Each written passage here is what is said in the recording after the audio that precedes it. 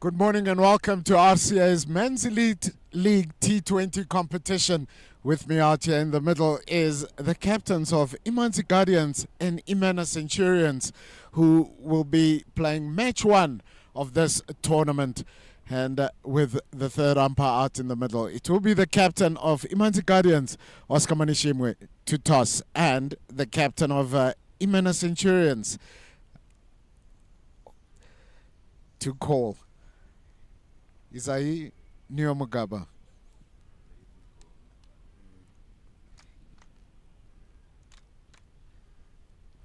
Heads is the call. Tail it is. Tails it is. Oscar, you've won the toss. What are you looking to do? Want to bowl first. Any particular reason? We are not sure.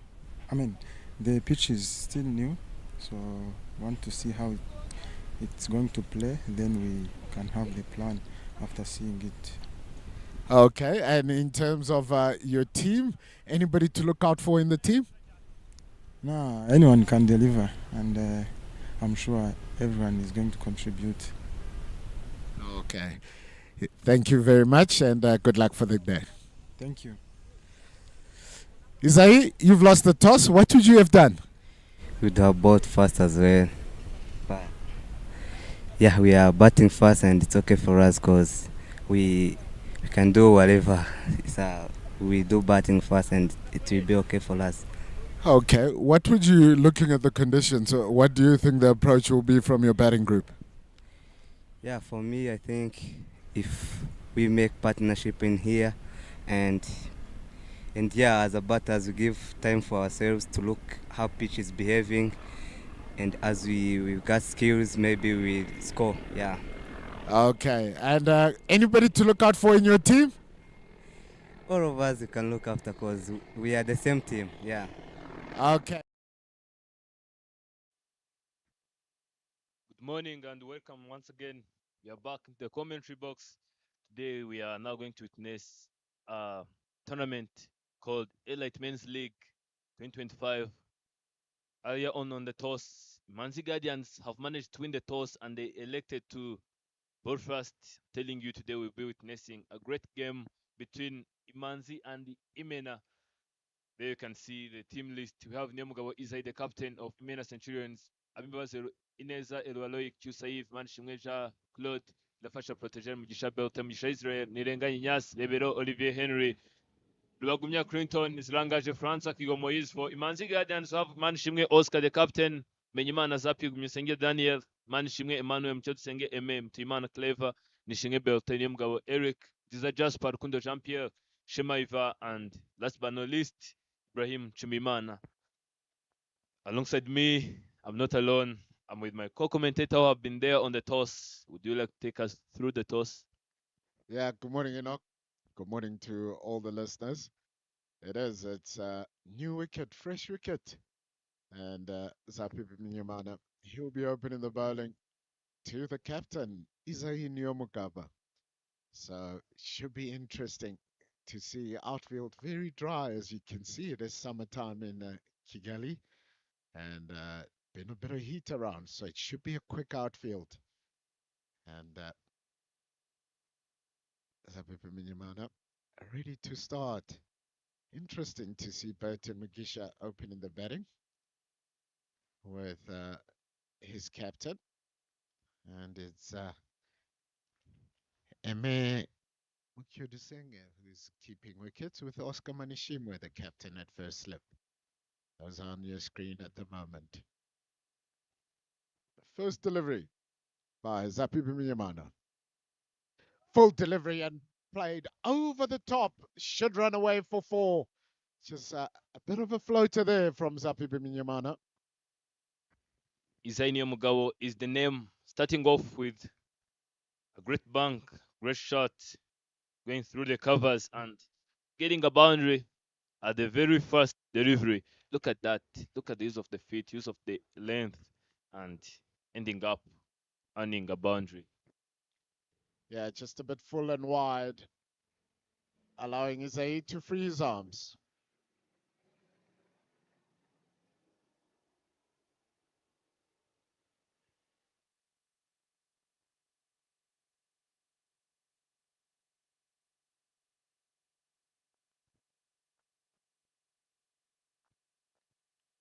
Swing and miss.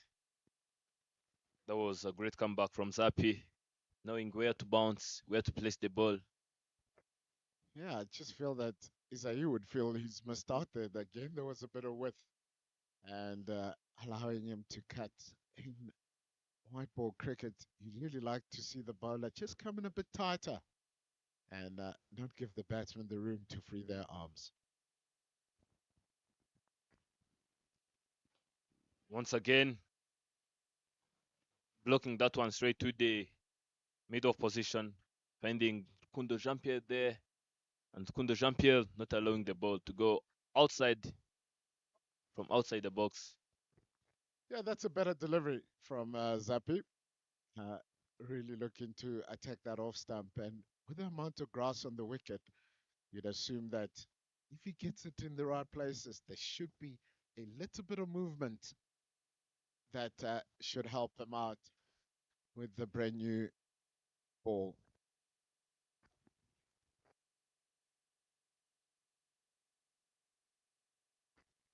New bat on the crease, just managing to go off the strike in a style with a single.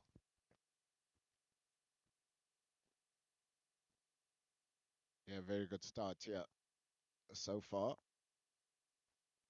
for Imena Centurions. And they'll be looking, as the captain said at the toss, to build some partnerships and really make sure that they get into this game.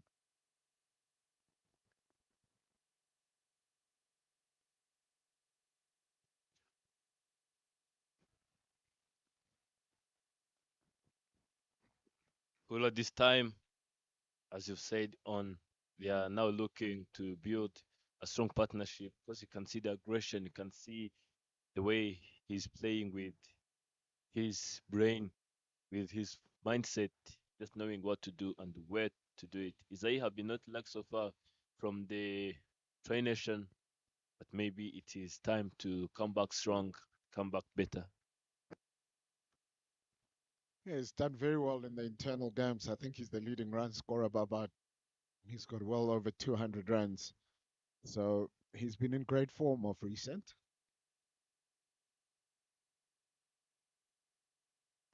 Look at the intentions. Look at that. Wow, my goodness. A lot of appeal. But umpire shows no interest. I thought that it was out. Yeah, it's a very close one and very well fielded by Zapipa Minyamana. We'll have a relook at that one because I'm wondering if his bat bumped after he went over the line or.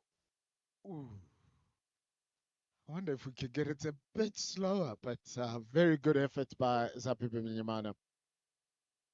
End of the first over. It is 8 without loss. Great batting, great fielding. From there you can see the intentions from the both teams. New bowler coming from the airport end, Timana Clever. Yeah, it will be interesting to see how Clever's going to get through this particular spell with the new ball. You'd think with the amount of grass, a lot of people would have been thinking maybe the seamer, but where they swing, there's also grip and turn. So Clever, he's been one of those special talents that are coming through, and he'll be looking to make his mark.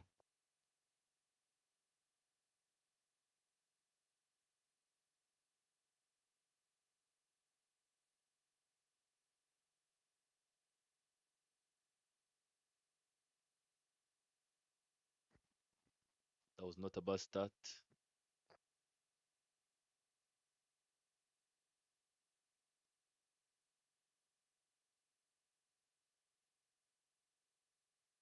Look at that. That was well placed, but Mugisha Belte managing to block it, to drop it around and get a single, allowing Isainium Gawa to come back to the strike. Yeah, one thing that has really been standing out in this partnership so far in the first 7 deliveries is their willingness to rotate strike.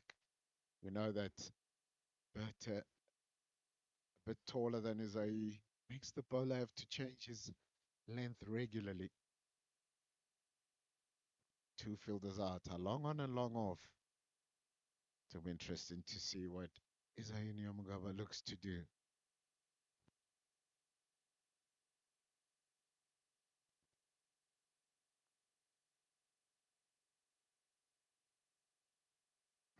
Just trying to go for a sweep shot, but unfortunately, not well judged. Missed it completely. Yeah, he'll feel he's missed out there because with a 6-3 field, that's not the line that you're expecting Clever to bowl.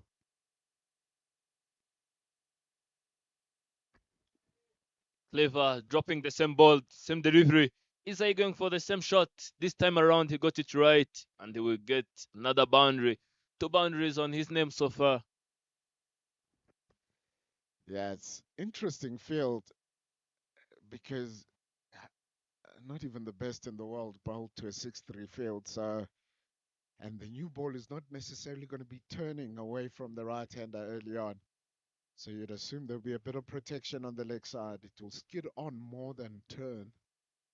And yeah, a bit of clear planning. Maybe they're looking for Clever to bowl a lot wide of the stumps.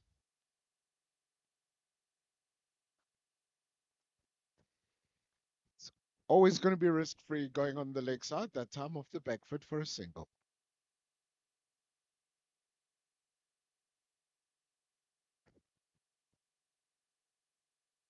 Current run rate being 80 runs per over. Projected score being 168. I'm telling you, once they achieve this, we'll be having a great run chase. Another great shot through covers region. The ball is running all the way to the boundary, and yes, it will be Mojisha getting his first boundary. Yeah, I talked about the hearts of the two different batters. And Bert Gisha very, very clever player. Excuse the pun because the bowler is clever as well. But yeah, something special here about this young man. Big appeal. But the keeper's going down leg side. End of the over. It's 18 without loss.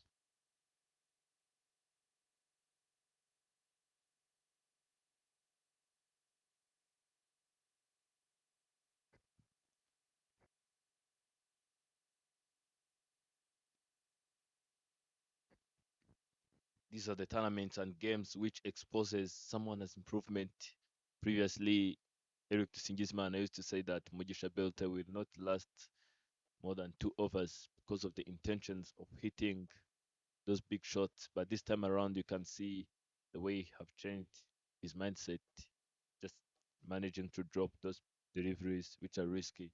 He's trying to go for hard those one which you can manage to get to the boundary. 2 overs done, 18 runs on the board, no wickets down. Still have Ingabo and Mugisha Belte there of the crease. Zapimi Nyimana coming to deliver his third from the pavilion end.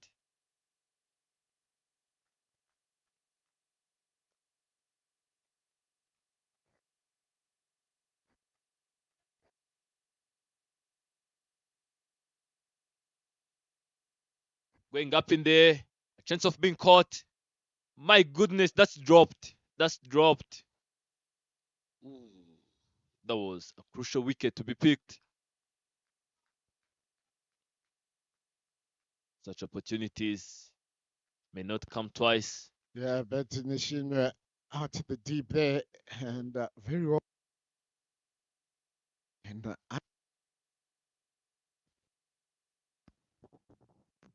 Look at the way Zapi Menyimana is very disappointed, thinking that he's going to get his first. Not only his first, but Imanzi is first.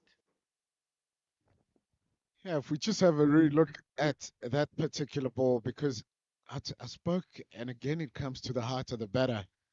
Isaiah Nyamugaba, just back of a length, he'll be looking to play a lot squarer if the ball he feels is a bit shorter. It's set about the 8 meter mark, and it actually rushed him a bit with a bit of extra bounce. And even though running to his left, but in Nishimwe, he should have done a bit better with that particular catch. First chance gone down.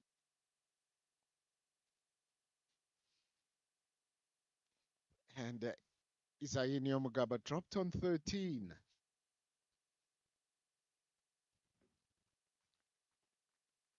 In the third over. How much is that going to cost? Sapi Piminyamana in again. This time width offered, and again freeing his arms is Isaiah Nyamugaba. Spoke about him playing off the back foot, and it's a brilliant boundary for that one. Earlier on, you said, let us just wait and see the cost. Now he's beginning. That boundary on his name. Look at that. Daniel did his best, but unfortunately didn't manage to stop that one.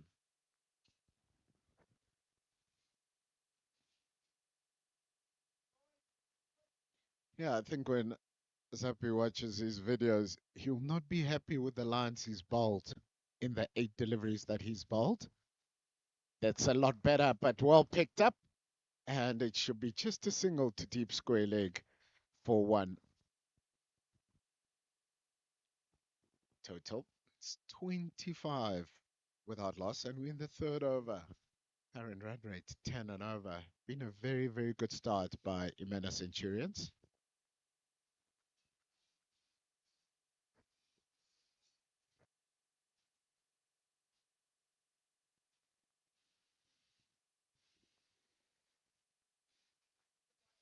This time not tidied up by Eme outside off stump, and it should be a bye. First extra of the innings.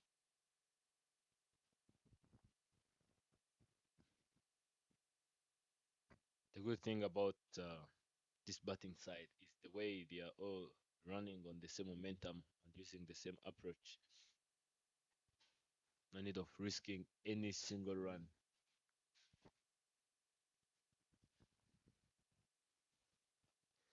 Full delivery played on the leg side and looking for two, but they'll settle for one as Ivan Sherman does the fielding. From there on your screen, you can see the way Isai is just doing the thing we call first run first, doing some blind turn.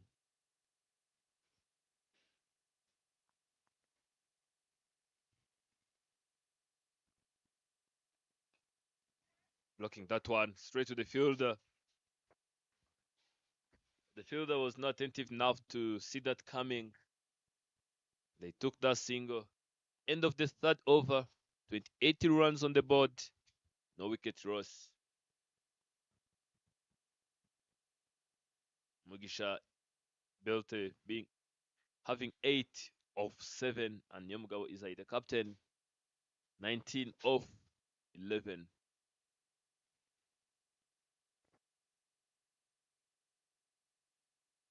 Timana Clever coming back from the airport end.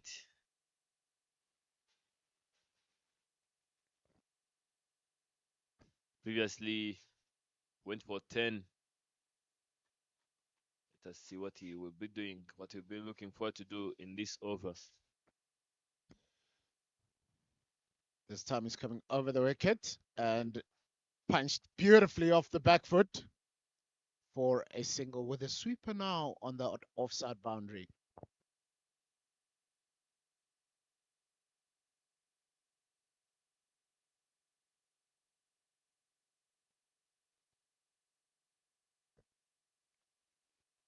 Clever Mutiyamana pulling his second over, coming over the wicket. And again, it's a 6-3 field. This time, the long on has come up to mid-on, tosses it up and driven down the ground. Quick single taken. Very good running. Isai Nyamugaba moves to 20. There you can see the partnership of 30 runs just from 20 deliveries.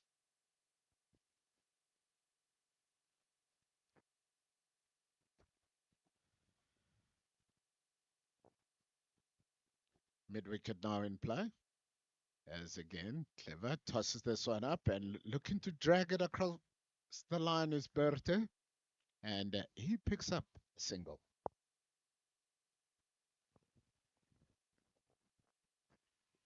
One thing that's been very impressive so far is that we've only had 3 dot balls in the first 3.5 overs.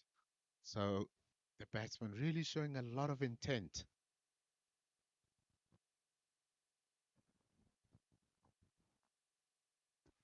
This time the ball going down leg, and there comes another dot.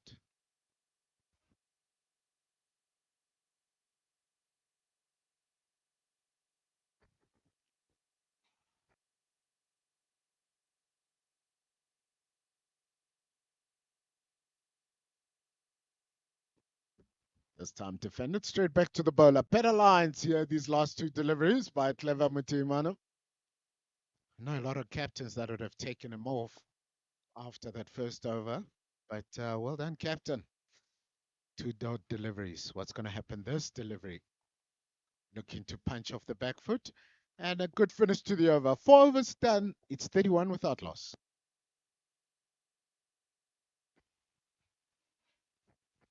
And from there, something which is very, very impressive. This over, they only got 3 runs, while in the first over, they have managed to get 10 runs. This simply shows the comeback, the great comeback Clever have made. Clever being clever now this time around. 31 from 4 overs. Projected score now being 155. I'm telling you, once they manage to put like 160, we'll be having a great, entertaining run chase. Hey, Ivan Sherman but he takes over from Zapi Biminyamana. Would not have been very happy with his opening spell. Went for 17 runs of overs with one drop catch.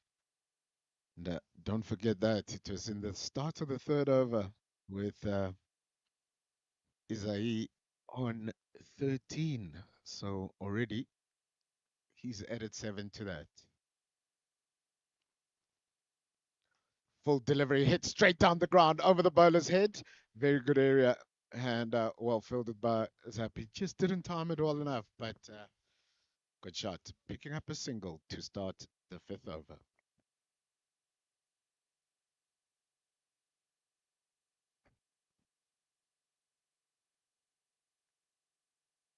Something that we all know about Shema is he's not that quick, but he got a good line, good length.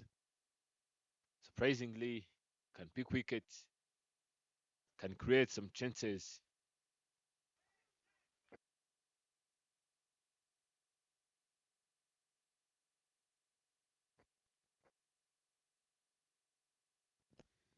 Yeah, that time around. Bit of a misfield and one of those rules. Never run to a misfield. Projected score 148.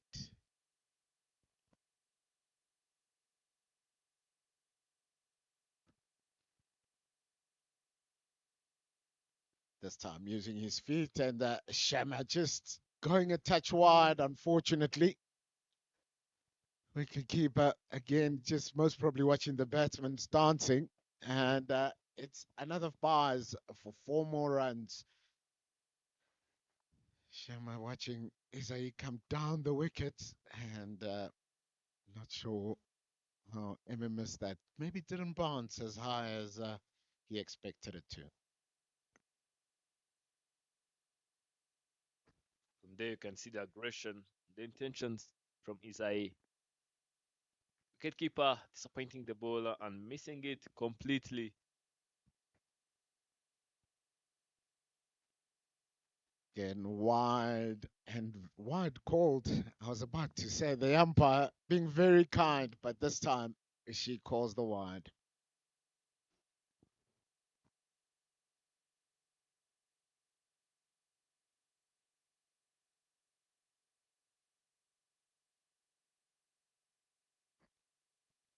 Over's gone for 6 runs so far with the wide.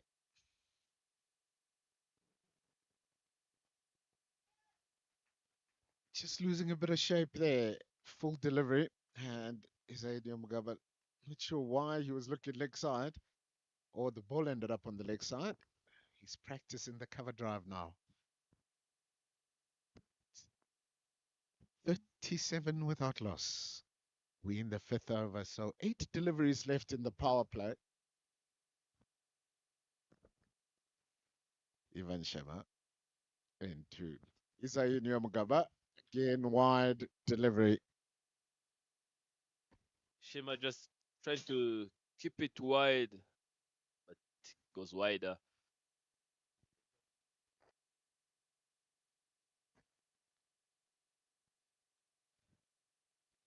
Here's the bowler. You just need to maintain your shape because once you lose it, I'm telling you, the batsman will benefit from it.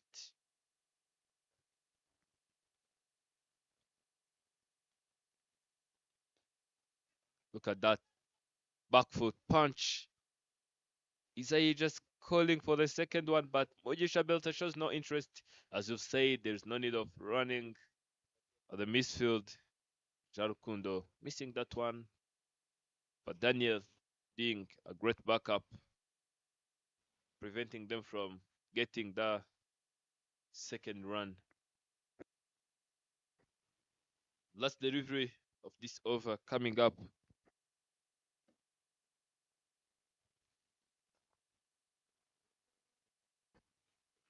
Stepping out, hitting that one straight on the ground, straight to Zapi. One of the big hands, not managing to get any single run. Yeah, 5 overs gone. It's 39 without loss.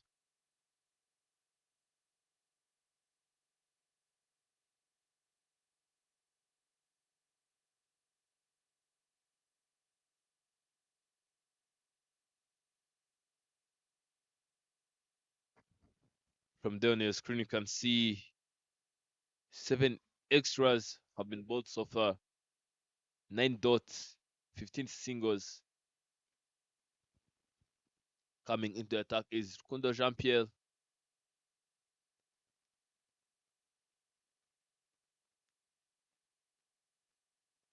Kundo Jean-Pierre coming from the airport end.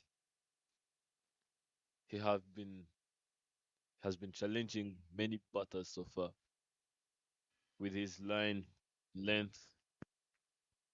Yeah, Rukunda is one of those talented all-rounders. He's done a lot of work on his run-up in recent times, and it'll be interesting to see how it comes out now. He's extended it a bit, got a bit more rhythm, and he'll be looking to really execute that in this particular game.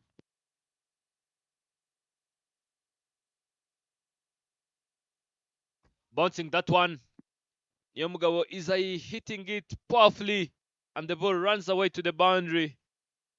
Yamugabo not showing any mercy to Rukundo Jean-Pierre, and he welcomed him with a boundary.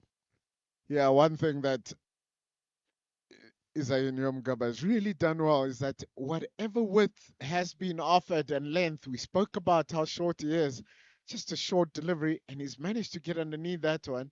The slowness of the wicket is shown by the area he hit it, hitting it well in front of square. So they brought that run up, and so far 43 without loss inside the power play. It's been a very, very good start here by Imana Centurions, even though they lost the toss. And they were also looking to have a ball first.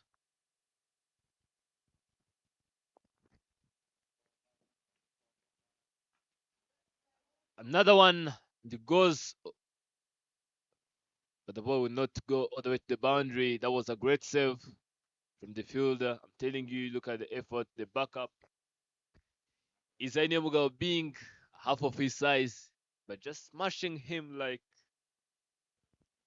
nothing special.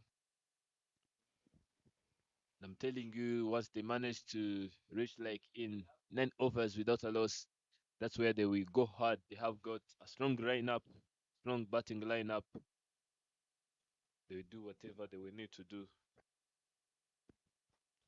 Again with offered, and again straight to the fielder. Was looking for a single, and it's well fielded that time by Jasper. Young Jasper Nziza fielding at cover. What I was saying, they still have Emmanuel Sengyumva. I mean, for Imena Centurion side, they still have Protogene Rafasha, Abimbabazi Rwaloik, Yves Kyusa, Clinton Ragumya, Israel Mugisha, and Francois Rangaje. This time, too wide and called wide.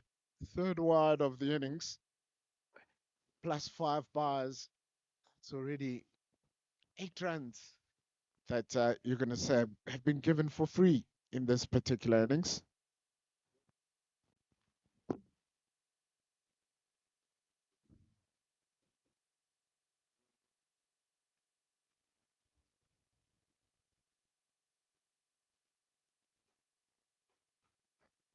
Another cut shot, tapping it straight to the fielder there. The point position, just off the mark for a single. Yeah, Eric Nyamagaba is not going to be very happy with his fielding that time. He was the man who chased it down and saved 2 runs at backward point, but that time around, just knocking it on. And total moves to 47.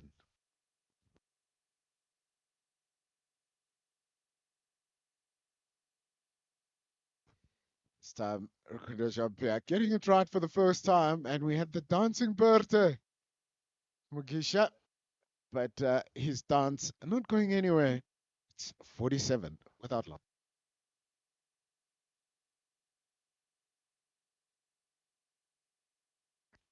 Minding you that Isai was dropped when he had 13, and now he's 28. Have added 15 extra runs. Hitting that one straight to the covers. Monday, not allowing them to go anywhere. So far, you can see the bowling card. Imana Zapi, Timan Clever, Kundo Jean Pierre, and Shema Ivan. Zapi who was gone for 17 runs only in 2 overs. Coming back into attack from the pavilion end is Shema Iva. End of the power play. 47 runs on the board, no wicket down. Projected score now being 157. Isai Nyamgawa being on 28 of 23 deliveries, and Mugisha Belte being on 11 out of 13 deliveries. It's all about patience. How long can you last there? Shemaiva charging in. Another full delivery. Isai driving it straight down the ground. Only getting a single.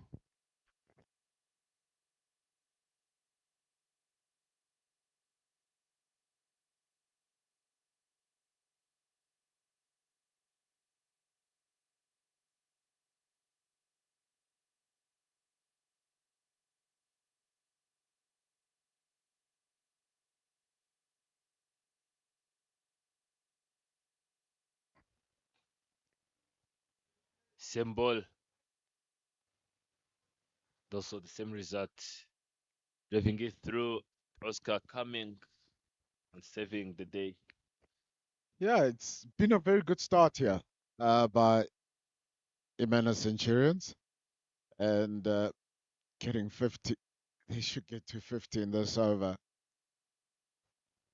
It's been very, very impressive. And with the batting lineup they have, I'm sure 155 is not going to be enough in terms of how they project the scores.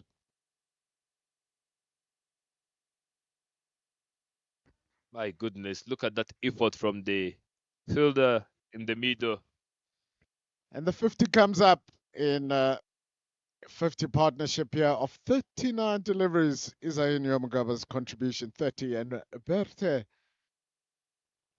Mugisha, he's 12 for 14. And those extras also contributing. So Berthe takes strike, better width, but too wide as I was speaking about the extras. Extras now in total, 9 extras in total inside inside the first 7 overs. They've already bowled an extra over and a half to the opposition, or pardon me, it's 4 wides, so more than half an over that they've contributed. Look at that clever shot, tapping the ball straight to the third man position.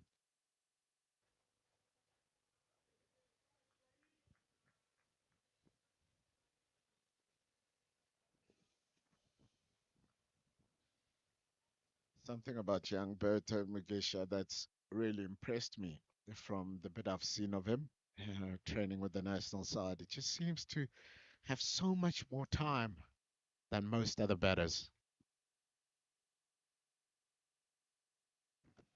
Beautifully bowled. Bit of swing. Spoke about the amount of grass on this wicket.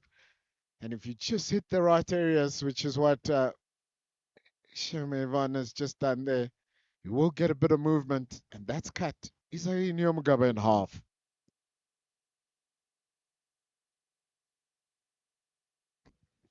As we've mentioned earlier on, once they manage to keep this partnership like till 9 overs, the ninth over, telling you they do have a strong batting lineup, they end up with big total on the board.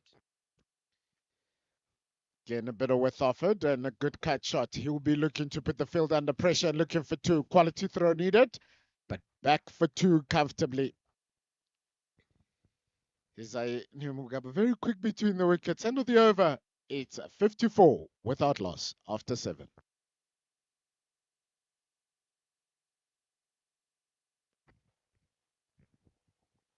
54 runs on the board so far. 7 overs done now, with the contribution of 32 runs from Ingabo, and Mujisha Belto have contributed 13, only from 15. Always, I'll be reminding you that dropped the catch of Isai when he was at 13.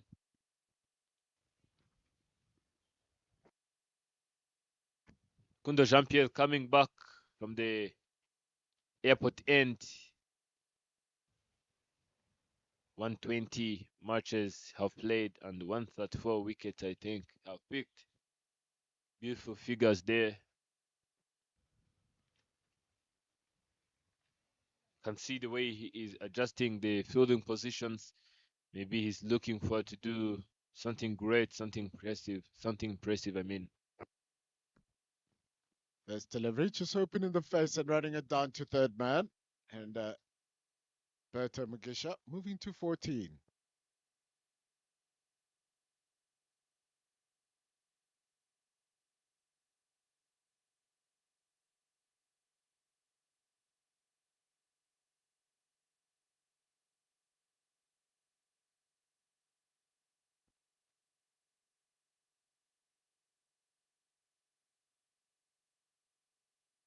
My goodness, another great shot down there. Ooh, it passed to the fielder. Another misfield, and will cost them a boundary. What a great push shot that was. Yeah, just a bit short from Rukunda, and is a very, very good pull shot. Has the man who dropped the earlier catch again in the wars, Burton Nishimwe. He hasn't had a good day so far in the field, and he'll be feeling those stares. Sometimes the ball seems to follow you when you're in that situation.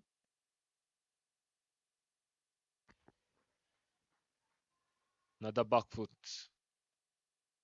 shot from Isaniam Gawa.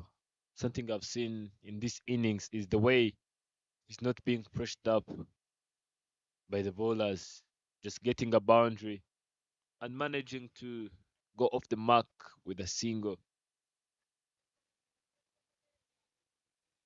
Pressure can play a big part.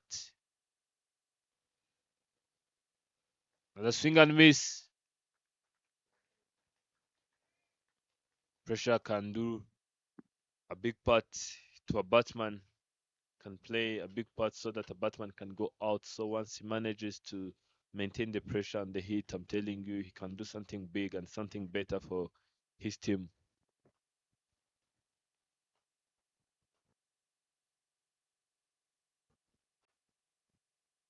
Two deliveries to go. Full delivery, and this time beats the outside edge of the bat.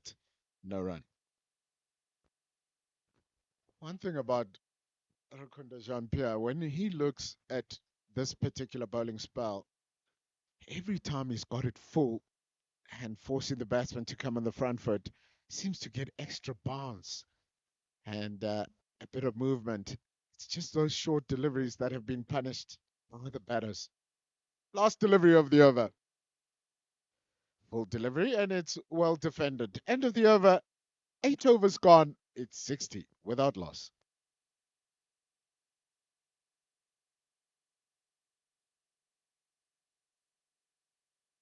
What has your impression been, Enoch, of the start of this innings? This partnership in particular between Berthe and Isai. Something that I've liked is most of the times you will see batters with the intention of not wasting their wicket, not letting their wicket just like that, but ends up not scoring runs. It will be like 6 overs, but 20 runs on the board. But something which have impressed me is the way they have been really attentive, keeping their wicket there and also getting some runs for their team. Izay stepping out and hitting that one straight down the ground, and it will be a first maximum of the innings coming up. What a great shot that was. Yeah, again, very good area that he's looking to hit. A lot of times, a lot of people will be trying to hit across the line, and this time just straight through the line, get into the pitch of the ball, and even with long off and long on out, none of them had a chance as that hit straight into the side screen.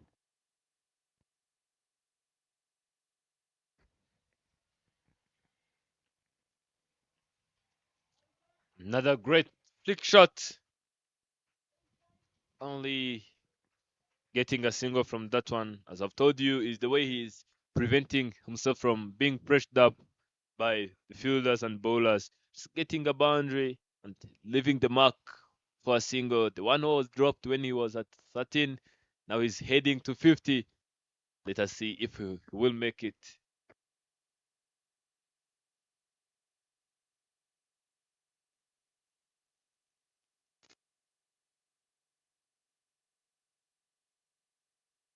Bertha also putting on the dancing shoes and coming through for a quick single.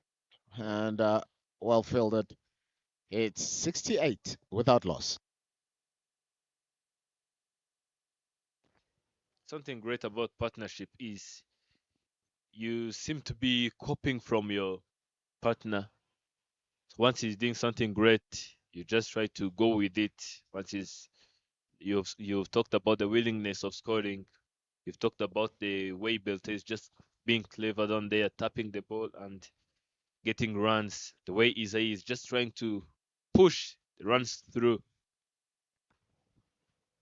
This time full delivery and played into the offside for a quick single. And very well played. He moves to 45. One thing that you raised a very good point there. Sometimes what happens is we get excited with what our partner is doing instead of just saying, what is a partnership? A partnership is, for me, is if you're doing well, I must now try to get you on strike rather than also trying to compete with you. You know, partnership is about how do we work together to maximize the team's benefits. My goodness, that was quick.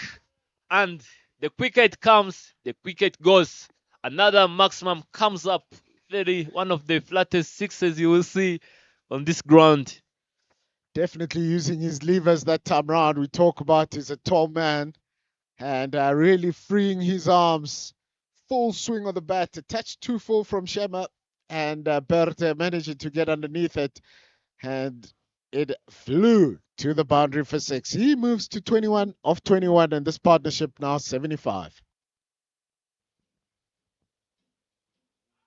That's a. I was calling that, but a bit too much movement according to the umpire, and it's a leg by to finish the over. Very, very expensive over that. 16 runs coming off it. End of the ninth over. And the total is 76 without loss.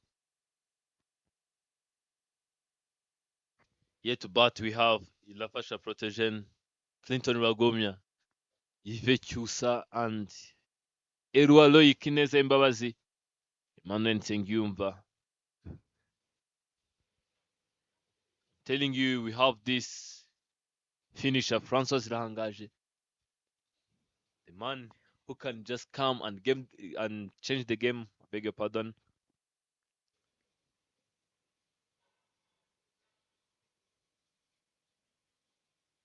The way Belte is just trying to catch up at every single delivery.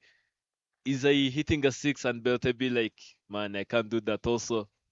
13 wickets in 15 matches for young Jasper Nziza.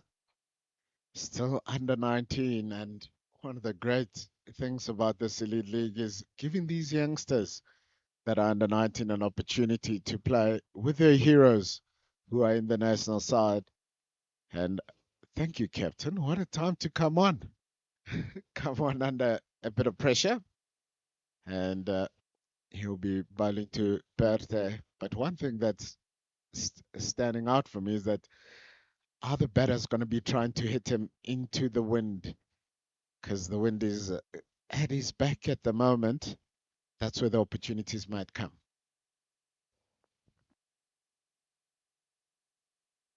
Not a bad start from Ziza Jasper.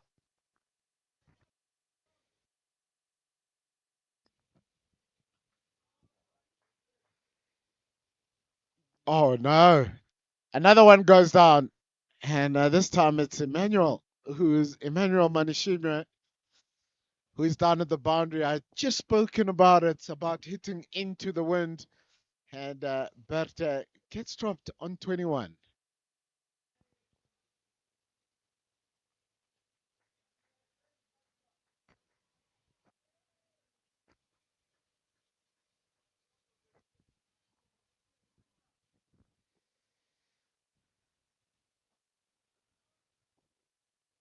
Time driven straight to cover. No run. One thing Jasper does is he really tries to rush the batsman.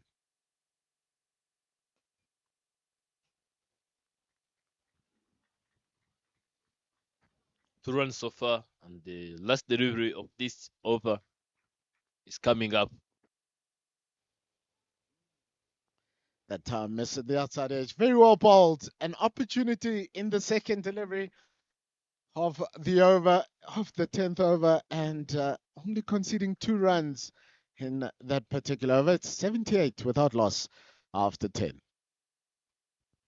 One of the keys, being a batsman, being an opening batter, Jasper's thinking like a batsman, trying to rush them, trying to get them to do something quickly. We saw Isai just send a message to Berthe and say, take your time.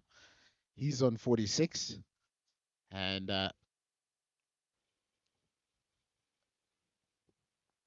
is there a change of bowling? Yeah, Eric Nyamagaba about to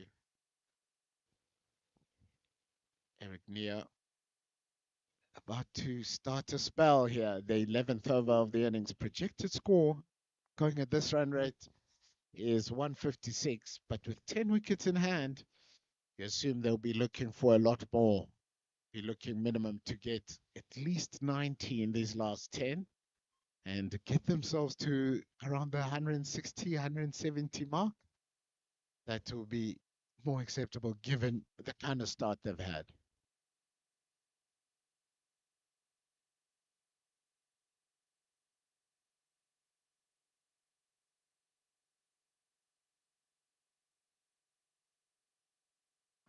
Cricket is amazing. Nyamgawa Elik being a batsman, but at the end of the day, you will find him celebrating wickets and wickets.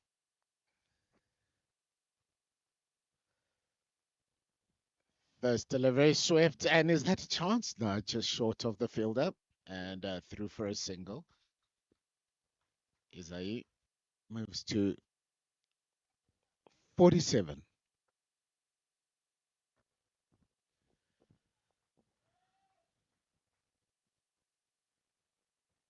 Nyamagaba into Bertha, who goes on the back foot and plays that gently into square leg for one. Really seen a lot of maturity and smart batting from these two youngsters. Both play their club cricket for IPRC and having put on 80 already. Short and pulled. Lucky to get away with that, but a bit of a misfield. Doesn't cost them a run. I think Isain Nyamugaba was looking to celebrate the 50 already. Eric Kane, it's a bit short, and this time, again, straight to Oscar Manishim or to the fielder at mid wicket. It is Oscar Manishimwe, who's done a good job in the fielding.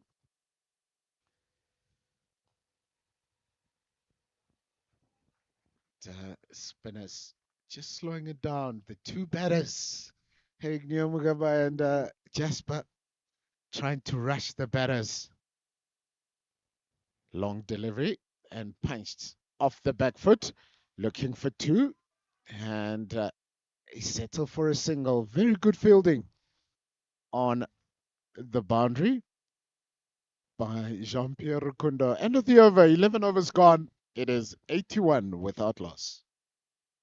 Something amazing is when Nyamgawa is actually this time around he needs only 2 runs, but that's when you get to realize that those 2 runs are the hardest to get comparing to this 48. Thinking that anytime they can get your wicket without putting a 50 will make the batter very attentive, not allowing him to free himself so that he can play.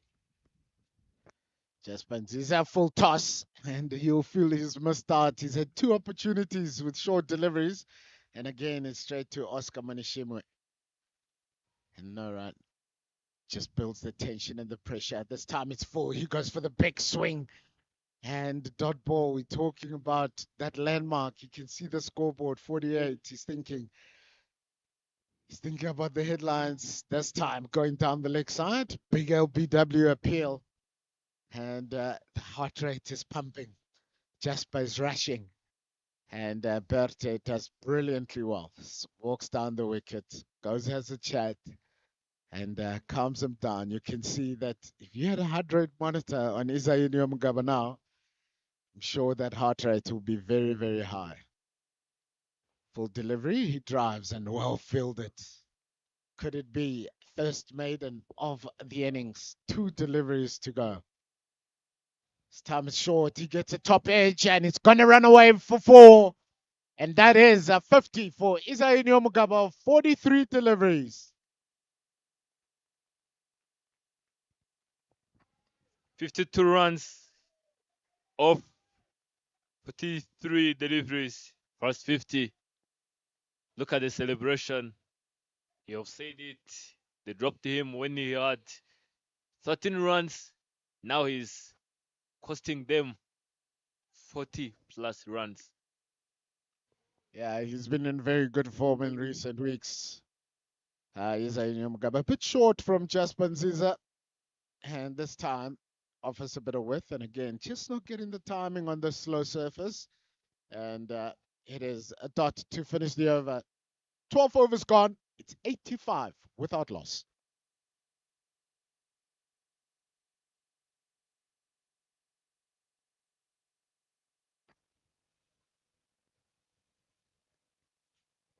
Nyamugaba early coming back.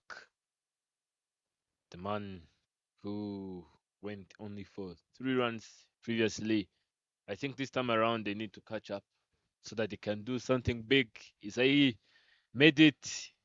Mugisha Belte also made it. And this time around they need to play this selfless cricket so that also their team, I mean, they can put something big on the board. They'll be able to defend. Yeah, it hasn't been an easy surface. It hasn't been an easy surface where you can just time the ball, unless they've bowled in your area. And we've seen a lot of missed times, and particularly in the last 3 overs when Jasper and Eric Neo has been bowling. That time driven solidly down the ground for a single.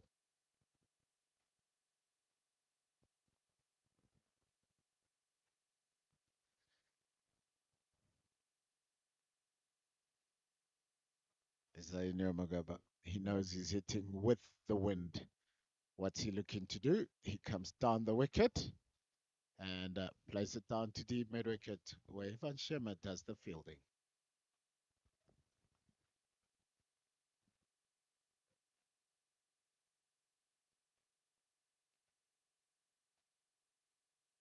Eric Nea, full delivery and Bertat gets underneath it, but just short of Sherma and unfortunately didn't watch for the spin.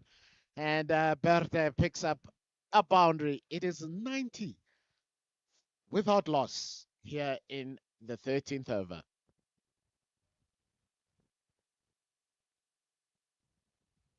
Yeah, it always spins. Shama, unfortunately, done by the spin that time round. Eric Nyamagaba, halfway through the over. It's gone for 6. This time it's short, and he pulls it beautifully into that gap at mid wicket for 4.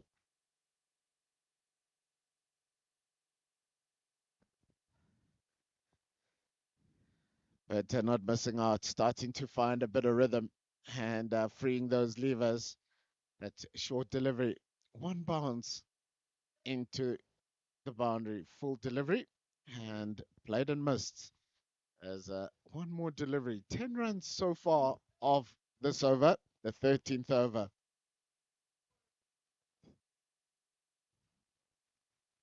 Mugaba, full delivery, looking for the big shot of a deep mid wicket, but gets the inside half of the bat and picks up a single. 13 overs gone. It is 96 without loss, with Berta Mugisha on 33 of 33 and Isai Mugaba on 53 of 45 deliveries.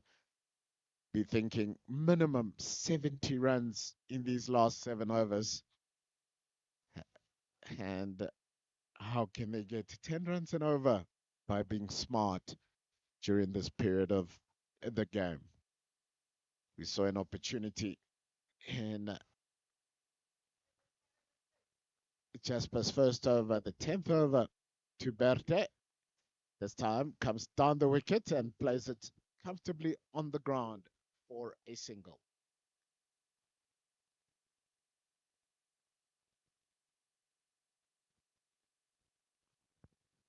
This time driven through extra cover and clean pickup, just a single.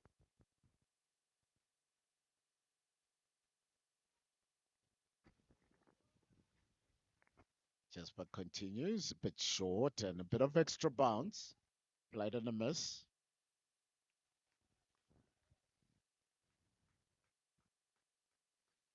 Three deliveries to go. And this time looks for the pull shot again. Just mistiming it a bit. Three deliveries to go in the 14th over. Batter comes down the wicket.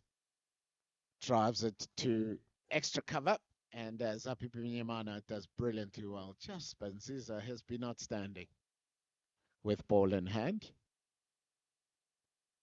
One delivery to go. As a batter looks for the reverse sweep. Has he got a bat on it? And yes, he has. So the 100 comes up in the 14th over. 100-run partnership. 102 of 84 deliveries. And Berte moves to 38. His contribution is a Nyomgaba. Contribution is 54. And on the 14th over, it's 102 without loss.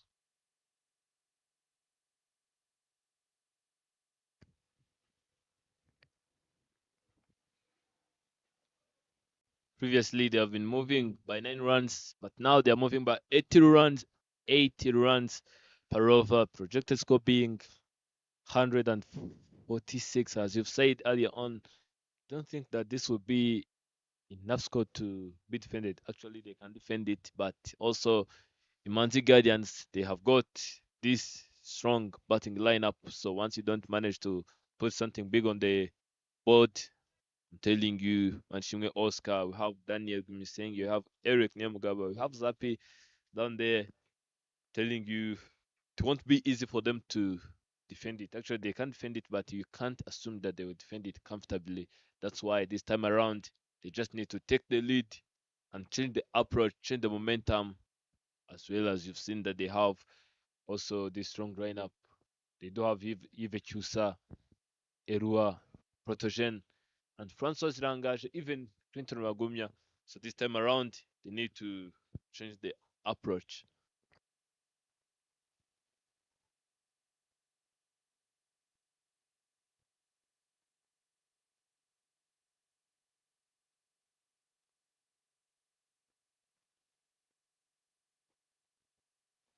Yeah, change your bowling.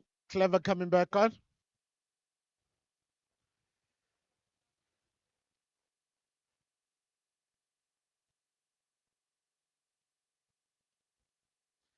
Yeah, interesting times in the innings.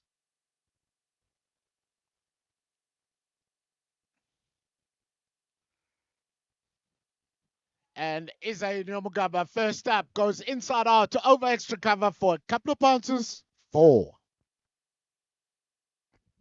As you've said, this time around, they just need to understand the situation and the condition. 14 overs have gone. Only 5 overs and 5 deliveries left to go. So they need just to go hard on themselves, to go hard on the ball, so that they can put something big on the table. This time it's bowled him. Off stump out the ground, looking for the crossbat shot to mid wicket. And clean bowled by clever Israel Nomugaba. Loses his wicket. And Imena lose their first wicket in the 15th over. It's 106 for 1. Brilliant and an amazing innings from Isai comes to an end. And the incoming batter is Yves Chusa, the man who can cause a lot of damage, a lot of trouble. Let us see how long he will stay there. Look at that. Just tried to go for a sweep shot, missed it completely. Clever winning the credit this time around. Clever being clever. Isai will have to depart. We are now moving on with Husaiv and Mugisha Belte. Mugisha Belte being on 38 of 38 deliveries.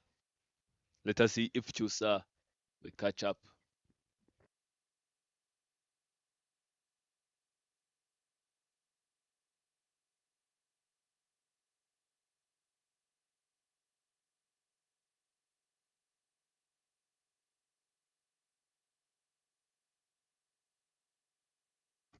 Can see the captain, Oscar Shimge, telling Clever, please keep being clever. We need that.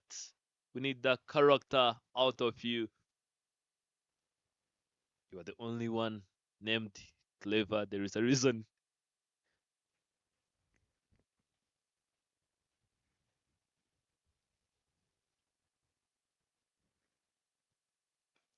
Chusa starting off in a style.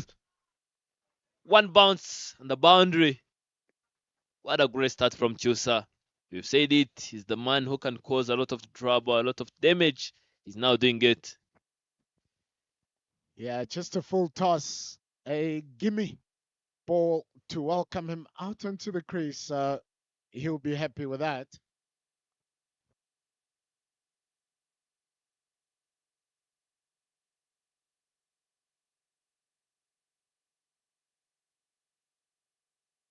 Wide is the call. This time around, Clever just trying to target the leg stump. Missed it. And it will be a wide. 10 runs so far. 2 boundaries and 2 extras.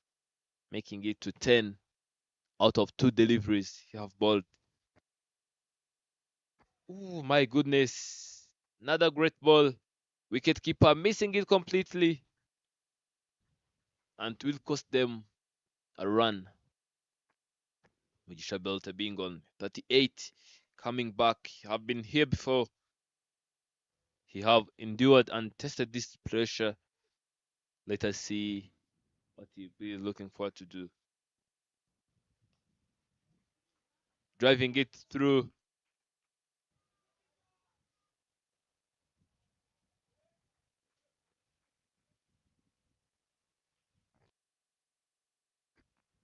Joseive comes back. 5 runs off 2 deliveries. Yeah, one delivery to go. Of this over. What a mixed over it has been. 11 runs so far and a wicket.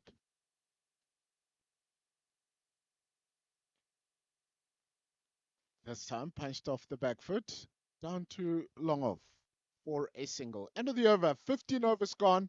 It is 114 for the loss of 1 wicket.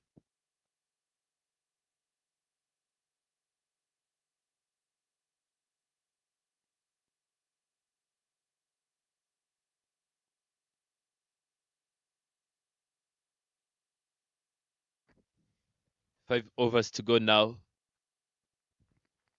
They are moving by 7 runs per over.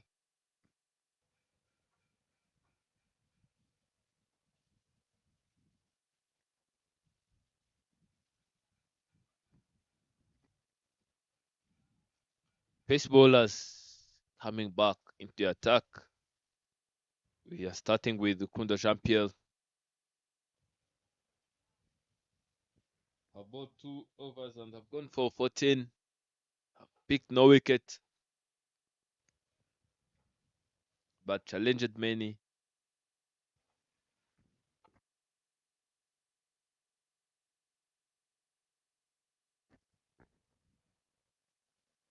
These are the overs which wins games, where games are lost.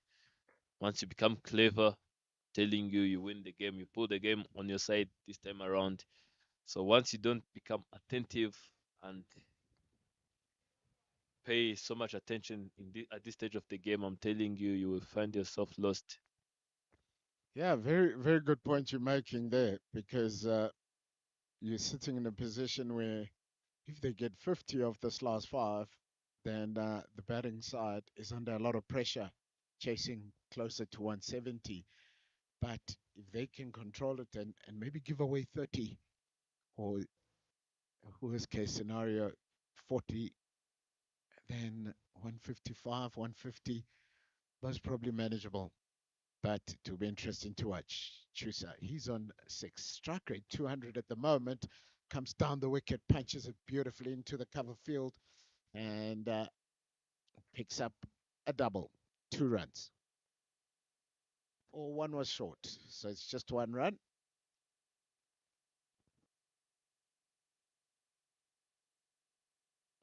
From there, you can see the intentions of getting runs.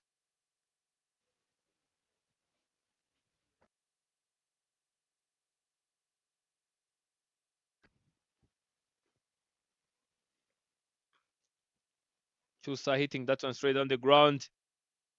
What a great effort! What a great fielding! A lot of appeal, but the batsman was in. Umpire shows no interest.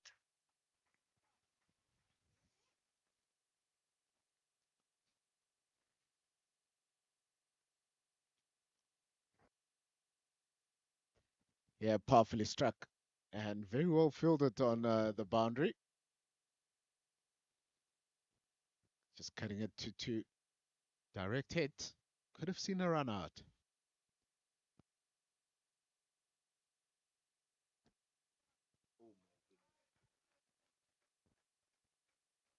That was a misfield, and yes, it will be a boundary. Such small little details, small little mistakes. At the end of the day, we analyze the whole game and find the point that that's where you lost the game. Yeah, so far that first delivery went for one as there was one short. But oh, again, we talk about that spin. Chusa, strike rate over 200 so far. He's come out with a lot of intent this time of the innings, knowing that how do we get the team to about 170 would be the target. Rukundo, full delivery, slow delivery. Chusa open in the face and clever this time, fielding it well. 8 runs so far in this over with 2 deliveries to go. Berta Magisha, 39. He must be thinking about that 50-run mark as well.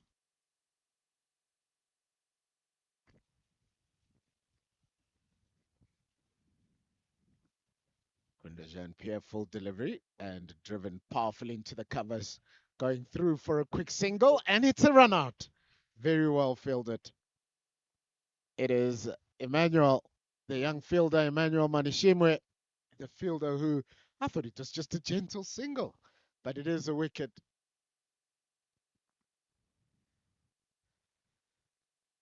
Emmanuel Manishimwe doing brilliantly well in the field. It's 100, 1, 2, 3, 4, 2. The man who have gifted a boundary to the opponent this time around did it well. Look at that.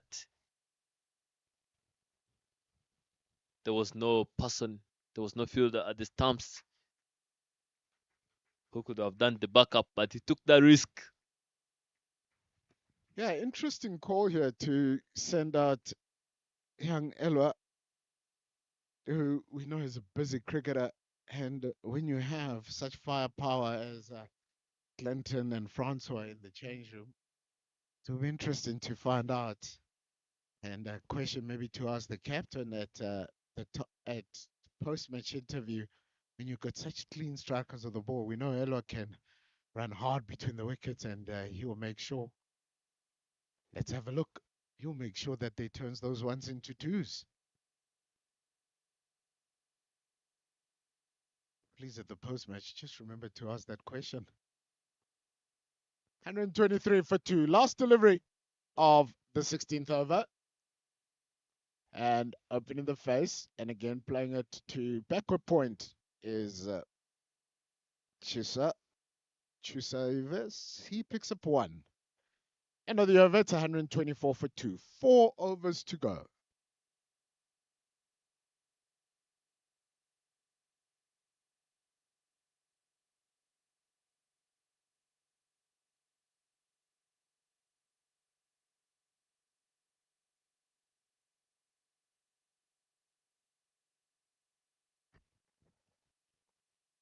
This time around, I think Mena Centurions will need at least 35, 36 runs from these 4 overs. That would be a good score to defend.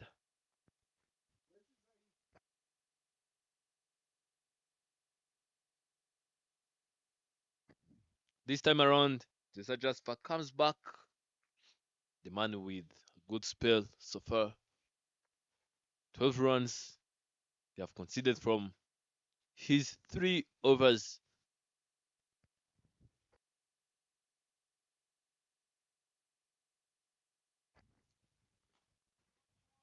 Straight down the ground. What a great effort. Acrobatic effort, I'm telling you, from Daniel Gimusenge. Jersey number 7. My goodness. We don't see that quite often. The dive, the effort, and even the result.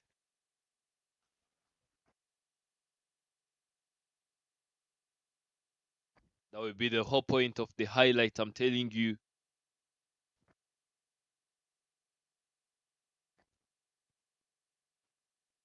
This time around, just try to go for a full delivery, and he delivered the wide.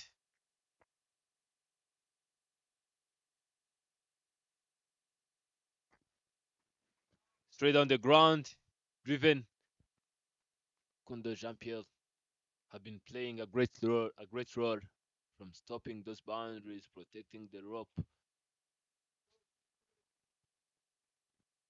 He faced Chusa, going straight on the ground once again. Kundo Jean-Pierre, as you said earlier on, have played a big role protecting the rope.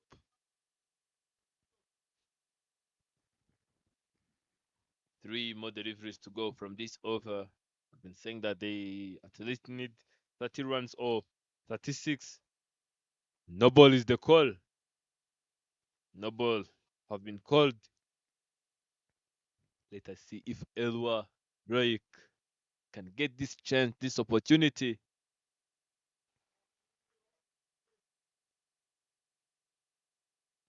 Stepping out, missing that one completely. And they will only get a single. That was a leg by. The ball went straight to the pads.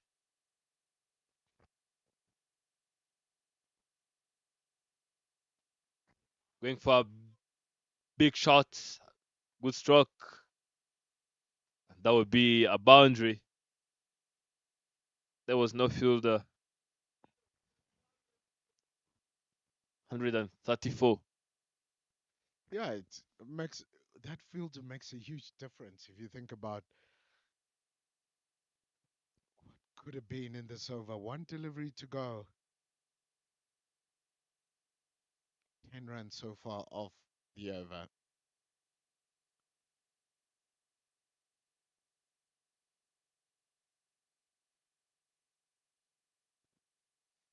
Appeal for a stumping, but he's played and missed that one. So it's a dot ball. First dot ball of the last 5 overs. It's 134 for two. Or second, pardon me. The wicket is also a dot ball. So 134 for two with 3 overs to go. Have to be looking closer to 170 than 160. You have to say. Still wondering why Helwa came in. No- And it will be an interesting conversation with the captain at the end of the game. He's on 1 of 3. Zapipa Minyamana, experienced campaigner, back end of the innings. What I'm expecting to see is a few Yorkers, a few slow balls, mixing it up and putting the opposition under pressure. His first 2 overs, he wouldn't be happy with those numbers. The batting side, as Centurions will be looking for at least to get 36 or 30, at least from these 3 overs.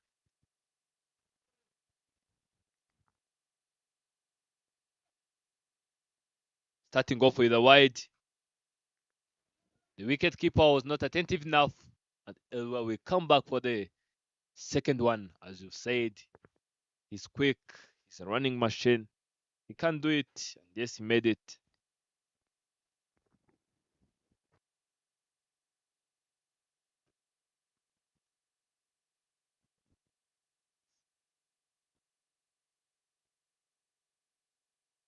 $137 for 2.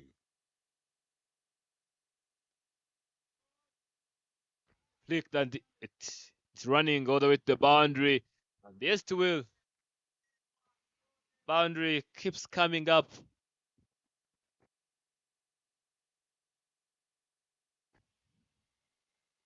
And Zappe will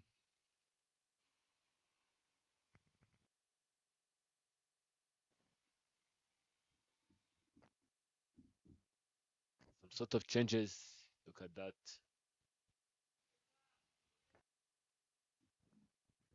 One 140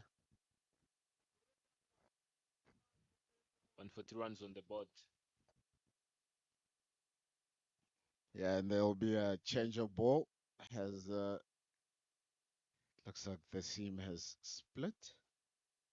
Not what I'm wondering who would have changed the ball. Is it the bowler or the batter? Because batters have got 7 runs of 1 ball, and the bowler most probably not very happy with that.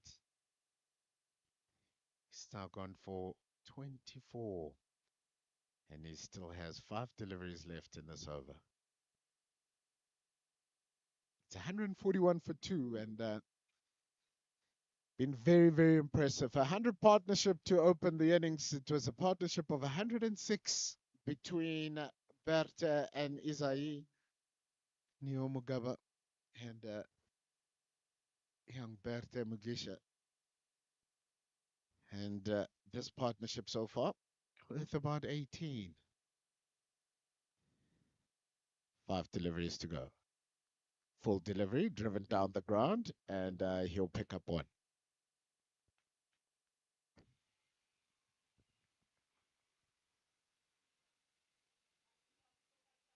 For the first time, you've seen the way he was rushing, just trying to go to the non-strike position, trying to come back. But this time around, you can see the way he runs slowly.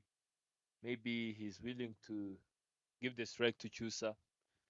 Yeah, Chusa, very good strike rate at the moment, around the 180 mark.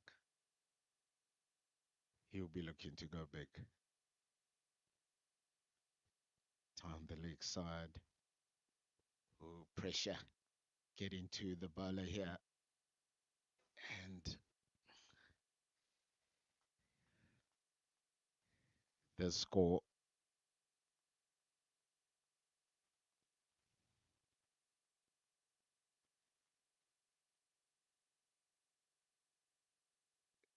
Can the bowler do something about it? That time into the pads. Elwa showing that pace we're talking about. And through for quick leg by. Or was it an inside edge? We'll wait for the umpire signal. And maybe it was an inside edge. So Chusa picks up another single. I think 10 it runs was so far off this over. And still, did he signal leg by? Leg by it is. 10 runs so far off this over. And still 3 balls to go. So, Can they get to that 150 mark in this over? Slow delivery. Elwa punches beautifully through extra cover and it goes for 4. 148. You've been wondering if they can get to 150 in this over. 2 more deliveries to go and 2 more runs to put up the score they've been looking forward to post. 150. Reminding you that we still have got 2 more overs to go.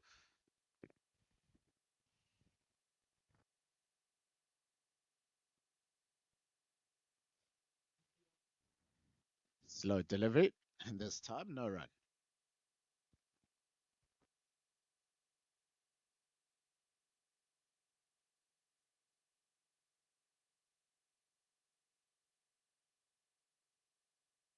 That was a bullet, I'm telling you. Ilwa have not seen it coming. Even didn't see it going. He just saw himself sleeping on the pitch.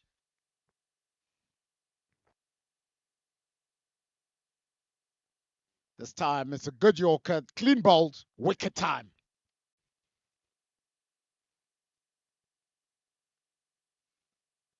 End of over number 18. 2 more overs to go. 140, 80 runs on the board. Let us see if at least they can get 20 runs from these 2 overs. Clinton Wagumya is the new batter in with beautiful figures as you've seen on your screen.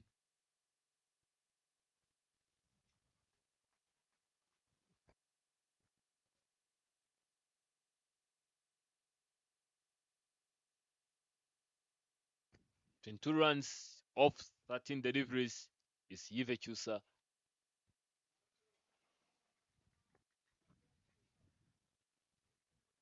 Don't know if you can call this pressure or... Yeah, first ball's going to be a no ball.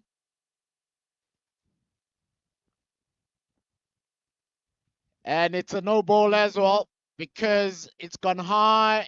Zappi takes the catch, but it's a no ball because they've got 3 fielders inside the circle.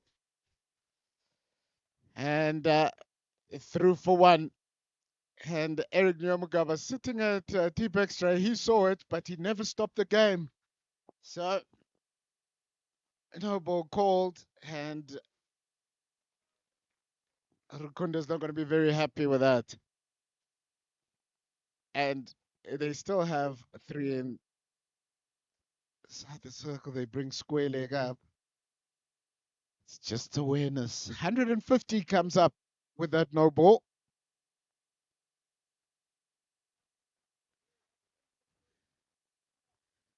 So first delivery, free hit.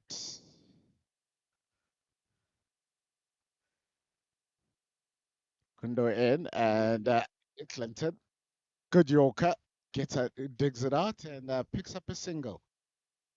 Down to long off.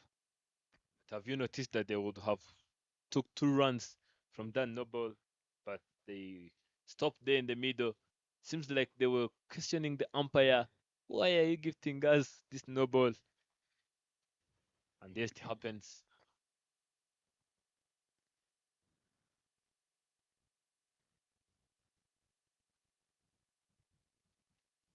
Wide delivery.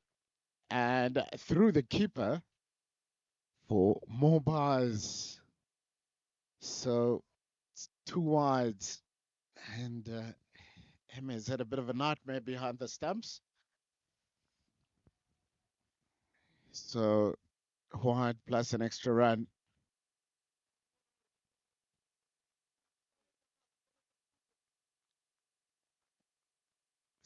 So it's all been about extras and pressure at this back end of the innings. 153 for 3. Slow delivery and dot ball.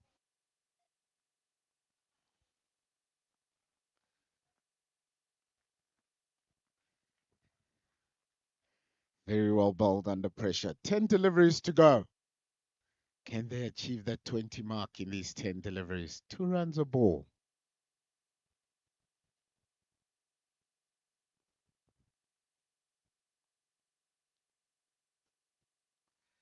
Time driven through extra cover, looking for 2, and they should pick up 2, and 2 it is. As Oscar Manishimwe does well, diving full length to his right. And 1 short for the second time. 1 run is short.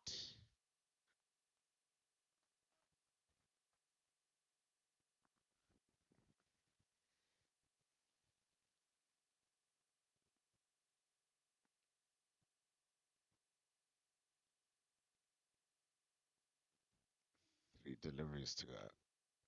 It's time. Hit down the ground just for a single. It's been a very good over so far, with the exception of the extras, which have cost them 4. And you're going to have to say, you blame the bowler because he needs to know what field he's bowling to. And the wide and by, maybe the wide, but the keeper must take responsibility for that by. 8 deliveries left. Chisavis on 23 of 14.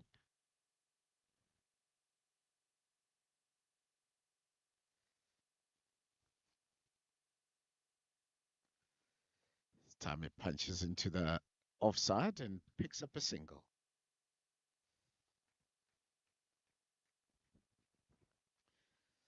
Last delivery of the over.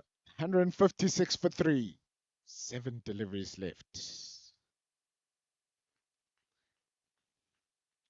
No boundaries so far in this over.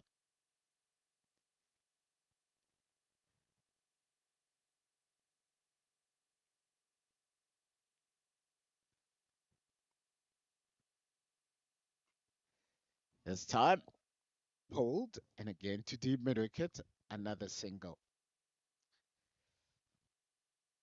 End of the over, 19 overs gone. It is 157 for 3. Last over of the innings coming up. See the dugout. Players have been waiting and waiting. Manyman Zapi will be the man. 175 wickets from 170 innings. Those are great figures. Wagner Clinton, captain of the national side, on 4 runs off 5 deliveries. Jusaev, 24 off 15.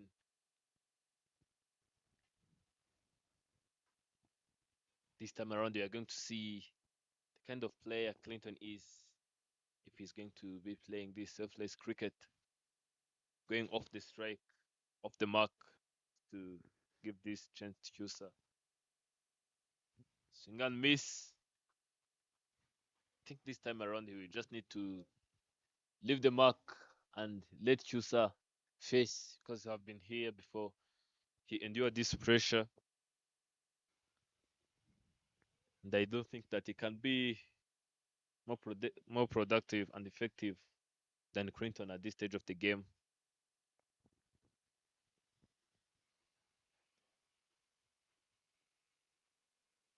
Another swing and miss. 2 dot deliveries. Reminding you that this is the last over. At least they needed to get 10 from it.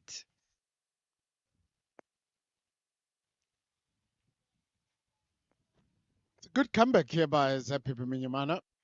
Just getting a couple of slow deliveries in.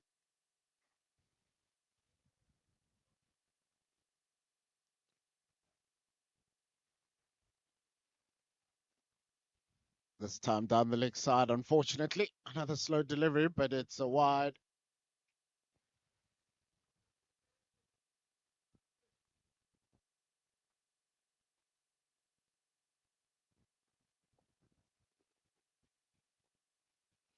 Four deliveries to go.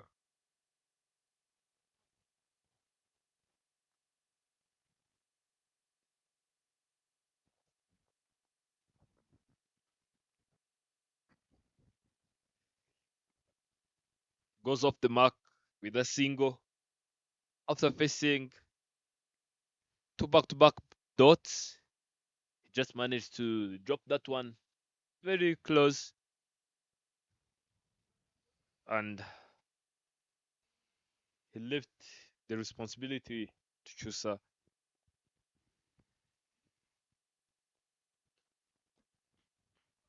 Driven this time around, and Clinton will go back for the second one. 2 runs from that delivery. Yeah, 161 comes up. Talking about it earlier, about that 170 mark. But there's been some good bowling in the last 2 overs. Not a lot of boundaries. And again, very well bowled. And just a single. A lot of credit has to go to the Rukundo and Zapi in this last 2 overs. Because 170 should have been the score. But they haven't allowed enough boundaries to be scored at this time of the innings. Last delivery to go. Clinton Rubagumya, he's on 5 of 8.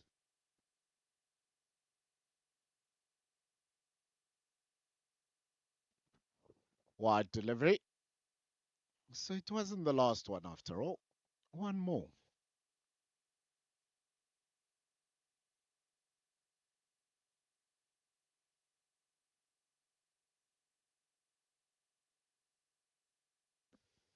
Yeah, it's been a good batting display. Batters have taken responsibility, and only the batters have batted. That time, good Yorker and direct hit. Gets the wicket, does Zapi Bimyamana. And final score, it's 163 for 4. Very, very well bowled. Good Yorker. Clinton not able to get underneath it. And Zapi doing very well off his own bowling. So in that last 49 runs in that last 5 overs. So not too bad because you have to give some credit to the bowling unit as well. Imena Centurions posting up 163 runs in 20 overs. 4 wickets have been picked. In the second innings, Imanzi Guardians will need to post 164 runs in 20 overs. I mean, in 120 deliveries to take this victory away from Imena Centurions.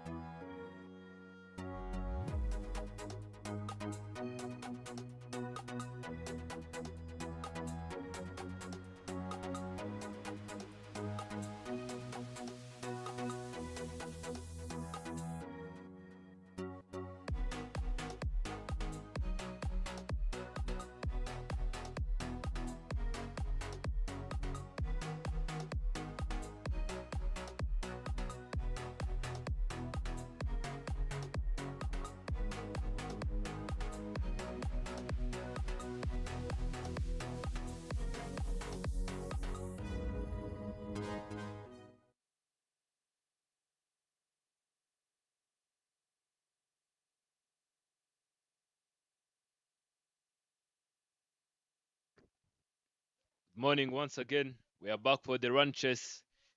Mena Centurions in the first innings, they have posted 163 runs in 20 overs and they have lost 4 wickets. This time around, the Imanzi Guardians will need 164 runs in 20 overs to win this game. Earlier on, previously, we've seen the way Mujisha Belte and Nyomugabo Izai, the captain, have built a strong and great partnership. This time around, we have Ziza Jasper and Oscar Manshimwe. Let us see if they can copy and catch up to what Imena Centurions have done in the very first innings.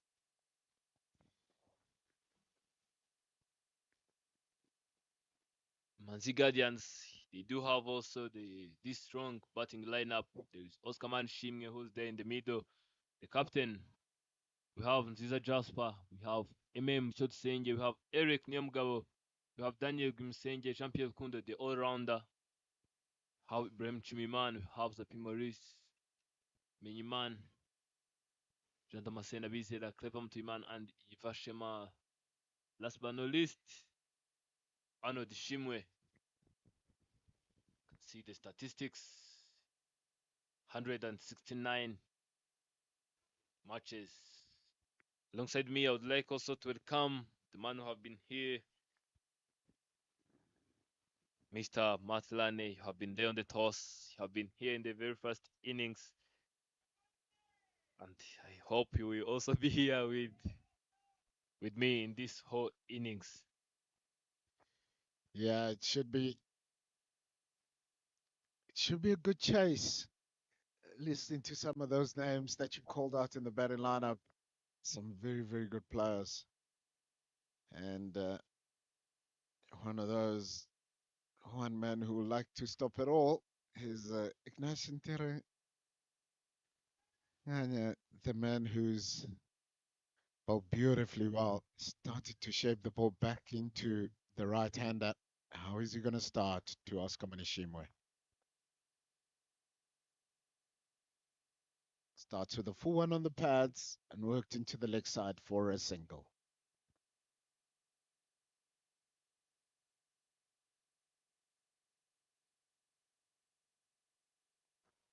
One of the positives about Jasper Nziza over the last couple of years has been his ability to spend time at the crease.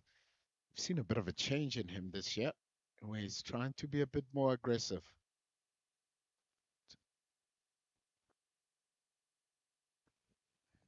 See how he's going to handle this first over.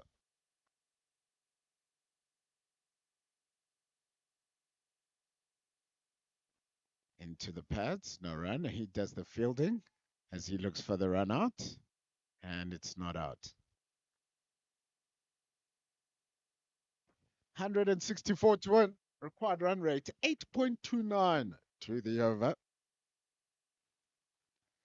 And isn't that we were talking earlier when at the start of the innings, Zappi was giving a lot of room and allowing the batters to free their arms. So far, he's been very tight onto that leg stump. Single and a dot to start off the innings.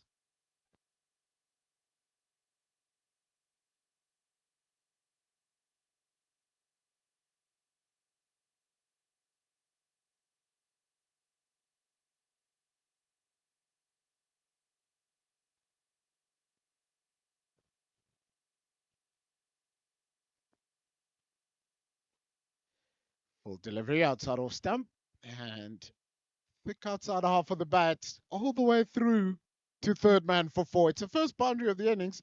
I thought that was just a gentle push. He's got a lot stronger as Jasper.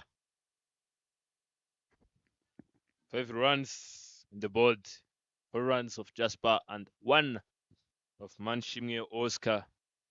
Look at that. He just wanted to play through covers, got thick outside edge, and to go straight to the third man position, finding no protection there, getting fast boundary. Drop and run. 6 runs, 4 deliveries. But the current run rate is 9 runs per over, and the required run rate is 80 runs per over.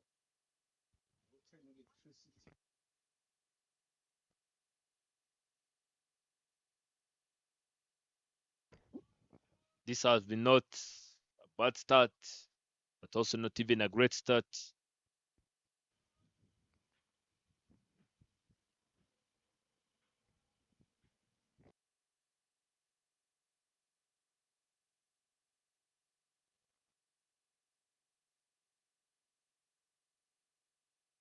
Wide again. Wide is the indication. Just Inyasi trying to go for this leg stick. Maybe he is expecting a turn.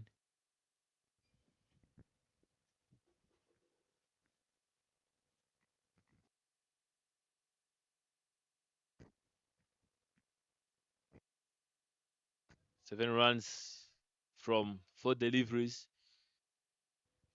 57 from 116 deliveries required. Oh my goodness. Look at that delivery. Look at that length.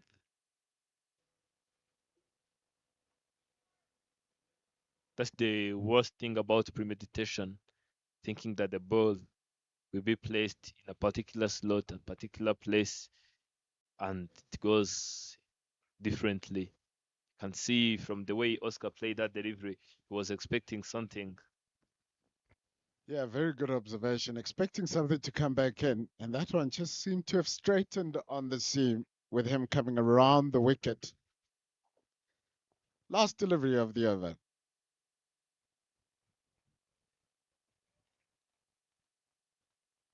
Picks up 1 down to third man, and of the first over, it is 8 without loss.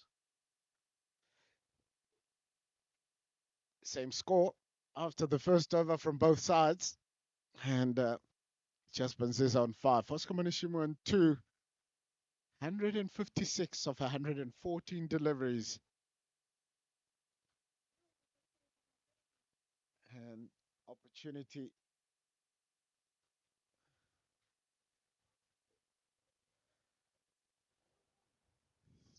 will be Francois to open the bowling.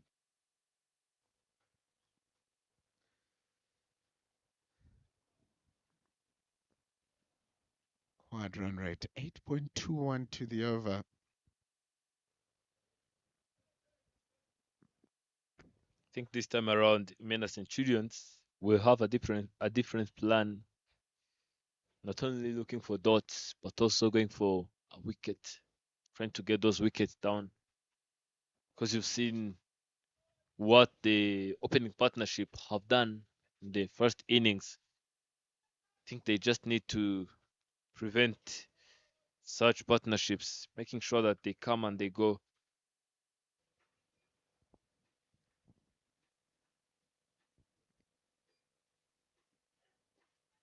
Up in the air, chance of being caught.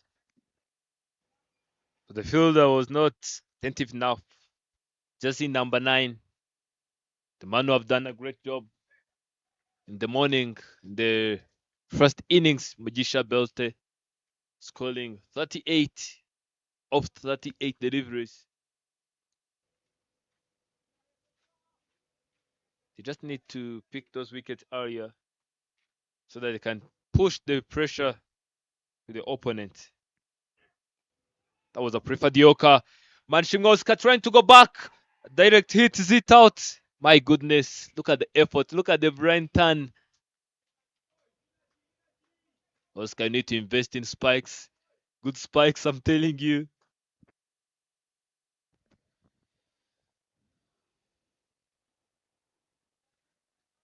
Ooh. Direct hit from the captain. Is a captain to captain. And I'd say very lucky not to be given out. It looked like the bat was still up in the air. And we'll have a look at it again.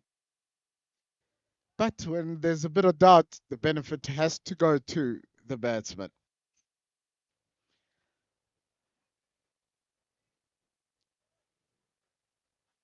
Just having a closer look.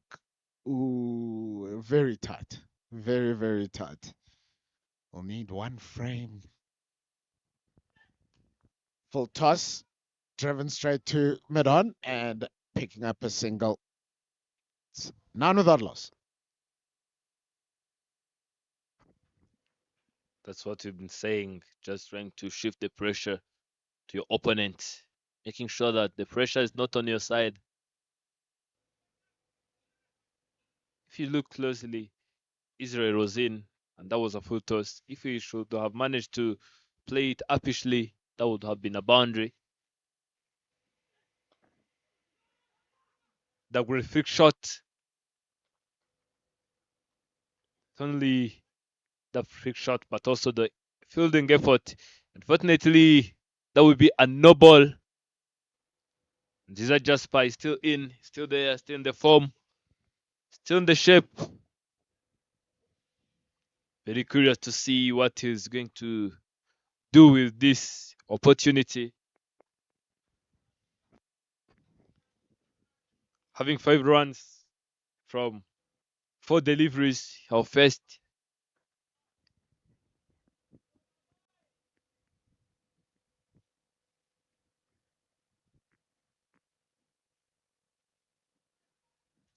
Swing and miss. Another no ball. What's happening?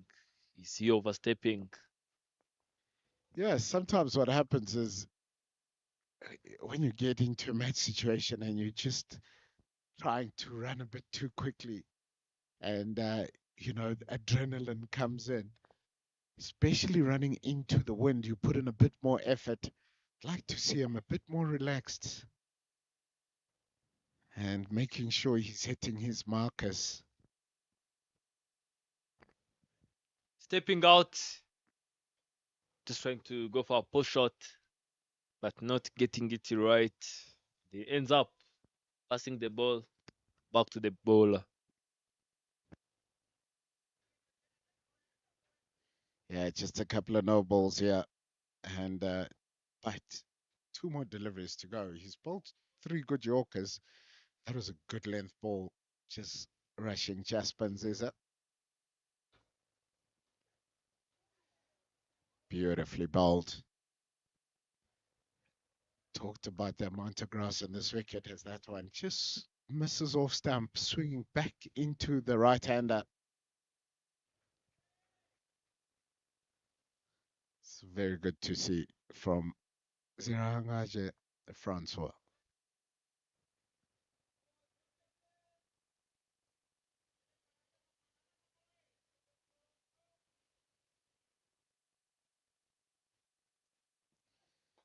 Full delivery, driven straight to mid-on, and this time Israel Mugisha just misfielding that one.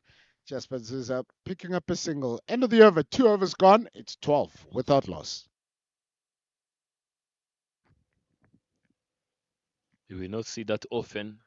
Israel Mugisha is one of the best fielders we have, I think, country. His sharp throws, his energy when he's fielding. He's this man who will keep you awake. Whether you are tired, whether you're not energetic, just make sure that you are awake and attentive in the field. At this stage of the game, Imena Centurions were at 18. Now Imanzi, they are at 12. 6 runs behind. 152 runs required from 108 deliveries. Current run rate is 6 runs per over and required is 8. Another for delivery this time. Misfield again.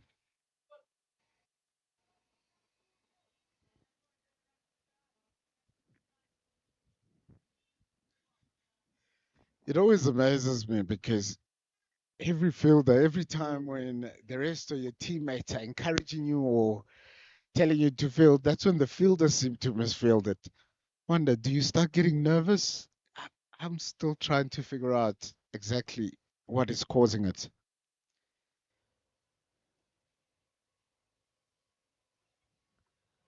Now sent to Oscar down the leg side and not cleanly picked up by the wicketkeeper. So they run through not only for a wide but also for a bye. So pick up 2 runs of that delivery.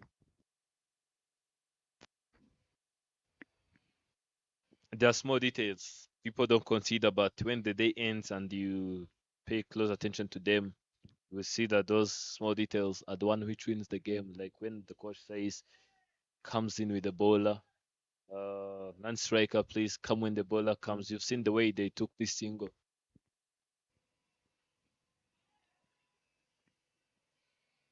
This is what you've been saying. When the non-striker understand the assignments, comes with the bowler, do like a small start.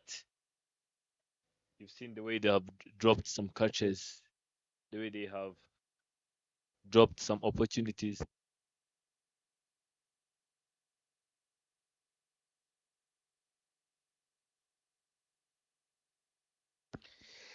One thing for me that's been impressive so far watching both sides bat and watching the start of the settings is their willingness to run and rotate strike.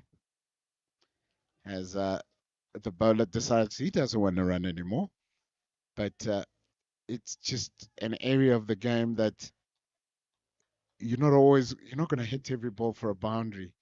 So how are you able to turn those overs that go for 8 into a 12th over without taking too many risks? Full delivery, big LBW appeal, just swinging down the leg side, and no run.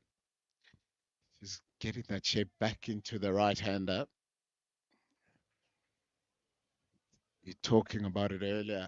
They'll be looking to strike, especially after they made 106 for that first wicket partnership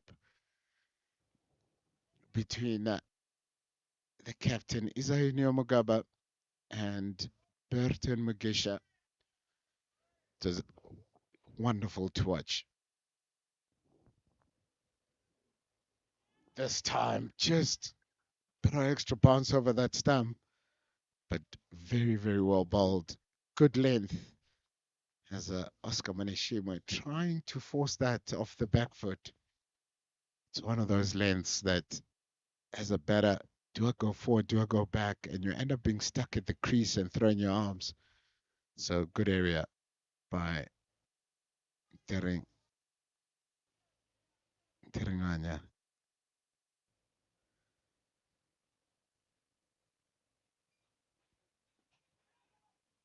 This time onto the offside and a single picked up. Very comfortable single. I think this time around we can see the difference between the intentions. Sometimes a batter will be like, I need to be team player, I want to play for my team. And on the other end, you will see himself pressuring himself, just premeditating, thinking things before they come. And at the end of the day, it costs you the whole game. Last delivery, full on leg stump and punched into mid wicket and no run. And for that, gets into stumps get hit. End of the over. 3 overs gone, 17 without loss. I was saying, I think being a team player is just to make sure that you are still in the form, in the shape, doing what the team needs, not what you think that you need to do. From there, you have seen the way Oscar faced like 3 consecutive dot deliveries, just trying to do things, just premeditating, thinking that I need to put this one and Inyas deliver the Yoka. I need to drive this one and Inyas drive a short ball. That's the difference between saying that I need to be the team player, but also knowing that you need to do what team needs at that stage of the game, not what you think that you are supposed to do.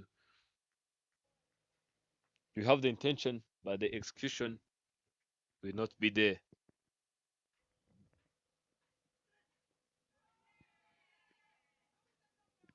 Loud appeal.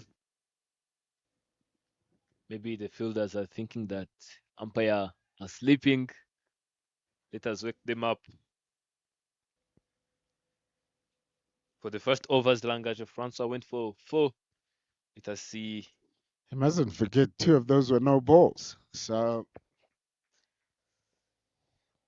he's really been impressive in his growth.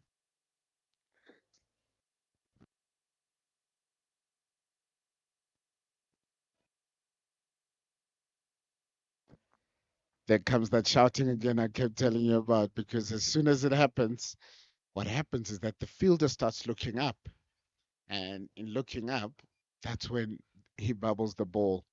So again, just remembering to do first jobs first. You're talking about premeditation. It's the same scenario for Oscar Manishima. Just watch the ball and back your skill and talent that the preparation you've had will bring you the joy. Full delivery, he drives straight to the fielder, to Izai, and just to his right, picks up a single. Oscar Manishima moves to 4 of 11. Jasper Nziza's on 7 of 11. It's 7-18 without loss. Win the 4th over.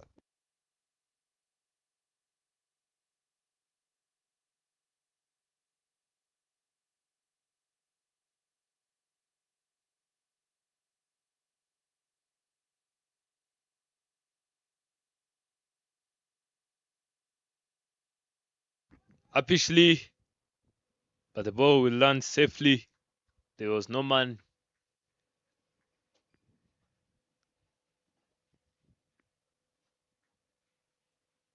According to what we've witnessed earlier on in the morning, telling you the strike rate of these 2 batters, not impressive. Yeah, again, it's one of that conversation.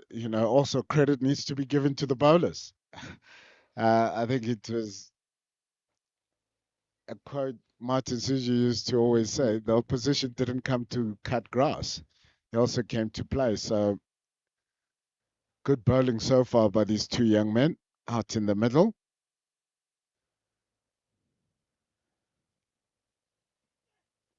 Oh, good Yorker going down leg side. And the umpire, whew, she's given that one out. It's hit him on the toe. Not sure why she was looking up at square leg, but it is. Francois picks up his first wicket, Oscar Manishima out for 5 of 11, and it's 19 for 1. Oscar will have to depart 5 runs and have swallowed 12 deliveries.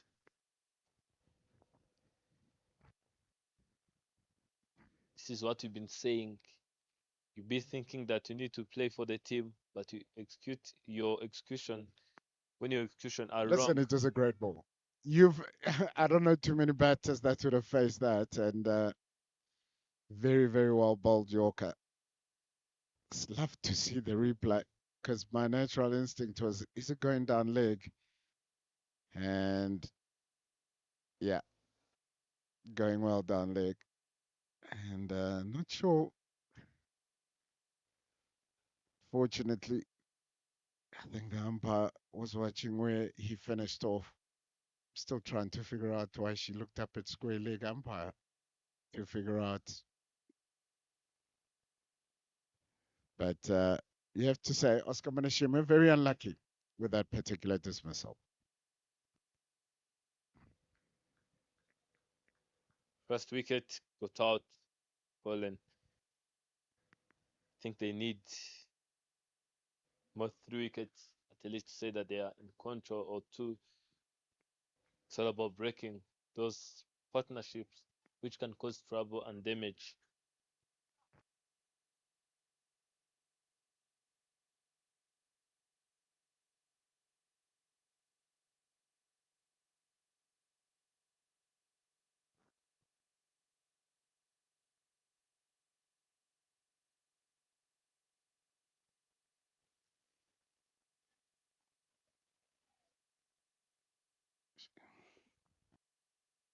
Why delivery it is?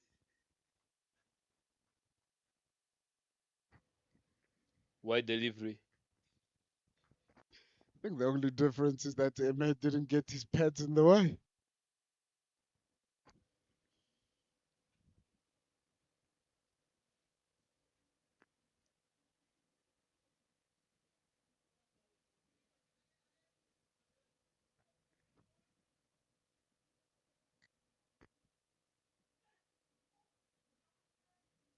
Back to back wides. Don't know what he's thinking. Be much better once he tries the same delivery. How about Oscar? I believe it's the same delivery. I believe it's three in a row. The only difference is that Ahmed is offside of the ball where Oscar got himself on the other side. That's all it is.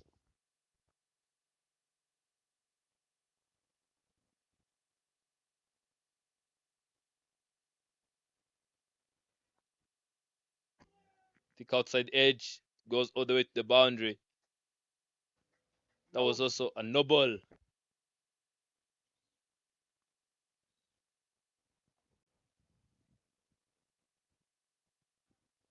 Yeah, it's been a bit of a mixed bag here from that's a third no ball.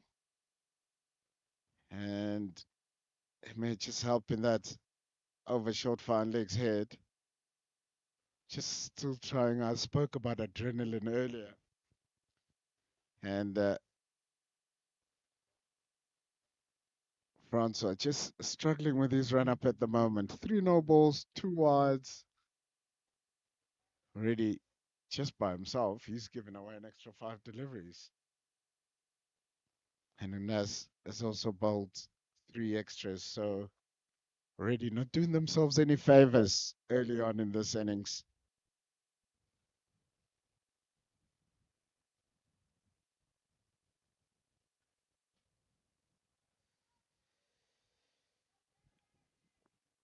End of the over. It is 26 for 1 after 4 overs. Imagine going out in that way. 26 runs on the board. 1 wicket have been picked. 4 overs have been bowled. Almost 16 overs to go. 138 runs to play.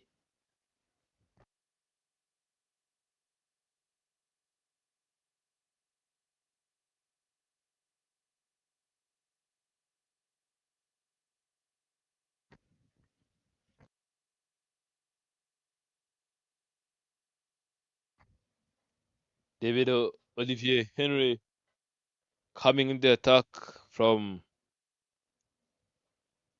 airport end, jersey number 13.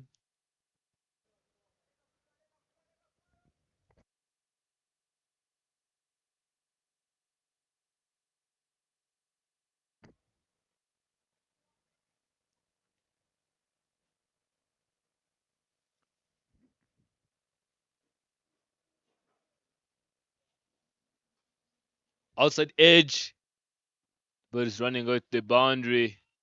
But there was a fielder, Israel Mugisha, saving the day, saving the ball from reaching to the rope.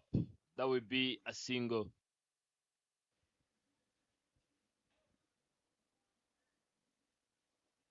By the way, the strike rate of 200 coming back to the crease.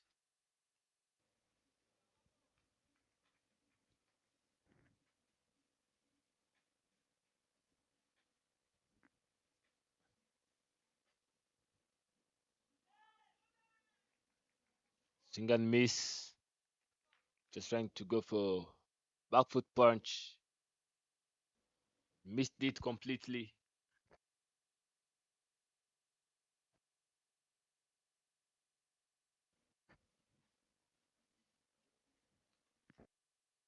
In the first innings, strong partnerships have played a great role, which is what Imena Centurions is avoiding. The captain Manshimi Oscar have departed. Now we do have Muchat Senge Emi and Cesar Jasper.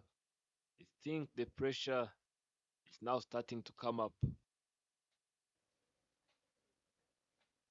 And all they need to do is just to get some runs so that they can shift that pressure to their opponent. Driving that through, covers region, chases on. Three fielders chasing one ball.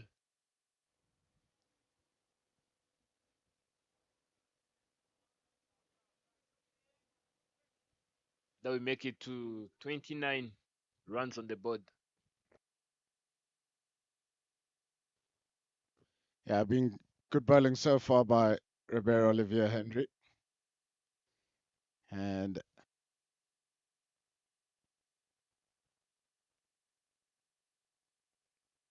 keeping it nice and simple.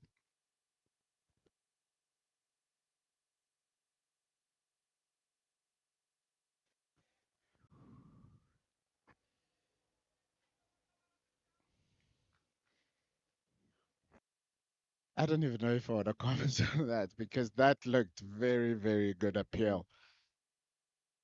And yeah, very well bowled to Ribeiro. I think he's very unlucky not to get LBW that time round.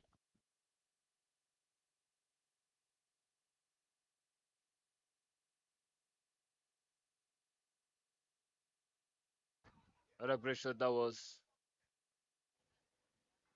For the very first time when I saw Ribeiro, I saw him, and in the other day I saw Romeo, and I was like, hey, this guy is very talented. One day he can spin, and the other day he can pace. I was like, this is the very first impressive thing I've seen in cricket. Yeah, he's got a twin brother, Blaze. So yeah, I also thought the exact same thing. I'm like, hey, you're not a spin bowler. He's like, no. And then I found out a week when once I've met both of them, I'm like, ah, here you go. Francois retaking his run up and captain backing him to bowl the third here in the power play. So far, he's bowled three no balls and a couple of wides. Can he get it right now? It's 30 for 1. Required run rate just moving up to 9 runs to the over.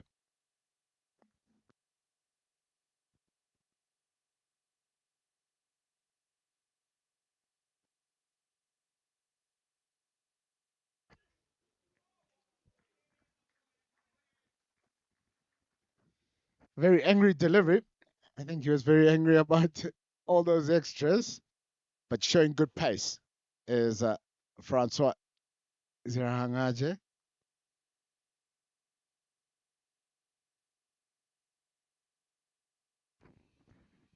Something I like about the captaincy of Isai is he is always very close to the bowlers, just trying to communicate to calm them down.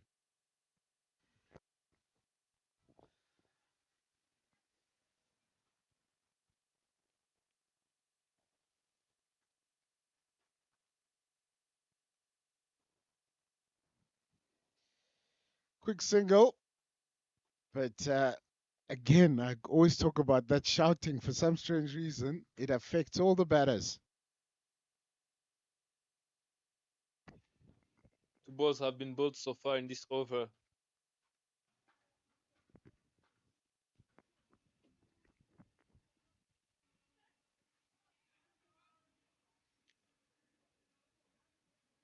No ball have been indicated. What's happening with Francois Rahangaje?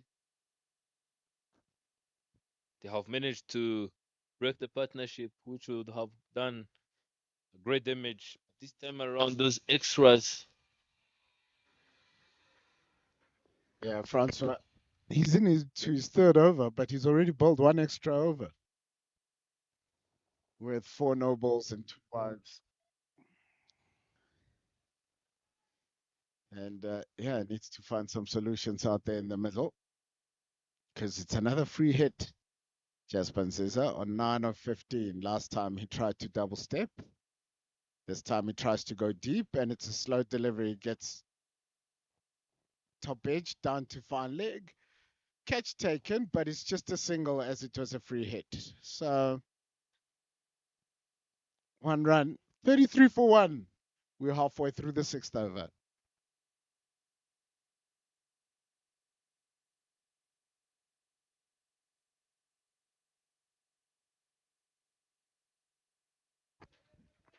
Nyas Nirenganya as the senior player, the man with a great pace, just trying to cope with Rahangaje.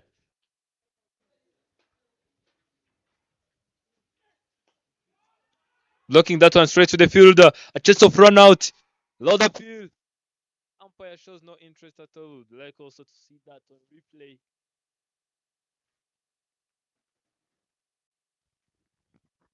Yeah, ground fielding has been very, very good.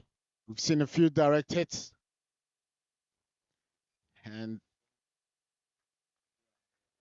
that time round, you spoke about the man. It's Israel Mugisha. He's the man doing the fielding. Required run rate 9.14.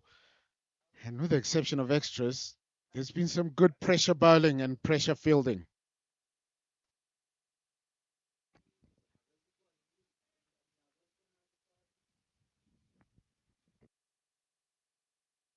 One is 31 runs required from 86 deliveries. Eme just trying to come out from the crease, the box,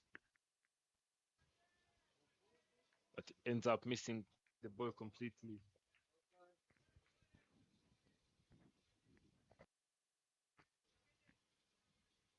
I think this time around, batters need to act like they're starting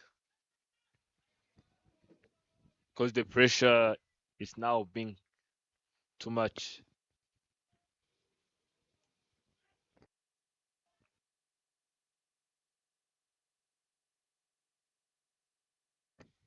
This time around, they just need to act like they are opening. Otherwise, they will keep this momentum up, which will not get them anywhere. End of the power play. It's 34 for one. Is that the birthday girl there?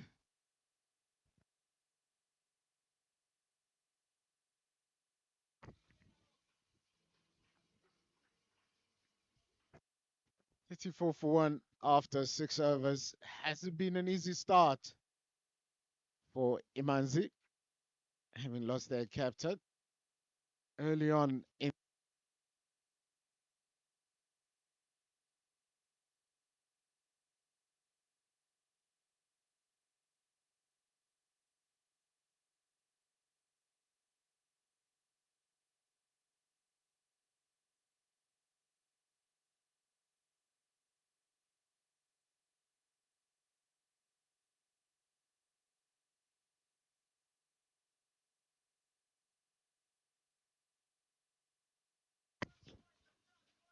Chusayev coming into attack from the airport end.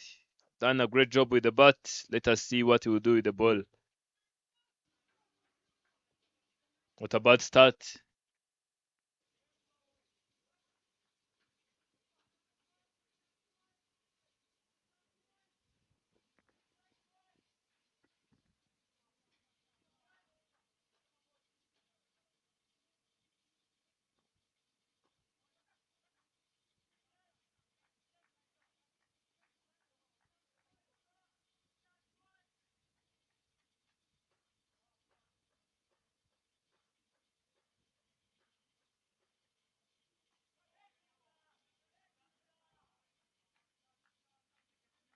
Been a very good start so far by Chusaive. Three dot balls. Pressure mounting. Saying it. This one strikes him on the pads, going down the leg side. Jasper Nziza comes through for the leg by. So 4 dot. And again, doing exactly what Jasper did earlier, just rushing the batters, not giving them a lot of time to think about it. 2 deliveries left in the over.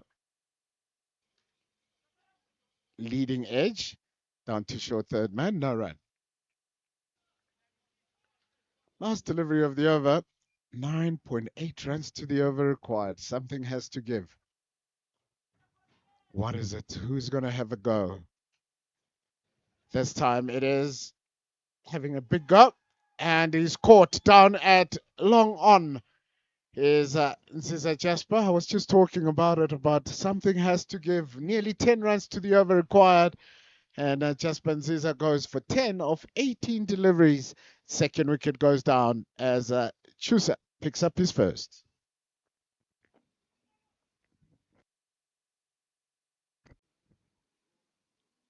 Clinton is one of the good fielders, I'm telling you, but something surprisingly, he's also unpredictable. Can do something amazing. The way he was just standing tall, not moving, not doing anything. I was like, maybe he's just going to let it bounce so that he can take it and send it back. But as I've said, he's unpredictable. He saw it coming, and he was the one who was in charge of taking it. That was it from Ziza Jasper. The incoming batter is Daniel Gimisenje. This time around, I think Daniel is their hope. Is this man who have this great adaptive character, can play in any situation, have done an amazing job for the national side. Not only on the national side, even in the domestic cricket when he was playing for different clubs in the local league. He's now warming up, stretching his legs, getting ready to run. Not only to run, but also to put some score on the board. Judson Yeme being on 8 after playing 15 deliveries.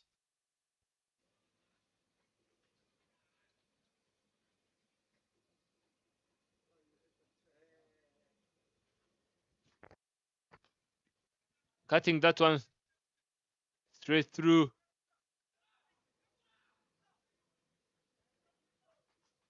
Two runs have been picked from that delivery.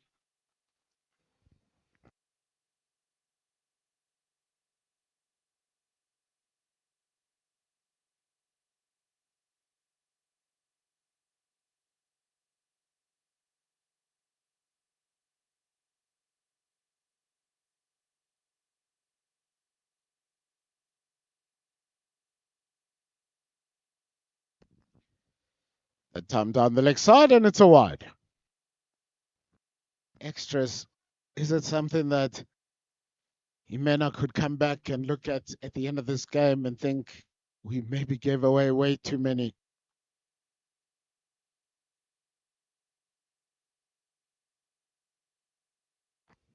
Even though they have given a lot of extras, at least they have done something Imanzi Guardians have not done in the first innings, picking these early wickets.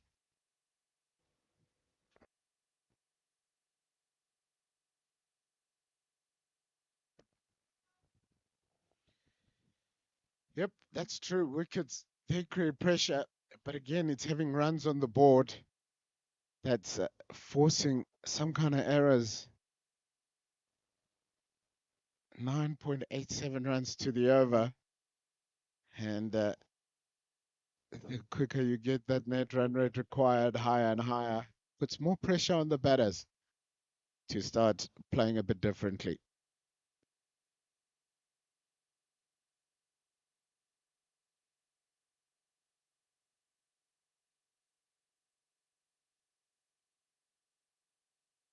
My goodness, that was a strong stroke.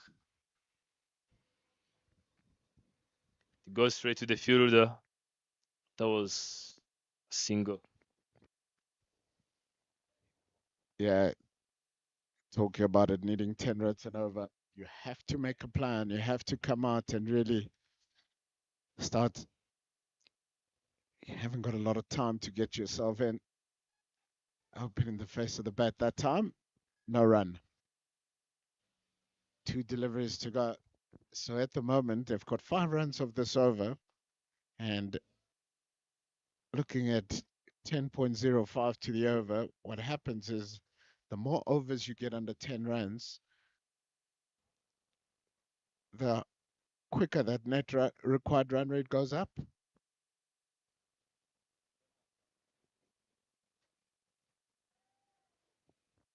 Very well bowled. Slow delivery. And even when Emma with dancing shoes on, couldn't get to it.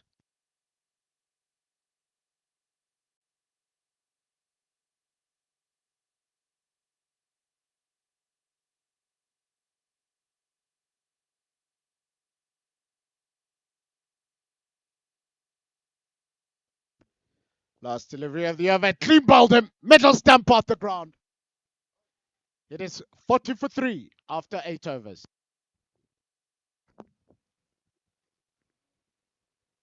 The line have been looking for finally got it right. And yes, when things are well executed, result will always be there. Eme will have to depart.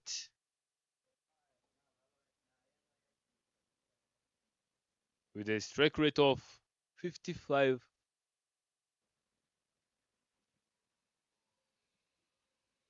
Look at that.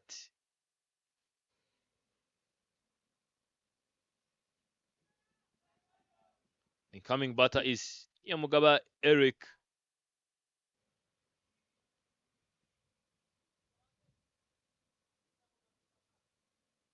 It's been a while without watching him playing, but previously something I knew about him is he's the man with zero patience. Get runs or get out.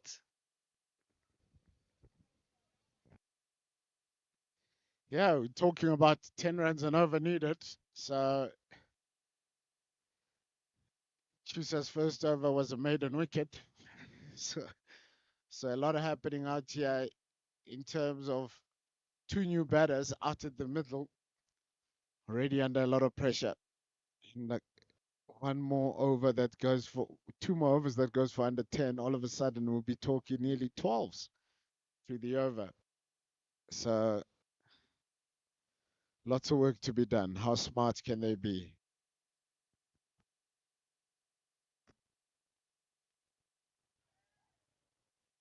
Atom beats the outside edge of the bat.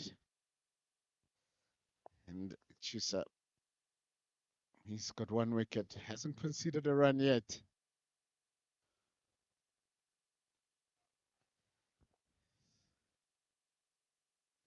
A lot happening in the batter's mind, I can tell you that much.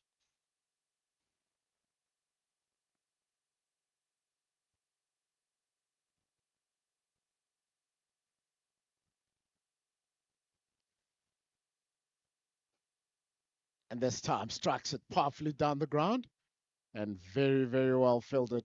looking for two. Eric Nyamagaba's, that's Bertha, who does the fielding down there. And picking up a single. First run that he's conceded in 9 deliveries. He was in the 50 over league. He was the MVP, Chusa. And we can see why. Very good with ball in hand. And he batted beautifully earlier today to give the innings impetus at the back end of their innings.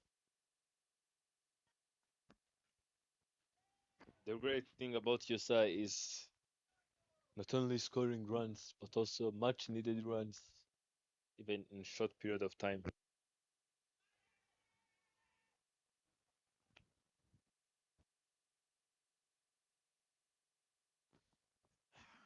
Umpire says a bit of bat on there.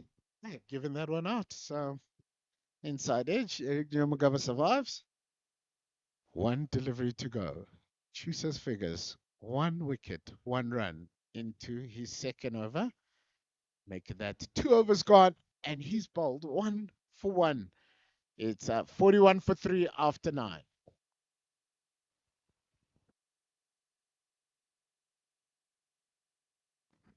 But run rate is 11 runs per over. And they're moving by 4 runs. You can spot the gap between runs. 1, 2, 3 in 6-6. Required.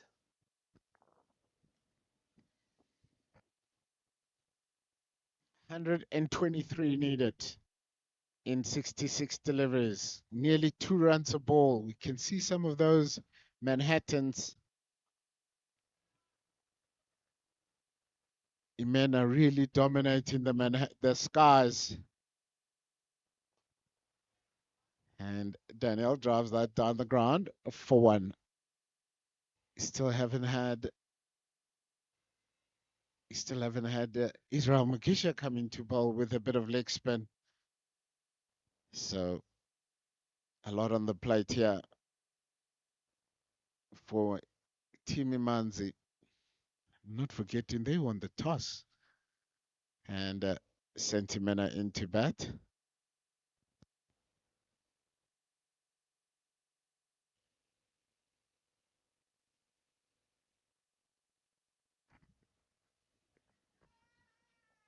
Down the leg side and wide called. That's the one area that I'm sure the coaching staff will be talking about and the captain. They'll be trying to address after this game the number of extras that they've bowled so far. In the first 6 overs, they bowled 10 of those.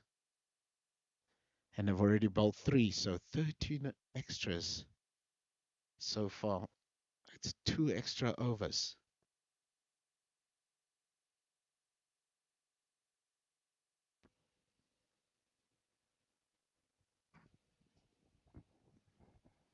Four balls have been faced and have not managed to get any single run from that. I've told you this. According to the characters and qualities of the players. According to the characters and qualities of the players, I'm telling you, Daniel is considered as the last hope at this stage of the game. The time short and helped down to third man for a single. That was a great uppercut shot.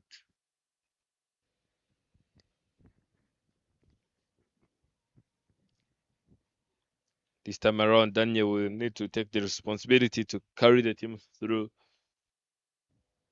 Yeah, not an easy one. 11 and a half runs required and over. What can he do? He's on 3 or 5. Just got himself in. That time he edges and it's dropped. Has been dropped behind by the keeper.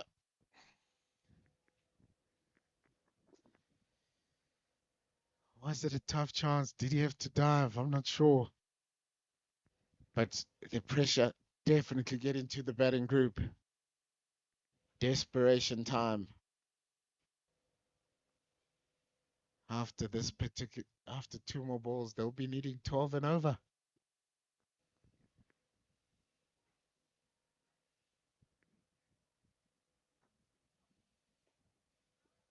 Very well bowled. and just the areas, the discipline. One more delivery to go. Wow. You think they're playing on completely different wickets. You have said it. Sometimes bowlers have to get the credit.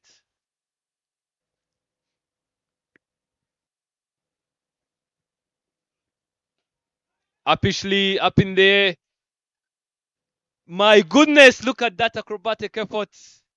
The acrobatic fielding. He will always be there to save the day. He's the captain, jersey number 1. Look at that response from the fielders. Everyone coming from overseas just to congratulate him. Yeah, they know how big that wicket is. And it is a big wicket indeed. 44 for 4 after 10 overs. Look at that on the replay. Goes up in there.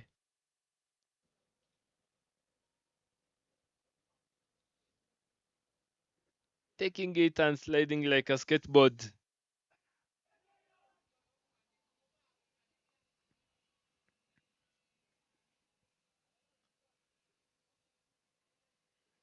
Daniel Gumusenge, the man who would have saved the day,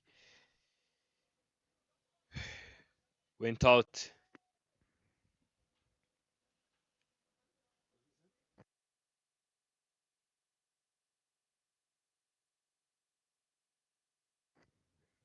The incoming batter is Manishimwe Emmanuel.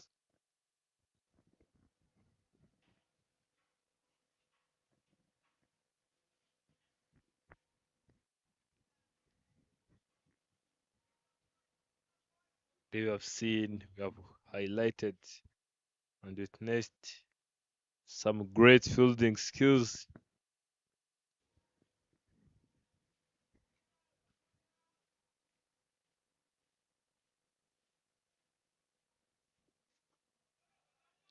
Tapping that one straight to the fielder.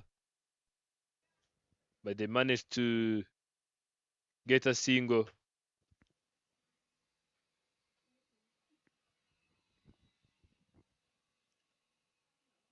Mgaba Eric, 2 runs off 6 deliveries. Manishimwe Emmanuel will get ready to face his first.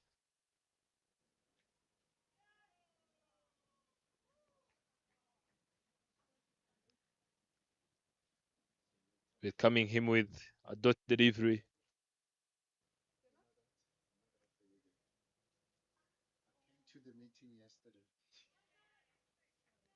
Back-to-back dot deliveries from Chusayev.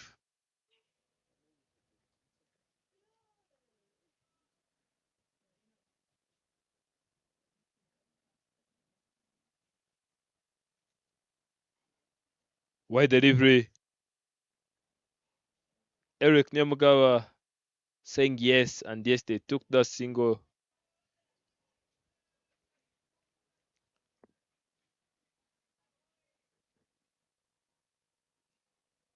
"47 runs on the board.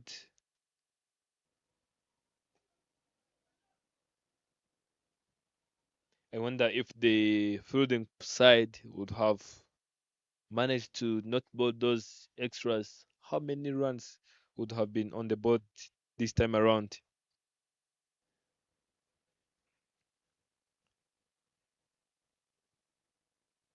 116 runs required.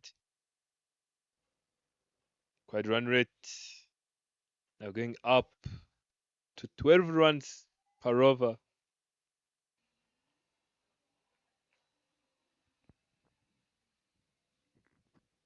Chusa's figures. That's 3 overs he's bowled, and he's got 1 for 5. 11 overs done now, but 80 runs. 4 wickets have been picked. 116 runs required from 54 deliveries. Don't talk about the required run rate. 12 runs to go. And as you've said, even bowlers did not come to cut the grace.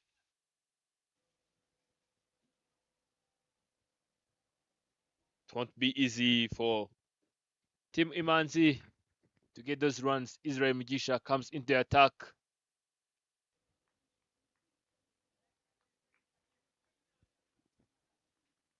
Starting off with giving them a single run.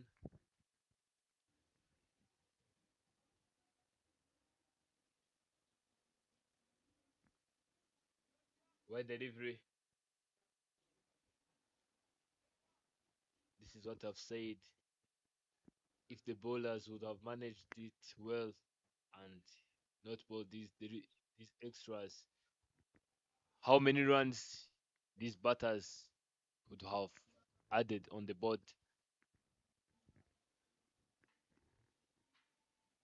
50 comes up, mean 51 run.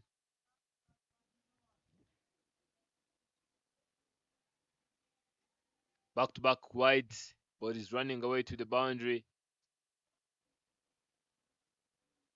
Batters will pick a double. Yeah, just looking for a bit too much is Israel Mugisha. When you're defending 13 runs and over, as a bowler, the batter is the one under pressure. That's better bowling. Outside off stump and run out appeal. I'm not sure if the umpire is here today, so he gives it out. It's unbelievable. Emmanuel has been run out, but I got no idea why the umpire took so long to give that wicket out. It's been a very interesting watch.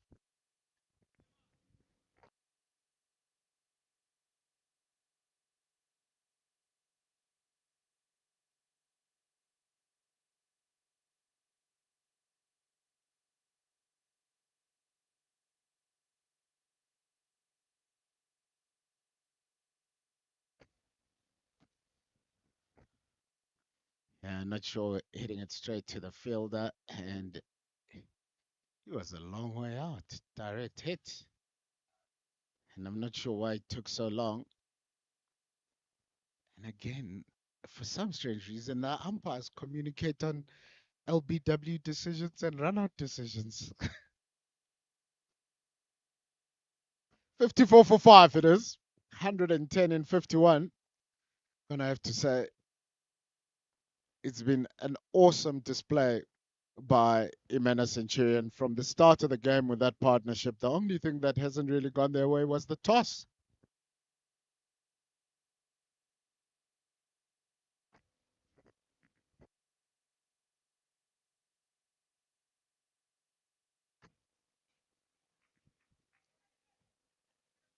What about start? Eric Nyamugaba being on 4 from 10 deliveries. How first? Kondo being on 1 of 1 delivery.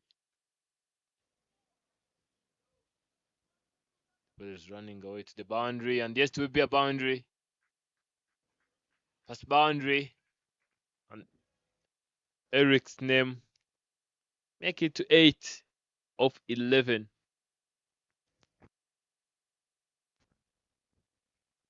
Yeah, nice juicy full toss and helped on its way. 13 runs and over needed.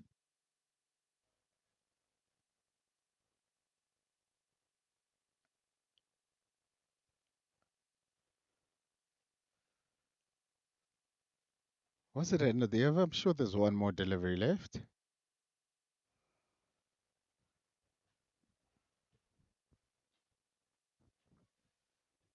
So we'll have that last delivery with Eric Nyamugaba on strike. He's on 8 of 11.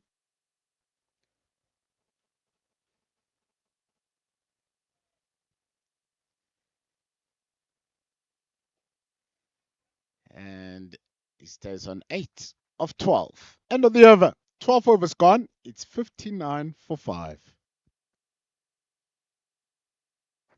105 runs required from 48 deliveries. From there on your screen, you can see ladies from the national side. Yeah, very proud of those young ladies that have qualified for Challenge League. And it's Berlice, isn't it? It's a birthday go.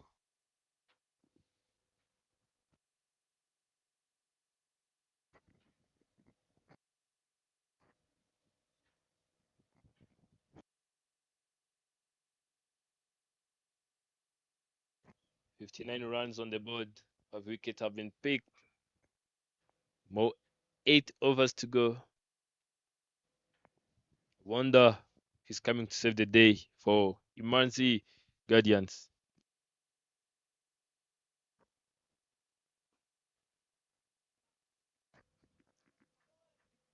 Another boundary comes up. It's Lukundo Jean-Pierre making it to 5 of 2 deliveries. 101 run required.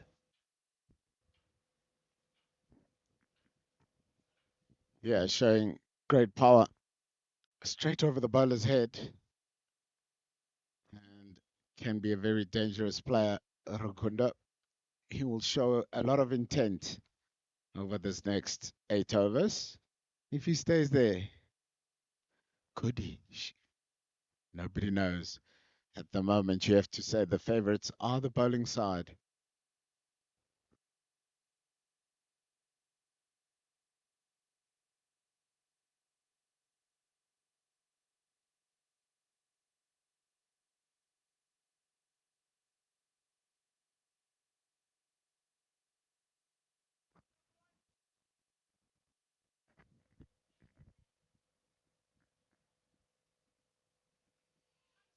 Edge. Very good hand there by Francois, because it would have run down the thick outside edge. Very well fielded. That's one area where they've really been good. Has Imanzi Centurion.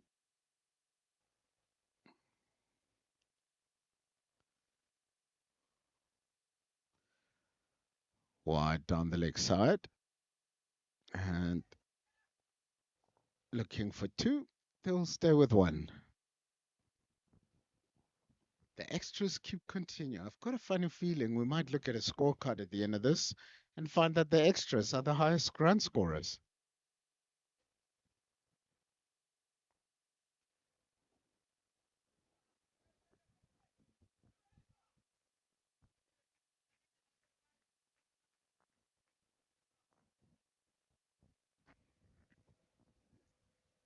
You've seen the way Chusa have been delivering. Have built these impressive figures, as you said. 3 overs and 4 deliveries, and only 13 runs have been conceded.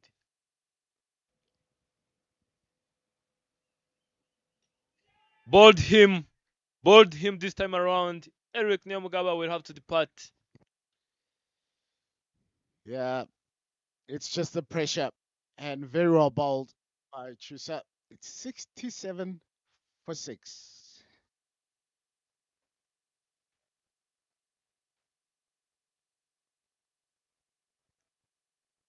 It's been some very good bowling here by these Emena Centurion bowlers.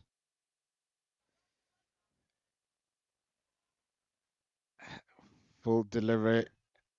Looking for the big hit. Get it inside edge onto the stumps. Zapi Biminyamana coming out. Trying to make a bit of a difference. Because in a tournament of this nature, net run rate also counts. At the end of the day, you're going to expect people to beat each other.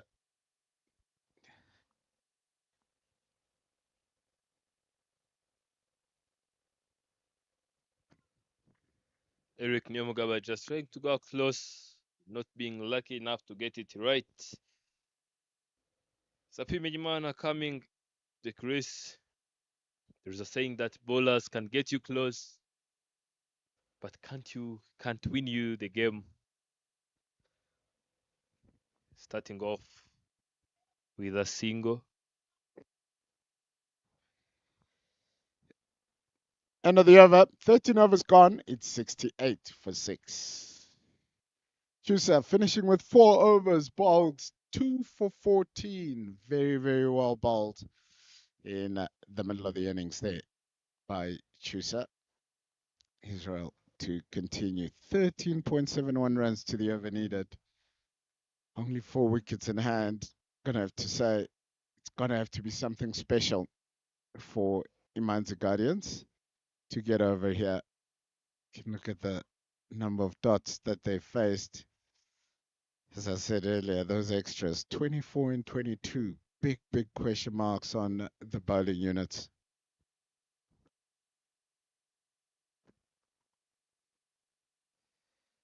That time. Zappi trying to hit it back to Cabeza. He swung so hard. Actually, I think that's where he lives. Yeah, Up in take there. me home, take me home. I told you it's making its way to Cabeza. This one is a big 6. Effortless shot, effortless 6, just swinging the bat. And He's a strong man. Can he do it for 7 overs? That's the question.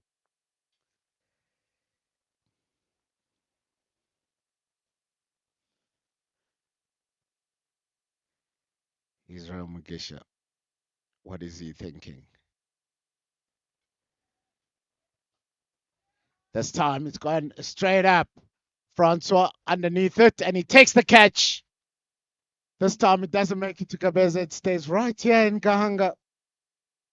And 7th wicket goes down.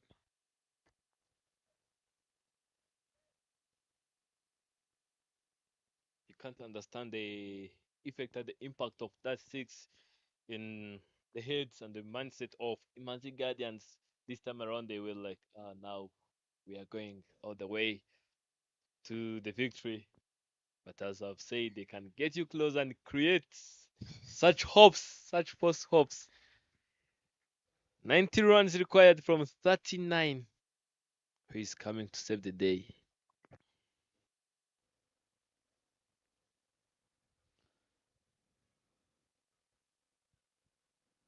It's Nishima, new batter in.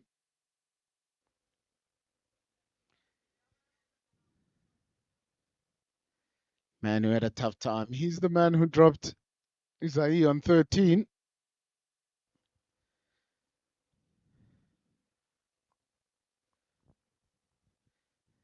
Three deliveries. Rukunda Jean-Pierre at the non-striker's end. Must be very, very frustrated.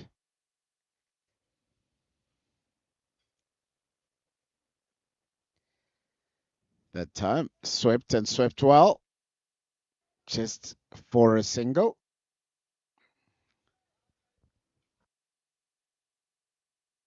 Not a bad start.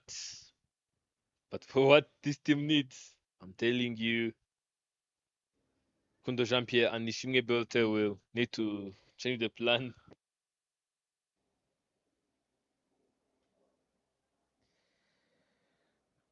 Kunda Jean-Pierre really swinging as hard as he possibly can at the moment. And he knows it's not going to be easy. Last delivery of the 14th over.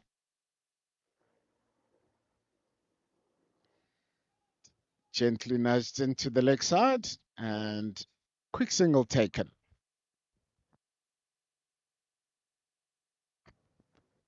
It's 14 overs gone. It's all 7s on the board. 77 for 7 after 14, and 7 plus 7 is also 14. So it's all multiples of 7. 7 times 111, 777. How good are you in mathematics? I think I'm all right. I love my numbers and my maths. 7 plus 7 is 14. And then you think that can qualify you to go to Harvard. Oh my goodness. Exactly. It's about doing the simple things right. And Ribeiro coming back into the attack to bowl the 15th over. And one thing you know about this young man, he's going to bowl a lot of slow balls, a couple of good Yorkers. It's not going to be easy. 87 in 36 deliveries.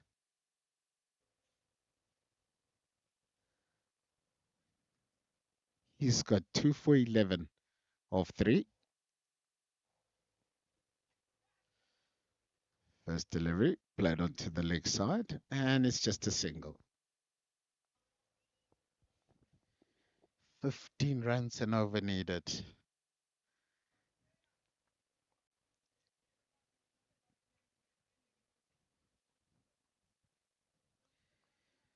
I need a miracle. I think that's what is playing inside the Imanzi Gardens change room. And the question is, can Jean-Pierre Kunda I think Oscar is praying.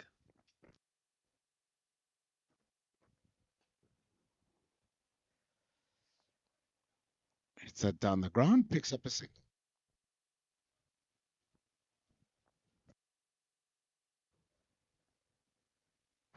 You see international players breaking records, creating history, 131 deliveries. You've seen maybe the videos in 50 overs.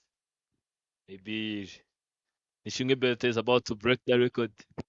That's one big LB appeal, and this time given out. Starting to wonder if LBs were part of the game. It is the 8th wicket down. It's 79 for 8. Maybe I cast him saying that he's about to break the record. Now he's out. Yeah. 3 off 3.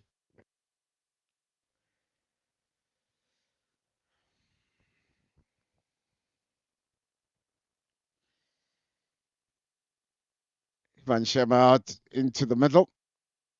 And it's been tough going here for Imanzi Gardens.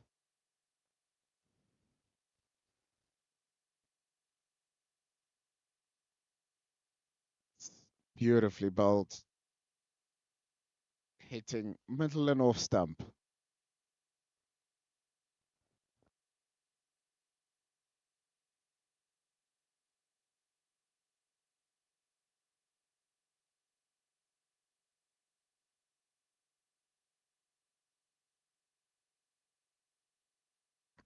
$85 runs needed.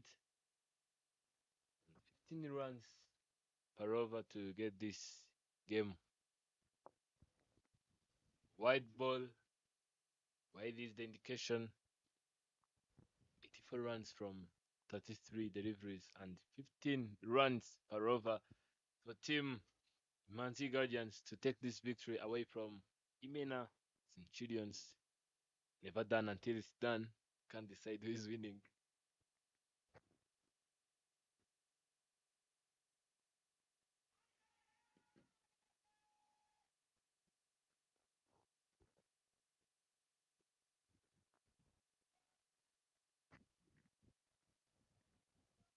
That was a huge appeal, big appeal, but umpire shows no interest at all. And a very good appeal. I'd love to see that one again. Maybe got a bit of bat on it. But yeah, TLS requiring 137, so way behind.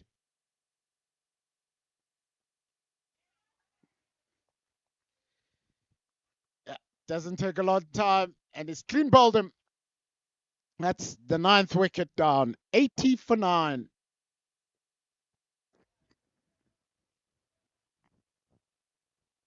Was it Mutimana Clever or Shema Iva? Shema Iva is the man out. The last batsman is Mutimana Clever. 80 for 9. Lots of conversations to be held in the team. And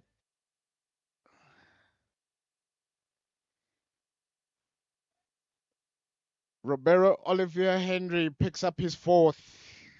Full delivery, hits the stumps. If he misses, you hit. One delivery to go. He's got an opportunity to take a fifer. How many times has he seen his brother take fifers and MOMs, man of the match? He's got that opportunity right now. And with the number 11 in, you have to guess. It has to be straight. It has to be full. Has to try knock him over.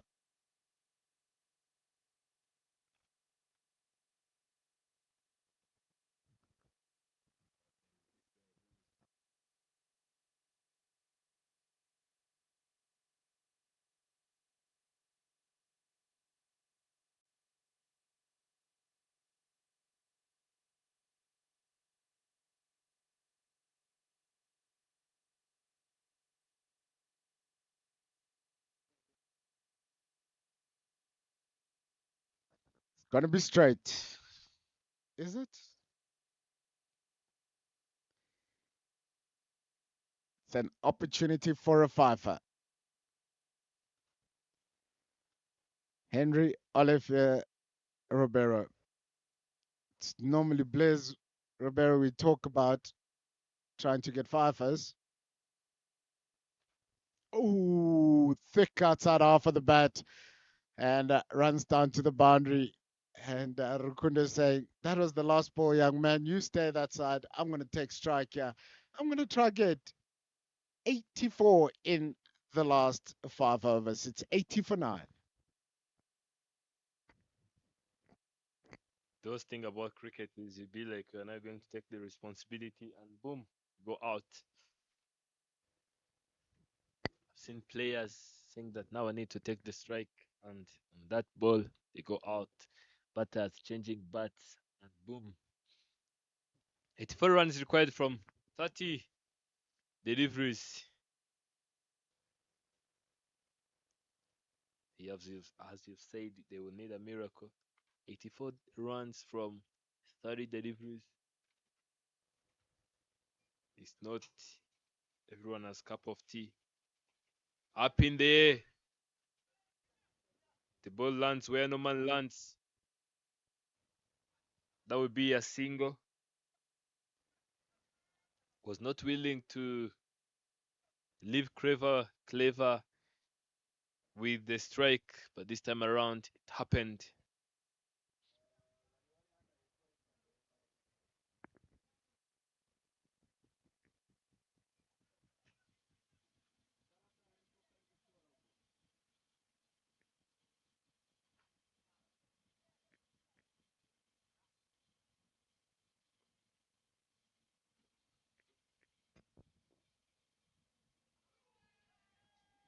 The spinners battle at the moment, beating the outside edge of the bat.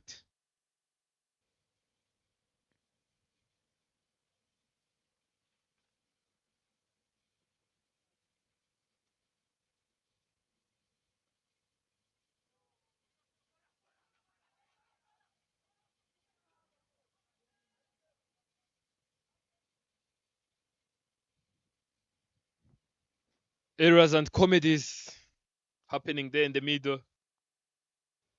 Kundo Jean-Pierre just trying to get the opportunity of getting the strike. But Mutimana clever, thinking otherwise and not allowing him to get that chance. Bouncing that one shortly. Was racing away the boundary. It was also wide. Umpire indicated the wide. Yeah, that's definitely going to be a concern because that's the 18th extra of the innings, not including the runs taken off them, which is quite a lot. Rukunda looking to find the boundary, looking to find as many boundaries as possible, but can only pick up a single. 2 deliveries to go. 84 for 9. What can Clever do? Play and a miss.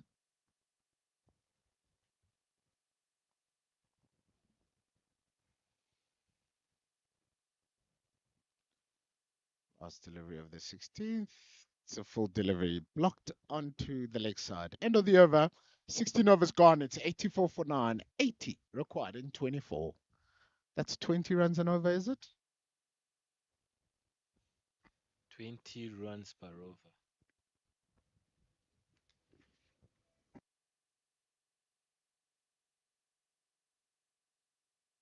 It's 4 runs on the board. 20 runs per over to win this game for Imanzi Guardians.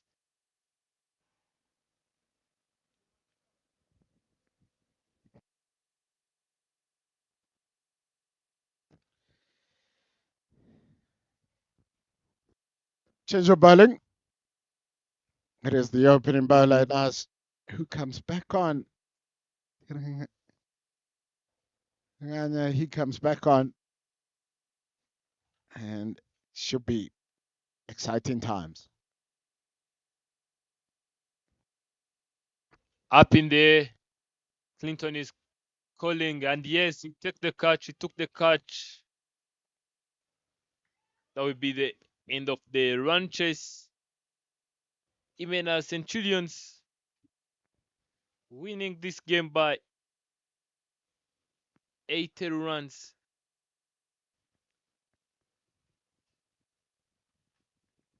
Beg your pardon, they won this game by 79 runs.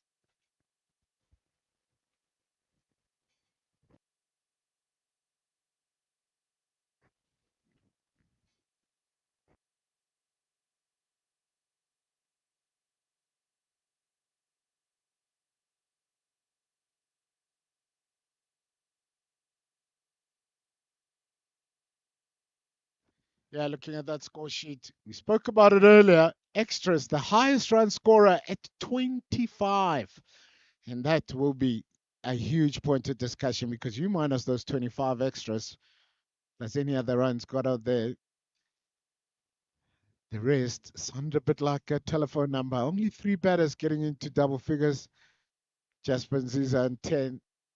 Man, but the bowling, something very special. Henry Olivier Ribeiro picking up 4 for 14. And everybody chipping in. Right at the end there, Israel Mugisha 1. Chusa 2. Nash picking up the last wicket with Francois also picking up 1. Think of Francois' figures. It's gone for 17, but bowled over 10 extras. So there's the summary of the game. Imena Centurions winning by 79 runs. And good all-round display. Started at the top by the captain, Isayi Nyomugaba, with 58 of 48. Him and Berto Mugisha putting on 106 for that first wicket partnership. That's been something very, very special.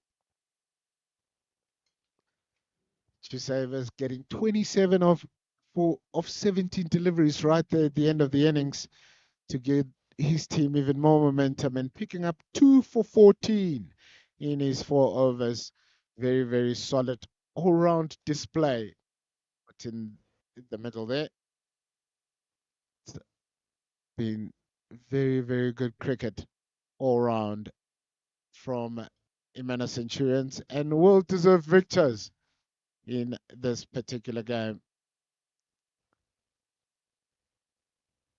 We will be having post-match with Enoch coming up soon.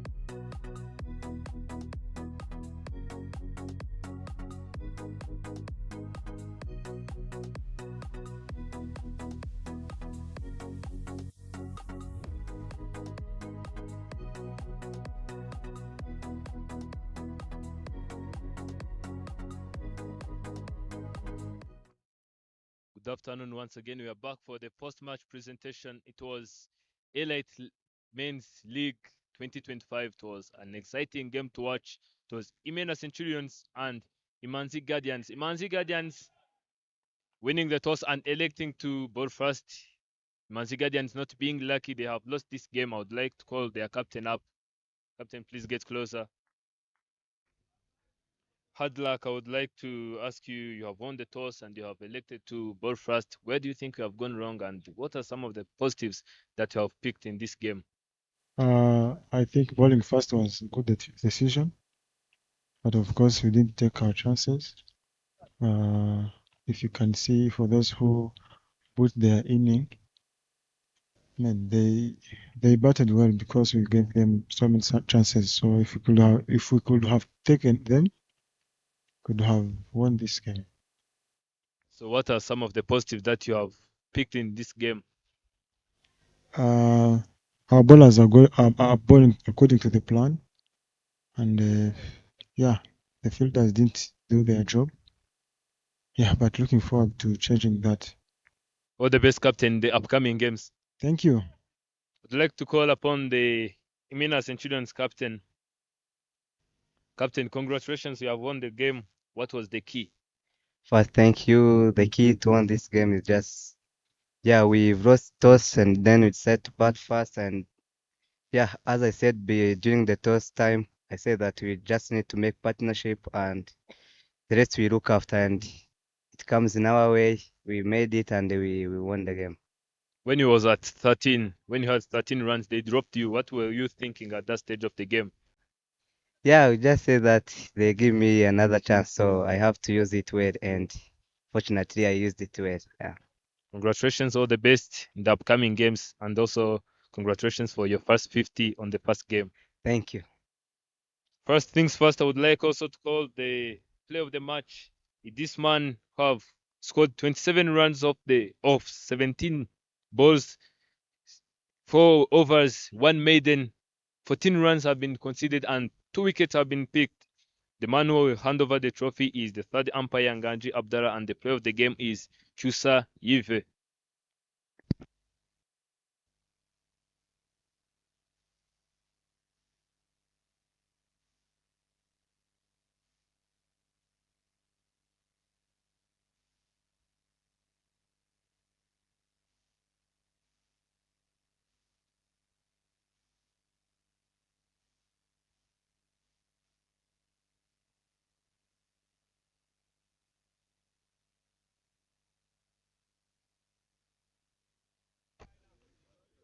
Chusa, congratulations.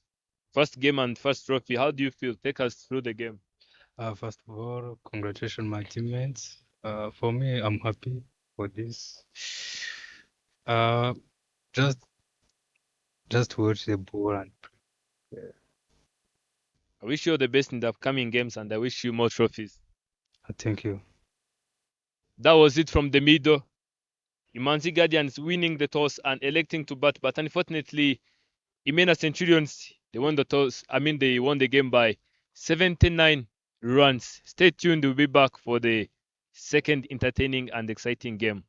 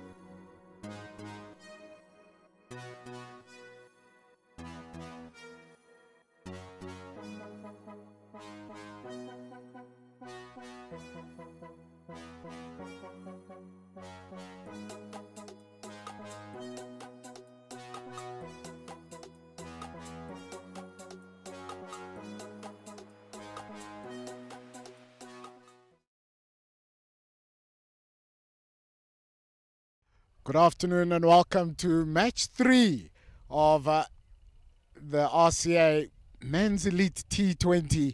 And with me is the Titans captain, Emile and Oscar Manishimwe, the Guardians captain, with the match, the third umpire. Emile, have you got the toss to coin? The coin to toss.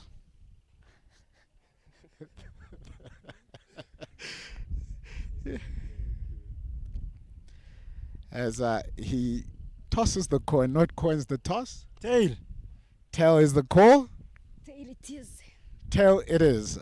Oscar, you've won the toss. What are you looking to do? I want to have a ball first. Looking at the pitch, I've played on it the first game in the morning. Any score we can chase it. Okay, so looking to have a ball first. So Titans will be batting first. Quick turnaround for the team. What was your message to the boys after this morning's defeat? The first one was just being aware, being live when fielding. The second one is having an intent and stay positive and have an intent to win the game. So if you look at how we batted, we missed some intent. Yeah. Okay, good luck this afternoon. Thank you. Emile, good victory there at the end. Having had the team in trouble at 60-5 to allow them to get to that score, what would your message have been to the team? I mean, in the field, I was a little bit angry with the team, including myself, because there is no way we can't let Thailanders take us from 65 to 150. No ways. So I think we did so bad, but again, coming back to the chase. Hamza played very well with Martin, so yeah, at the end we've won. Okay, you guys batting first this time round. What are you looking at? Yeah, we wanted to bat as well anyway, so we are looking for 180 plus. From there we can see, because in the morning they scored 160 plus. So for us, if we add something on that, we can get. Okay, good.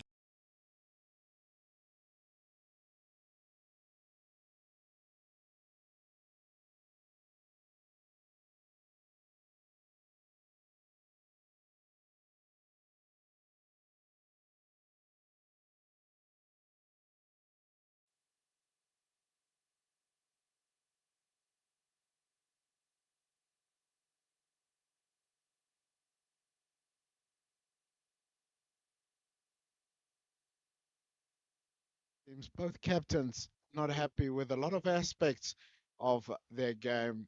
I'm sure they'll be looking to improve that this afternoon. It's always nice to play a double header, and you can think about it in two ways. One, you can carry the momentum you brought from the morning, or two, you can sit there and then say, we can recover and correct the mistakes that we made earlier this morning. So, with me is the one, the only, the voice, new voice of Rowan cricket. You know, yeah, quick turnaround for both teams. Then the screen I can see team list. Ingabo Titans, Kisemira Kais, Martin Menyimana Iva, Ingabire Jean Marie Vian, Nyamibwa Rukundo Patrick, Hamza Khan, Yonguru Kamana Joshua, Nzabenda Chancelier, Indo Blaze Romeo, Tuisenge Orkide, Wiman David, Chris Onesme, for Imanzi Guardians, Manshimye Oscar, the captain, Menyimana Zapi, Gmisenge Daniel, Manshimye Emmanuel, Muchotsenge, Mtiman, Clever, Nishunge Beltanium Gabo Eric, Ziza Jasper, Rukundo Jean Pierre, Arno, Ishimwe, Ibrahim, Chimiman. Yeah, Zapi Bimimana to bowl the first delivery. Hamza Khan, man of the match in their morning game, really batted well, getting his team over the line.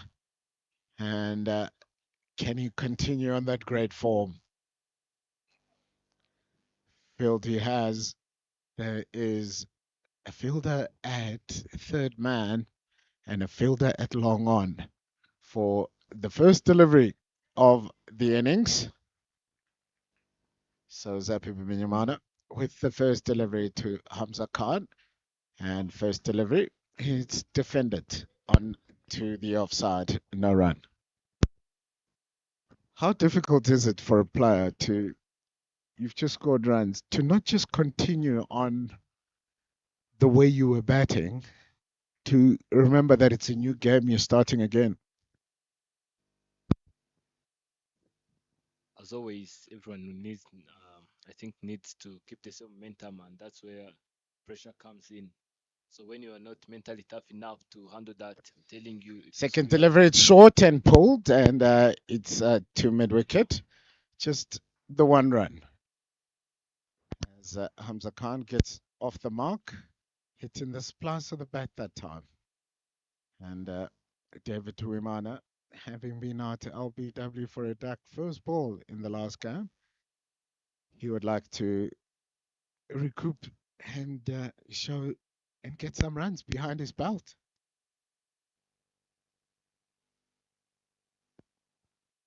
First delivery is facing, and it's full, and it's defended straight back to the bowler. No run. So 3 balls gone, and the total, it's 1 without loss. Much better start by Zapi Punyamana in this innings. First game just gave a bit of width.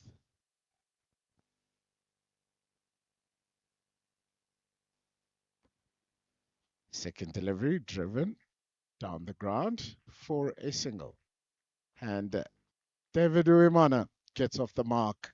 It is 2 without loss.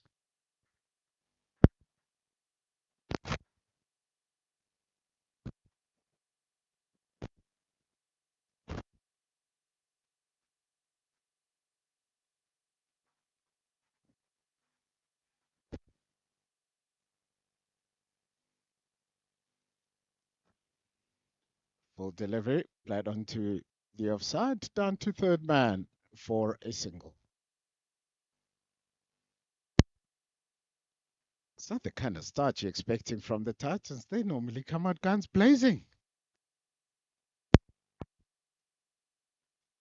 in the first game of the day, Zapi was not lucky in the first over. He delivered, but this time around, you can see the difference. 3 runs have been picked from 5 sub have bowled. Last delivery, and it's punched off the back foot, and it's no run. First over done. It is 3 without loss.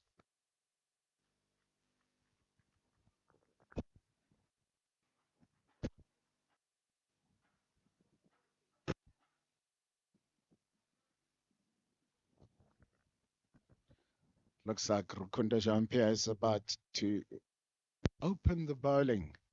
Yeah, we saw Francois open the bowling in the first game.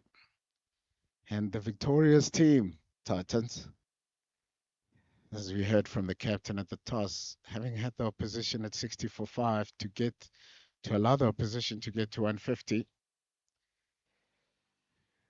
they had a few conversations.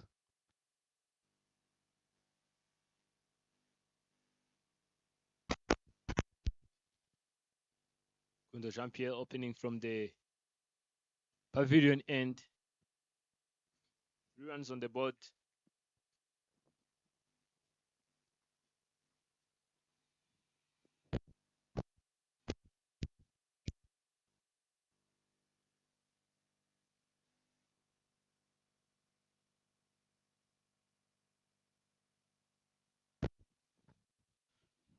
First delivery, Hamza Khan comes down the wicket and smashes that through the covers for 4. Immediately putting the bowler under pressure after the first delivery. Boundaries are now coming up. 7 runs on the board. Yeah, just a bit of width offered, and Hamza Khan placing it beautifully through extra cover for 4.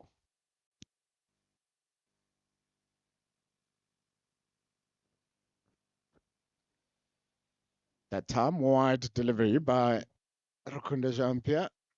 We saw 25 extras.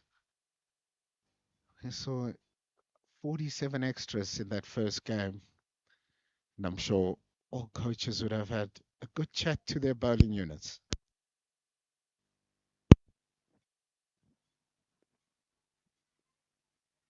They're now moving by 6 runs per over. With offered again and slapped through the offside for 4. And just too wide and too full. And Hamza Khan, with the kind of form he's in, not missing out on that. Look at that. Just giving himself a room and stretching his arms.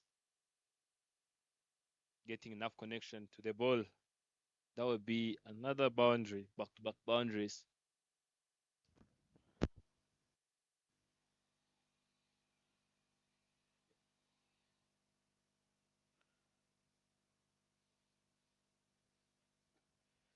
Better line and defended. Quick single.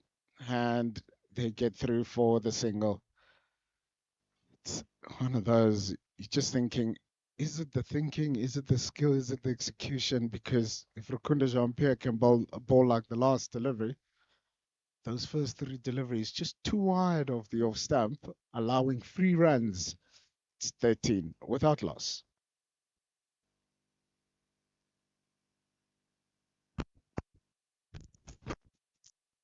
Fourth delivery of the over, and it's a full delivery, defended back to the bowler, no run.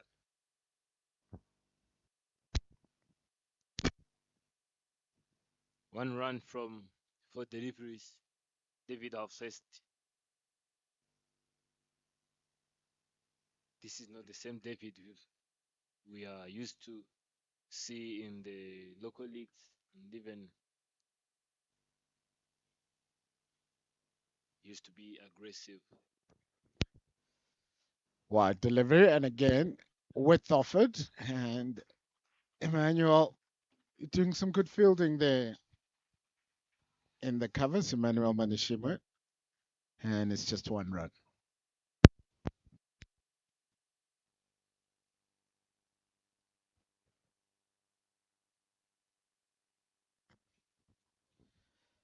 Last delivery of the second over, and Rukunda Jean-Pierre. It's time just hoping in the face and running it down behind point for 1. It is 15 without loss after 2 overs. Good start. Hamza Khan on 12, and Uimana David, he's on 2.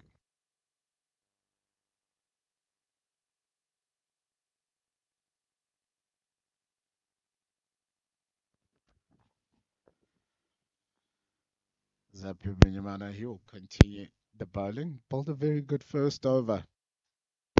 And only conceding 3 runs. And he'll want to continue on that as he's about to start his second over. Back of a length, played onto the leg side, and they pick up a single. Previously, you've talked about that. Is it skill, thinking, or execution? But actually, you cannot execute something you don't know. That's where a player needs the whole combination of skill, mentality, and even the execution. David going looking for the big shot, manages to get one down to third man, leading edge, thick outside edge, and runs down to third man for 1. It is 60-17 without loss.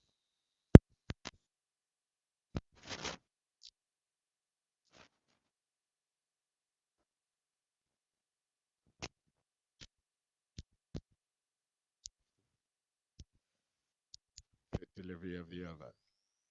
The Minimana, Hamza Khan coming down the wicket, and he double steps and edges that one. Zapi Binyamana strikes, and strikes early. Amuza, we have now to depart 13 off 8. This is what you've been saying, knowing that people are expecting something big, something huge, as you have done it before in the morning. But this time around, not being lucky enough to keep the same momentum and same approach. Now he's leaving He's departing only at 13. Look at that. Yeah, again, it's one of those. I know you want to take the power play on, but you again think, which kind of bowler am I going to take on? You know, as a minimum experienced campaigner, we know what he's capable of doing. And Okide Tusenge finds himself in again very early. The first game he was in after the first delivery. This time he's in the third over.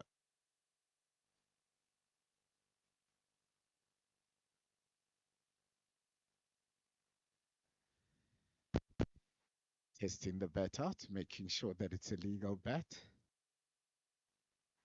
And Zabimina, just consistency in this particular innings, proving fruitful for him, managing to pick up that early wicket. I think at this stage of the game, Imanzi Guardians will need to be clever here. I know that this partnership can cause a lot of trouble because David and Olikide have been sharing this stage for a very long time, being on the national team, even right guard.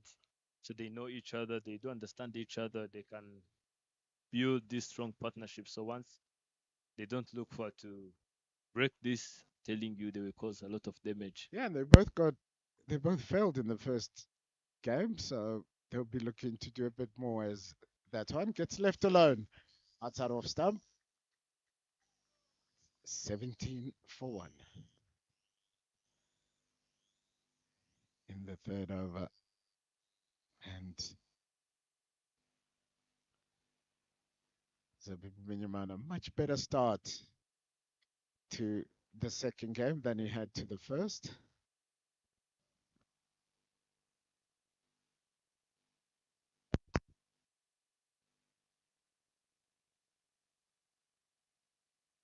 Two deliveries to go. Play and a miss outside off stump. That was too close. Close the bat.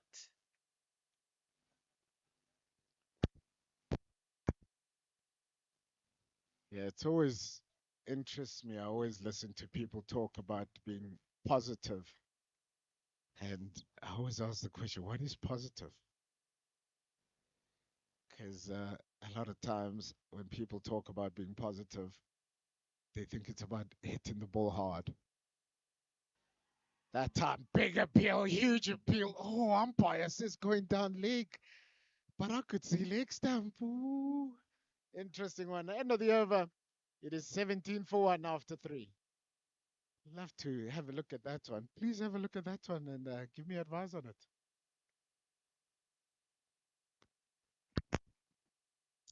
17 for 1. It'll be interesting to watch that replay and see what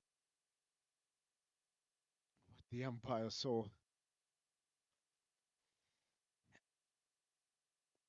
Rukundo Kodesa back and ooh, Mr. Umpire, I don't know how that is not out. Okide says it's hard. The umpire says it's going down leg. It's a great conversation, Kodesa. Rukundo starts a new over. Big LBW appeal. And again, the umpire walks away.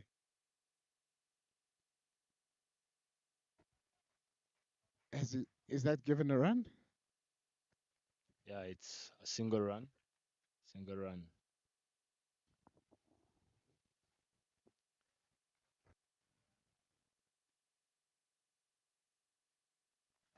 "17 from 3 overs, 1 wicket have been picked."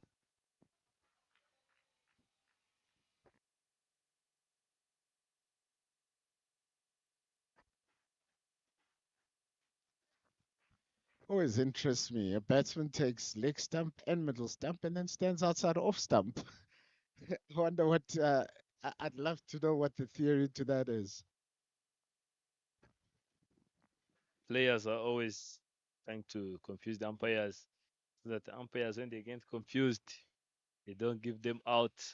But back to the point he was talking about positivity, being positive. What is positive? I've asked you the question. Rugunda, back of a length and defended onto the leg side. No run. How do you define positive in cricket? How do you define this That's what I'm positivity? asking you. You're the expert. You're supposed to tell me. That's why I asked the question. It's 3 deliveries gone in the over. Because Ingabo Titans always talk about being very positive. So, what is positive? What is very positive? Maybe we'll see this delivery as David punches off the back foot and manages to find the gap, looking for 2, but they settle for 1. Actually, in my point of view, I think being positive and staying with that positivity is this art of sticking to the plan. What is the plan? That's what I'm trying to figure out.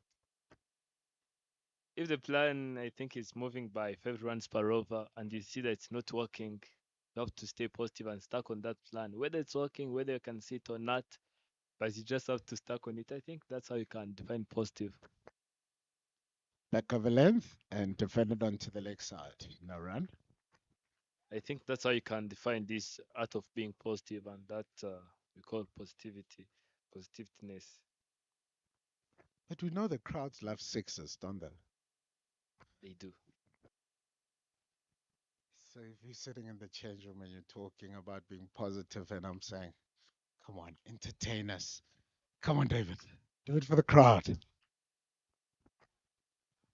What about entertaining the crowd and losing the game? I mean, giving the game away. Last delivery. And it's a cut shot. Very well fielded at backward point. Full dive by Eric Nyomugaba, saving a couple of runs there. Is that the end of the over? Yes, it is. End of the over. 4 overs gone. It's 20-1. I mean, you are now being driven by these people who are screaming from dugout, from their seats, saying that please entertain us. We need more sixes. We need what and what. And then you fall for that. And then at the end of the day, you find that you are the one have given away the game. What about that? I don't know. I think you should be entertaining the crowd personally. Get the crowds in here. Interesting call here by Oscar Manishima. Isape Minyamana to bowl the third over. His third of the spell. It's 21-1. Play and miss outside off stump.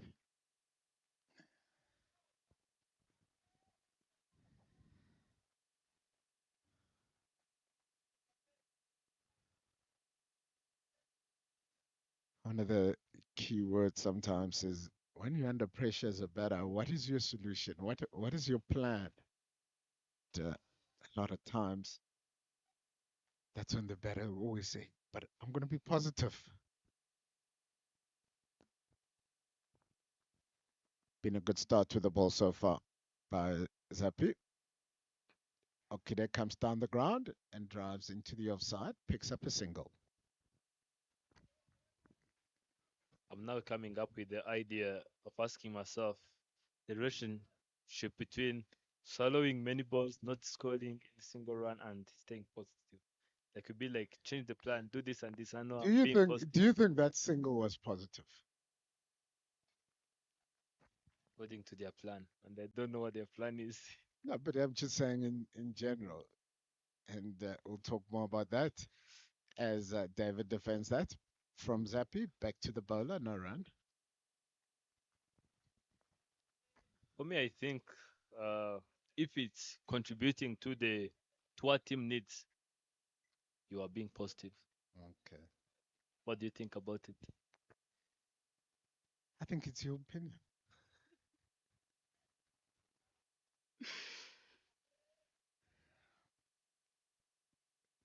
Fifth over.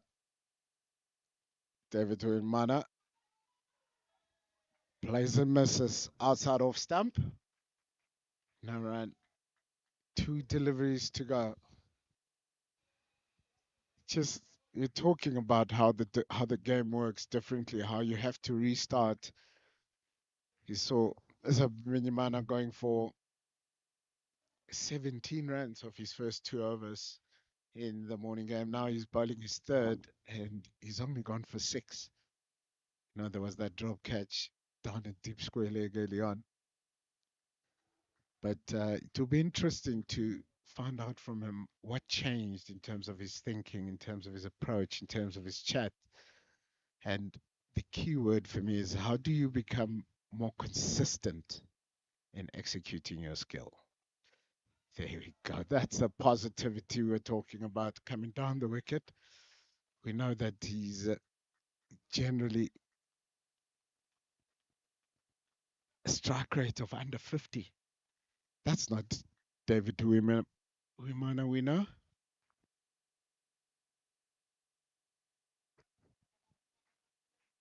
When batters are playing, there is this one who is playing, and also there is this one who is surviving.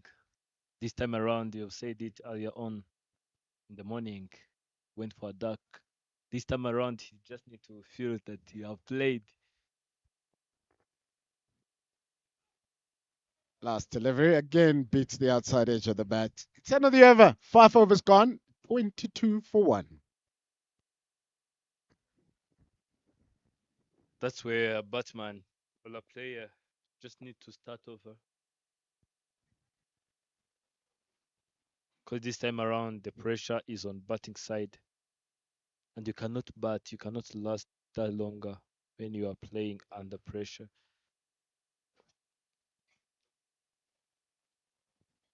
Then 2 runs on the board. 5 overs done.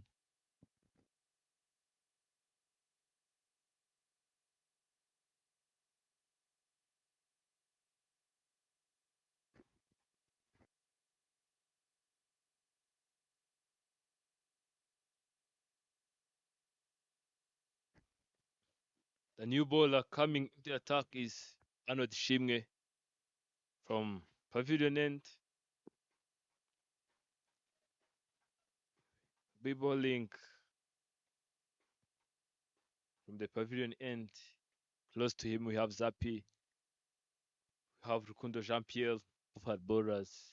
Both are bowlers who are very experienced or seniors.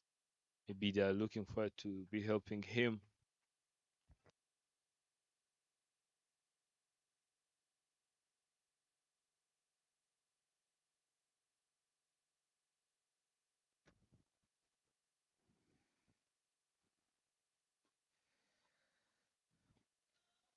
Very well bowled, just outside off stump, and very well played by Okide, knocking it into the offside for 1.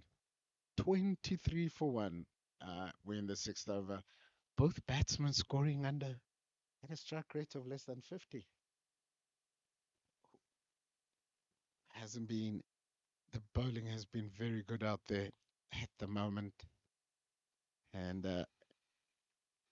Arnold Shimya to continue bowling. Driven powerfully back to the bowler, who does the fielding.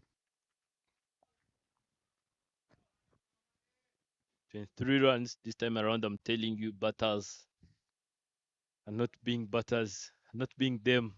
This is not David that we all knows. This is not Tuisenjo Rikide we all knows.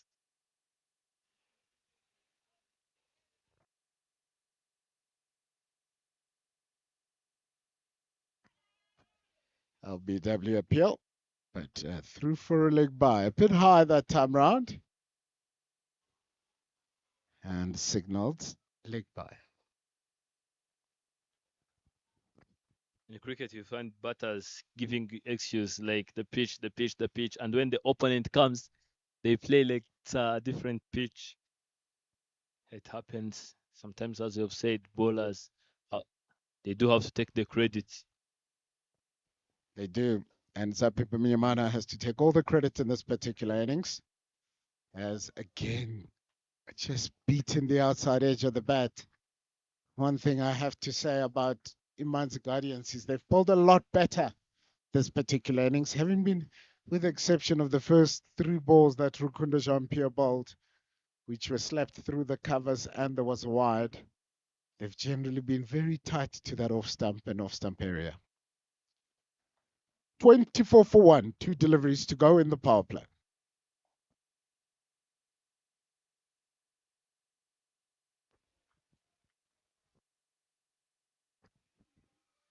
If you look closely, you will see that, like in 4 overs, 4 runs, Orkide have scored like 2 to 3. He used to drop the ball and run. This time around, he's also trying to do the same thing, and Arnold is placing the ball where he cannot put his foot. That's why he's just trying to go forward and miss the ball. You've seen the way other batters have been using this back foot punch. Arnold Ishimwe, last delivery of as Okide comes down the wicket and looking for a run out. End of the over, power play finished. It's 24 for 1.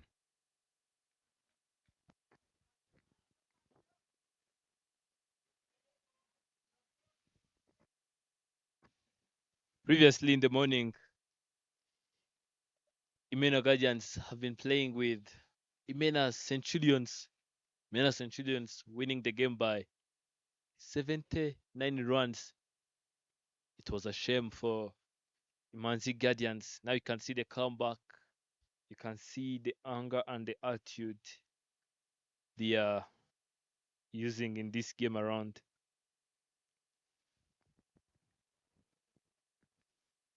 The response from players explains it all.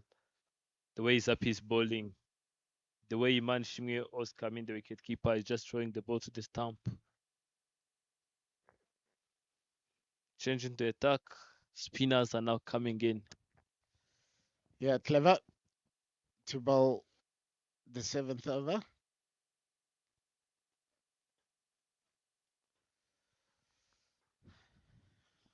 And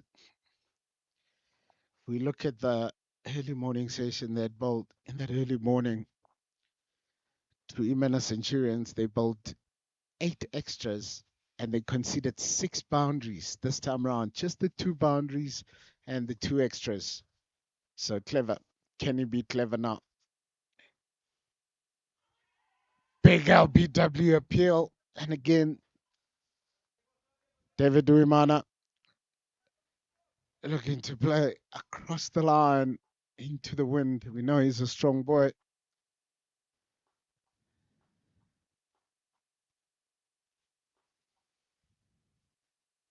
Clever tosses this one outside off stump. And there's a bit of a split and a bit of a dance. Another dot ball. So far, there's been 21 dot balls in the first 7 overs. That's more than half the balls faced. Here's this one punched into the offside for a single. Score moves to 25.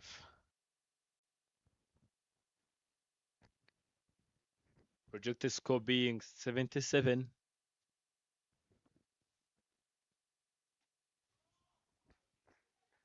Flicking that one straight to the leg side region.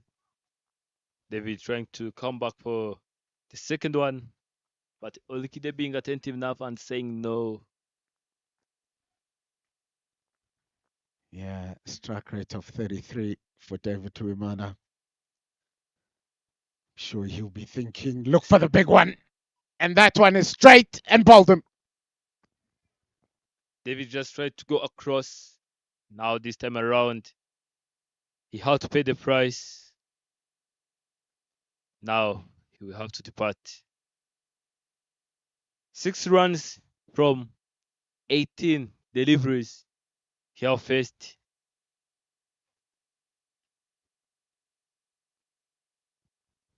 Yeah, strike rate of 31.58. As you said earlier, it wasn't his natural game. And I wonder if that morning tossed up here by Clever and he's looking for the big shot to deep mid wicket. And he's clean bowled. 26 for 2, win the 7th over. And the new batsman coming out is Patrick Rukundo Nyamibwa. also very, very aggressive batsman, came out and really gave the innings a bit of momentum with Hamza Khan in that morning game.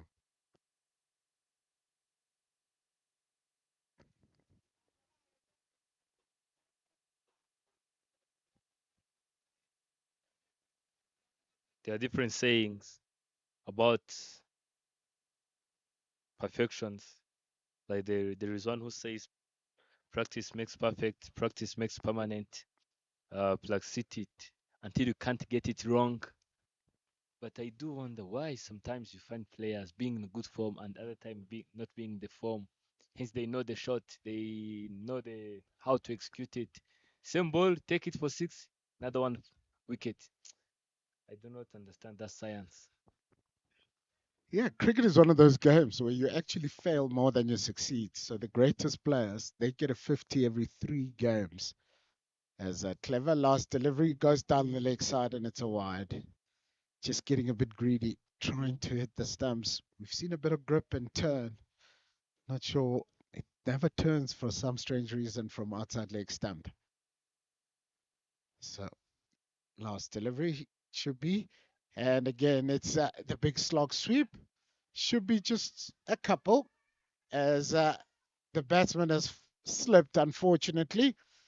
And it remains a single. End of the over. 7 overs gone. It's 28 for 2. Blind turn, blind turn. Get there and come back quickly. That's what he was trying to do, but unfortunately, he found the comfort there, and he decided to sleep there. 7 overs done now, 28 runs on the board. 2 crucial wickets have been picked. Yeah, they're very big wickets. Those two gentlemen can really take the game away from you when they get in. I think it was last season when we saw this team score over 200 right on this field. So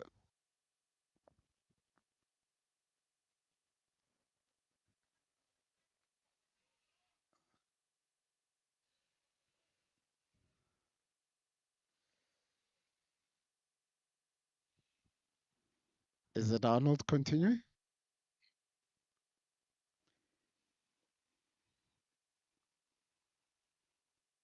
Arnold Ishimwe again beats the bat.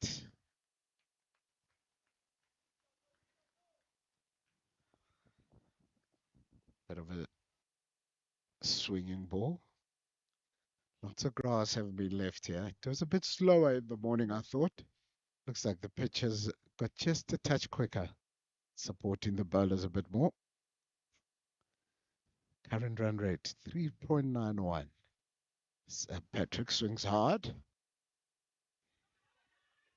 to the sweeper on the boundary and ooh, being sent back looking for two. It was Eric Nyomugaba doing the fielding and they just pick up a single. 28 for 2.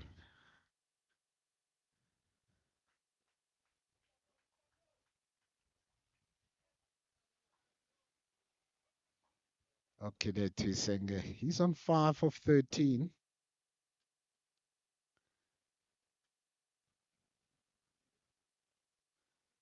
Arnold Ishimwe. Oh, beautifully bowled. Another ball that just beats the outside edge of the bat. And swing and a miss.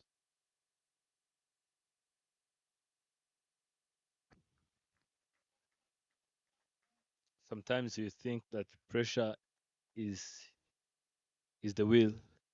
Someone is pressuring you up, and then you think that you have this willingness of scoring, yet you are running away from the strike.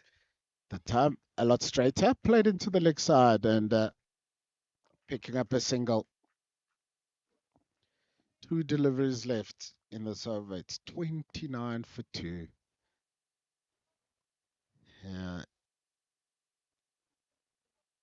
it'll be interesting to find out the kind of conversations happening because normally with the Titans, They look for a lot of boundaries. So far in this innings, they've only scored 2 boundaries in and we're in the 8th over. Bottom edge, keeper bowler, people running back and forth, and fortunately, stumps were missed. So we're all there. After all of that drama, yes, no, maybe, stumps were missed. Batters went into the middle, shook hands, and everybody now back to normal. And all it was a dot ball. This is what I've been saying. Be thinking that pressure is the will, pressuring yourself up to put you in position where it was not supposed to be. But Kide, 5 runs off 14 deliveries. Full toss, and it's another dot ball.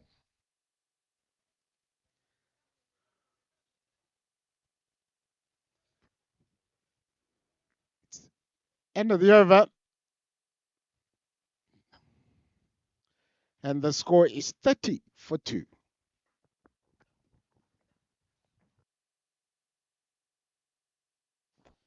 "30 for 2 after 8.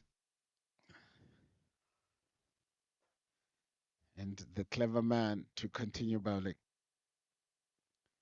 Arnold Ishimwe just kept it nice and simple. He's bowled 2 overs for 3 runs. What's happening out there? Has the tide come in?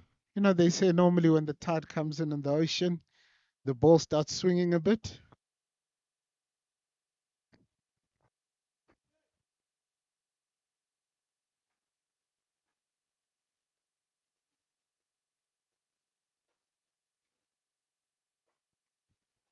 Previously, David went out when he had 6 of 18.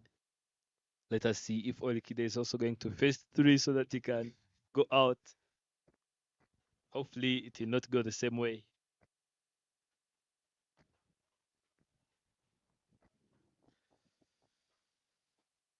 Time driven powerfully to the sweeper on the cover boundary for a single.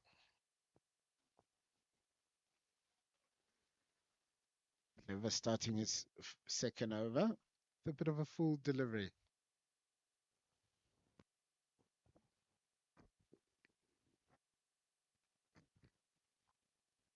Clever charging in. Patrick driving it but straight to the fielder.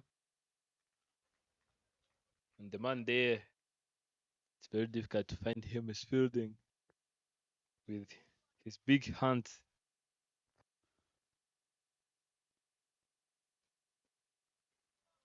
Full delivery. Another dot ball. Lots of dot balls being faced. It's quite interesting in the afternoon. Even the Centurions, who had a 100-run partnership in the first game, they're now finding themselves at 41 for 4. So it's all happening this afternoon as that one beats the outside edge of the bat. 2 deliveries left. 31 for 2. And win the 9th over. That one tossed up. Is that an inside edge? Pardon me, it is an inside edge onto the stumps.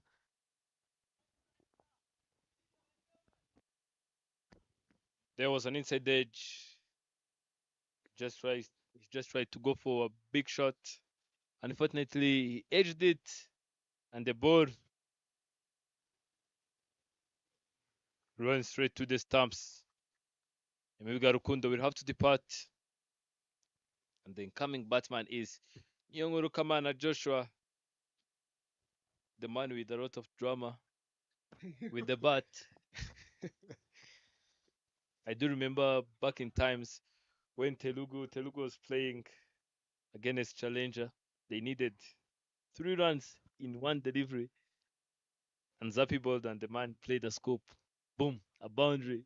Yeah, and it was like, you see, this is what I've been doing. It's now paying off. Yes, he's this man with a lot of drama, a lot of inventions and innovations, even imitation with the bat. Yeah, there's a new father. So a lot of Good things going on in his life. Wondering what his sleep pattern is like with the little one. But it's 31 for 3 as he makes his way out into the middle.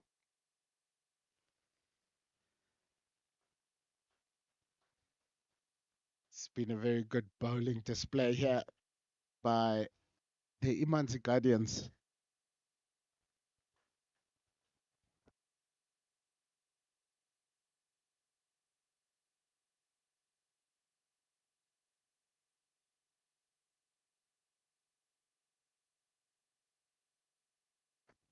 Lefty versus lefty.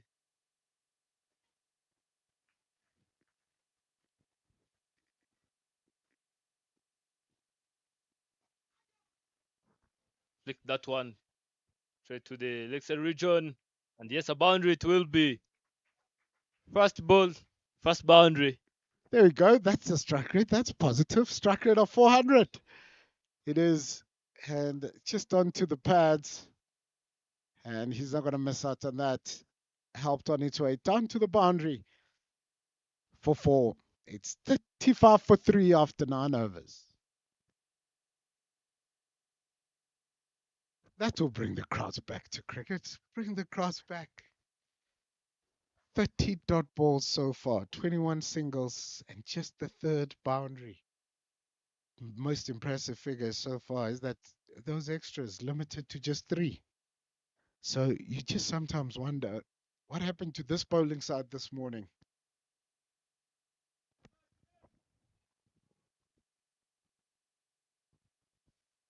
What I've seen, a bowler will have a title because of the batter. Once the batter is pressured up, not knowing what he's supposed to do and when he's supposed to do it, telling you, even a beginner in bowling, you'll be like, this guy is a good bowler. That one down the leg side, and it's wide.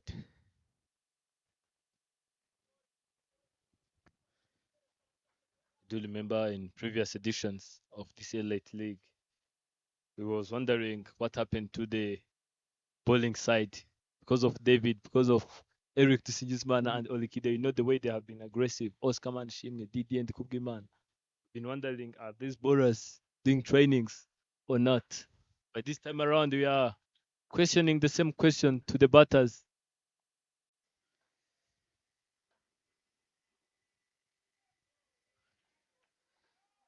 Outside off stump, left alone. No run.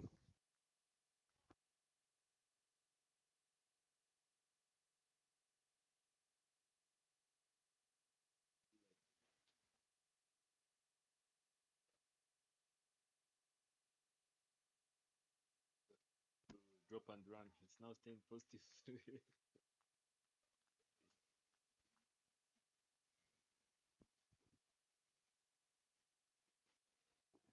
Good full delivery from Arnold, and well worked onto the leg side for a single.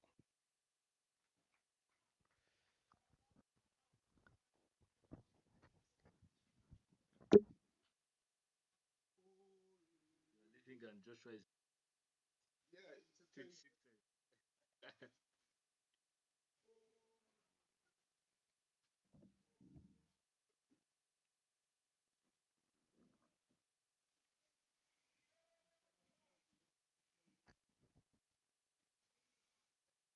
37 runs on the board. 3 wickets have been picked. It's Rukundo, David, and Amza. Swing and miss. Swing and miss.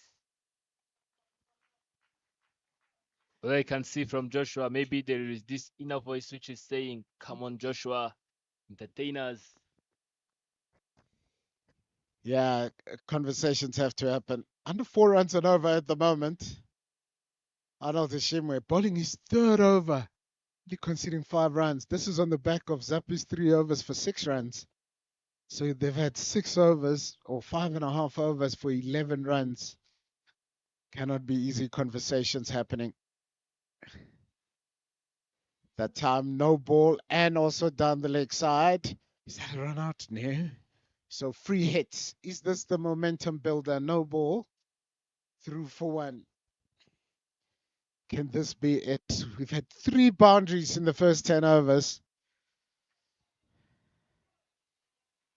So far, free hit signaled. Enoch, you describe the free hit.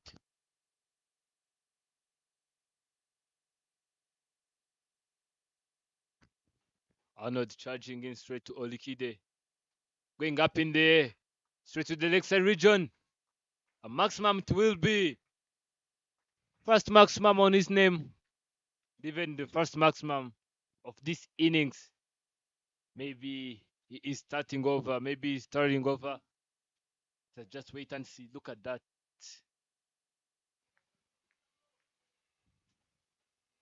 Don't do this often, but when he does it well. He executes it well.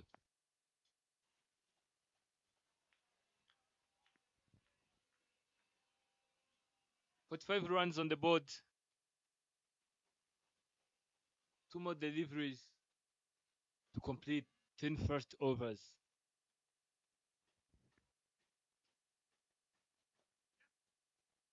Blocking that one straight down the ground to long on position.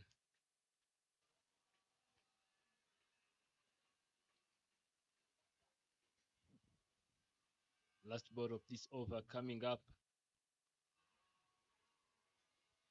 It's Arnold Shimge. 13 runs have been picked from his 2.5 overs. Not too bad. Up in there. Beautifully played by Joshua. Straight down the ground, and it's the second maximum of the over. 50 comes up after 10 overs. It's 52 for 3. Back-to-back maximums. There we go. The message has got through.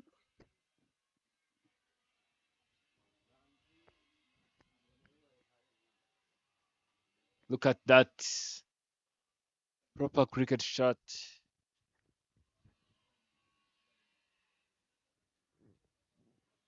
There is a saying which goes like, it's you versus you, and one of you have to die. And that life begins when the first life ends. Maybe they're like, we have lost it all. Let us just start over and do what we can do. And we do know that they can do it.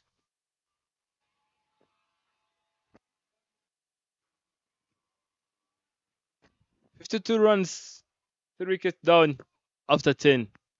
10 more to go."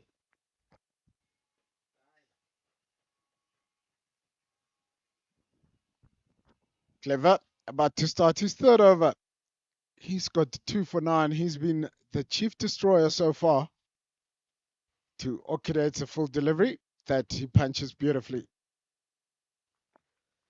to the sweeper for 1.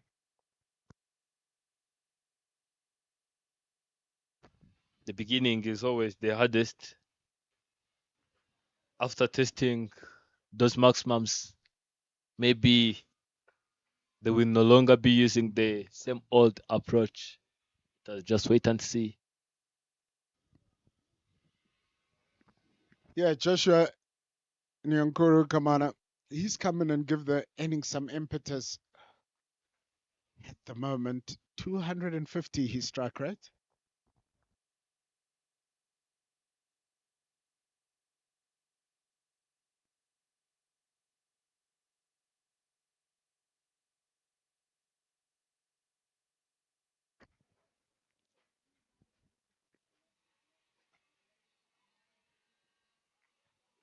Just trying to give himself a room so that he can go for back foot straight to leg side region.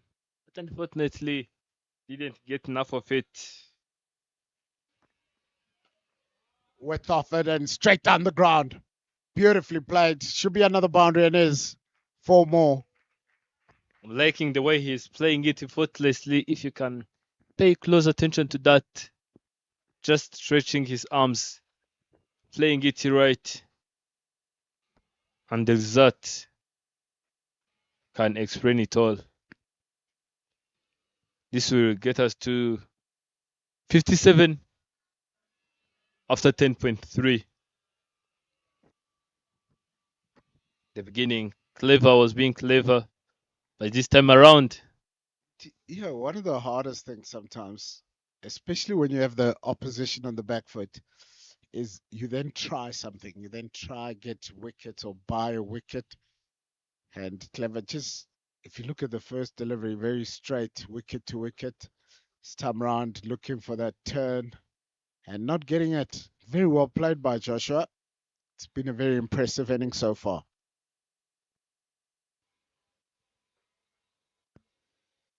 This time a lot straighter, big LBW appeal, but sliding down the leg side. I do like it the way batters just tend to move backward and be complaining. What are you asking? What are you talking about? Huh? This is where I was playing from. And they'd be like, how do you play when you are exposing both three stumps? Batters are very tricky.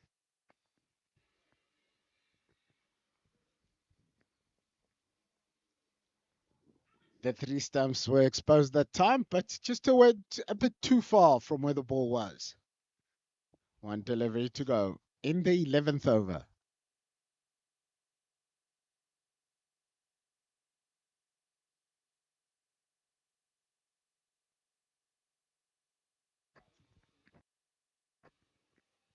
The last delivery of this over coming up.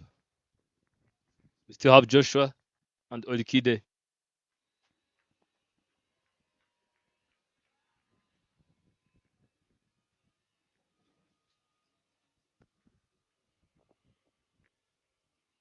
Last delivery tossed up, no ball called, and a big hit by Joshua. It's another maximum.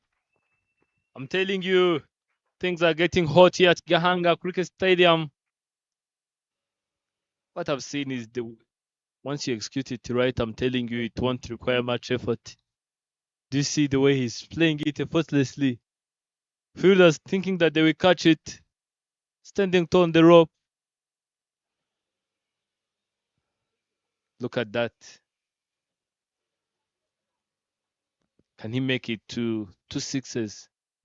He definitely will be trying. He's on 20 of 9. And it's a free hit. Oh, he tried to overhit that one. He's brought a lot of entertainment out here. Strike rate of 200, 20 of 10.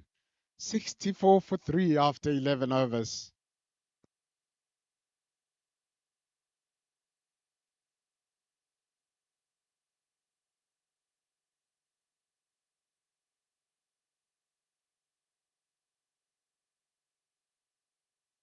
Looking at that scorecard, and 20 of 10, strike rate of 200 for just. It's going to be Eric Nyomugabo to bowl the 12th over.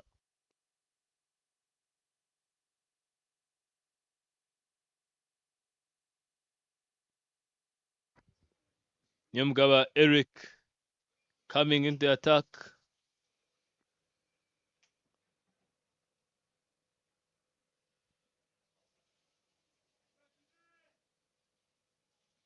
It's Orikide, 16 of 21. Amazingly, do the inverse of those numbers to beat the figures of Joshua Kamana. Tapping that one straight down the ground between gully and point. Finding a protection there and only getting a single.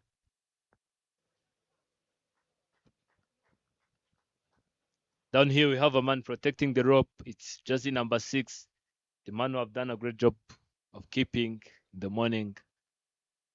And though he missed so many balls completely, but at least he was committed.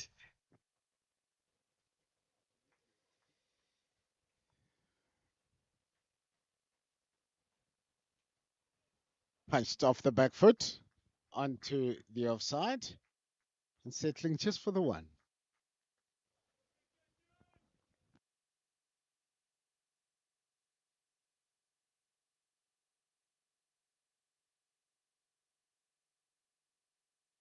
Three balls. Pull out. Outcomes.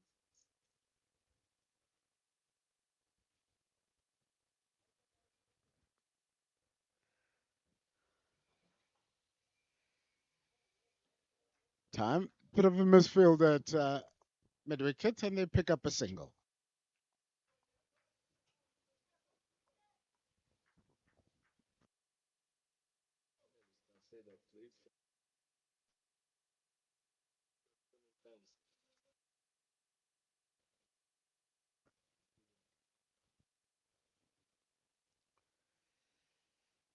Experience versus experience, and this time Joshua going long, and Zapi Minyumana. It's a 6. Not balanced at all, and should have been a catch, but he was just moving around, worried where the boundary was, and it's gone straight through his hands for 6. Sure, it's not going to be a great conversation tonight between him and Eric. Eric will be asking him what happened there.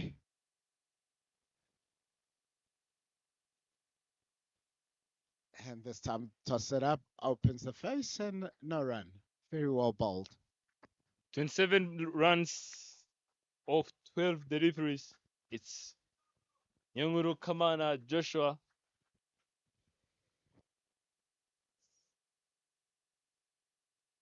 Eric bowls quicker down the leg side, bowls are wide. Pressure has now been transferred to the bowlers. Now you see the way pressure is shifting from from batters to bowlers. Once they manage to get like 2 other maximums, I'm telling you, to be done. Driven down the ground for 1. End of the over, 12 overs gone. It's 76 for 3. It's partnership with 45 already, and being dominated by Joshua. Looking at those bowling figures, 12 runs of Eric Nyomagaba's over. He wouldn't be happy with that.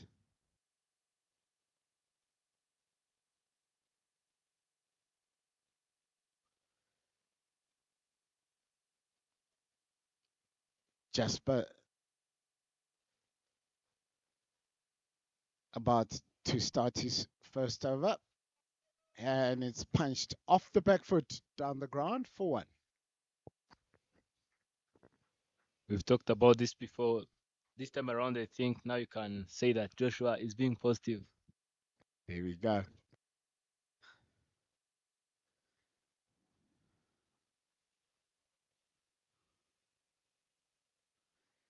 And again, it's just the right hand, left hand combination. As Okide punches that straight back to Jasper Nziza. And play and a miss.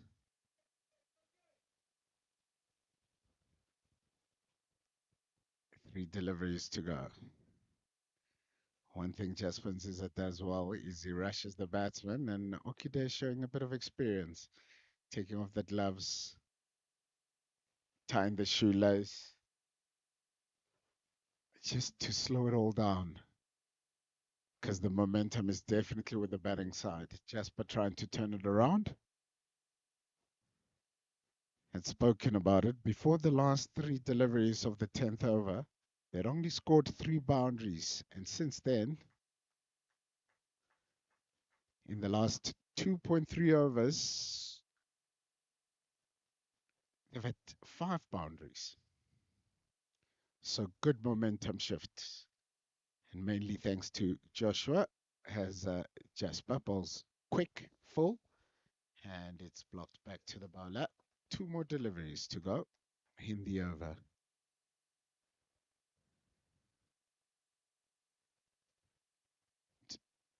Last ball.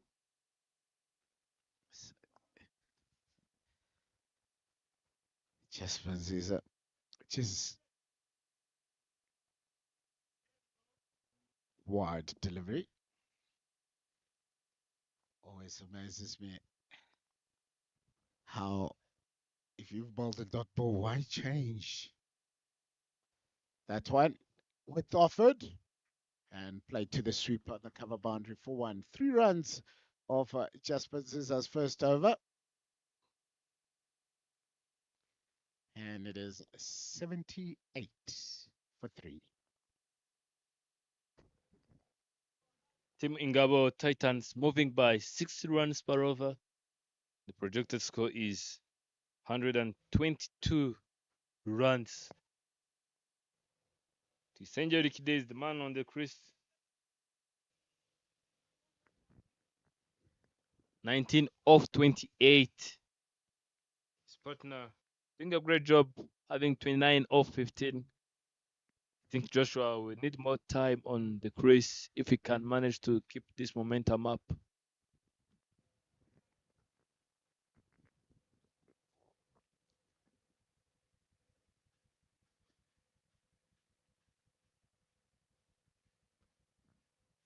Eric Nyamagaba drags one short, punched down the leg, down too long, on for a single.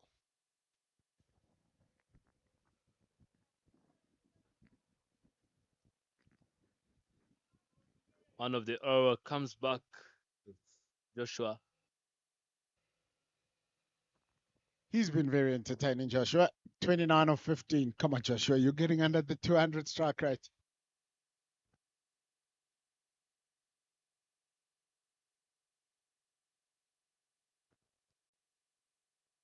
Oh, the wide bowled as he was double stepping. And touched too far. Not cleanly taken by Oscar Manishima, allowing Joshua to get back into the crease. It's a bit of experience versus experience at the moment with Eric Nyamagaba. This time going down the leg side. And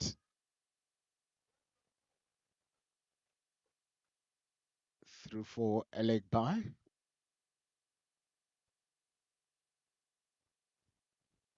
Eric Neo pulling out all the experience out here in this over.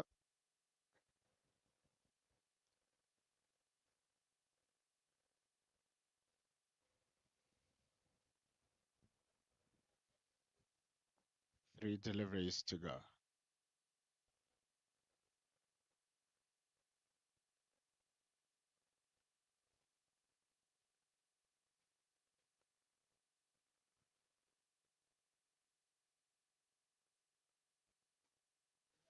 Okay, they're looking for a big one, and it's gone straight up.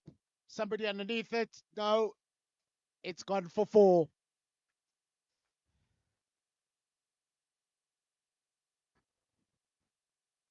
Okay, on 20 gets dropped down on the boundary. Went very, very high. I'm not sure what the fielder was looking at. There's a bit of wind behind that. And both these batsmen now having been dropped on 20. Joshua's dropped on 20 by Zapi Biminyamana. Eric Neo in, and it's punched down the ground for 1. That flight too high. That flew too high, I'm telling you. Even Daniel thought that was in his range. Unfortunately, he dropped it. In the morning, they have dropped Isai when he was at 13. Yeah. He ended up on 58. Let us see what will be the price and the cost.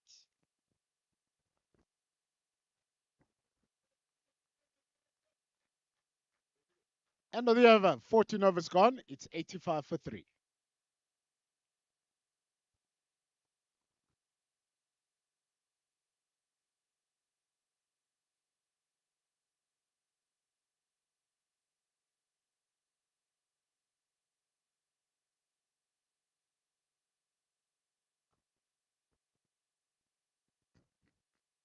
It's 5 runs from 14 overs. Current run rate is not changing.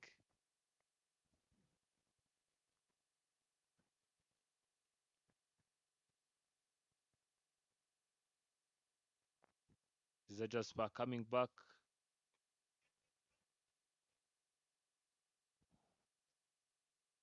First to run. First.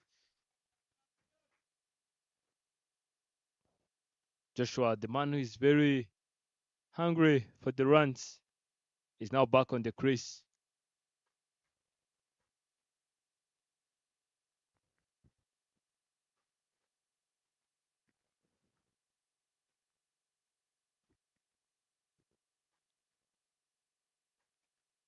Joshua going up in there.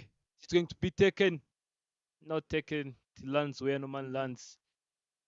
That would be a single.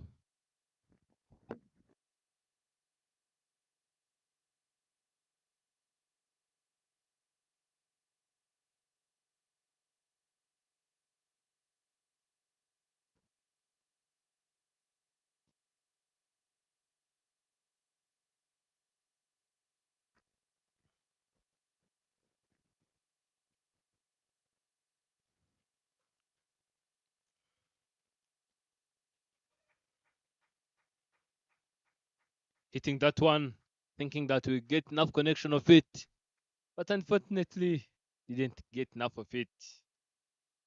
He just got a single from it. 80 runs on the board so far. 6 runs have been picked from all deliveries Jasper have delivered. Hitting that one straight to the fielder. No was the call. 2 more legal deliveries to go. Maybe by the end of this over, we'll be in 90s. White ball comes in. White delivery. 89. One more run to put up 90. Projected score being 121. Going up in the air. Another maximum comes in, telling you now Joshua being aggressive, bringing much needed maximums on the table. Yeah, it's really been entertaining out there, Joshua, as he moves to 36 of 21 deliveries. And again, just in the slot and getting into a very good position.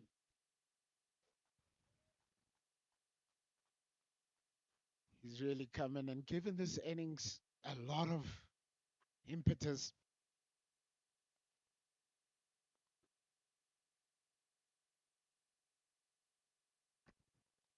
This is the great thing about playing as the team. In the beginning, you may think like the game has slipped away, but in 11 players, one will come out from nowhere and save the day. Joshua, 36 of 21, Olikide, 27 of 33. One more delivery to go. One more delivery to complete 15 overs.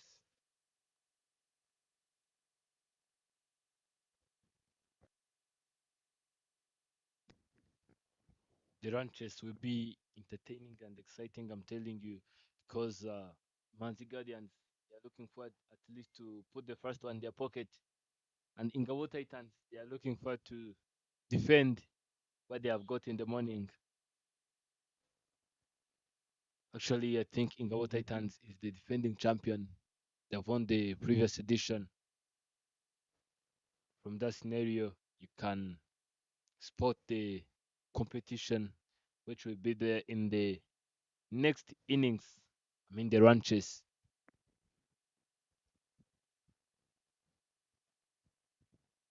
Last ball of the over. Scoop that one. It's running away to the boundary. Back to back boundaries. The first one went for a maximum. Another one goes for a boundary. I've told you about this. The way he loves that shot.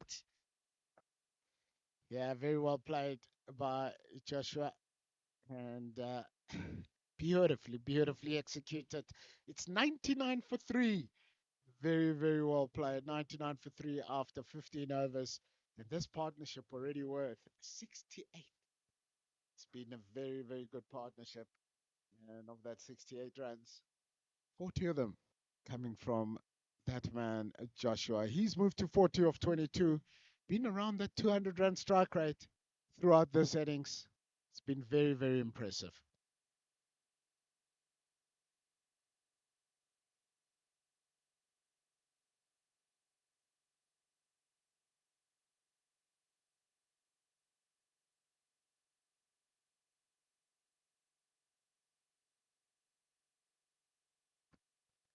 Let us see how long Joshua can keep this momentum up. How long can keep impacting his partner Orikide.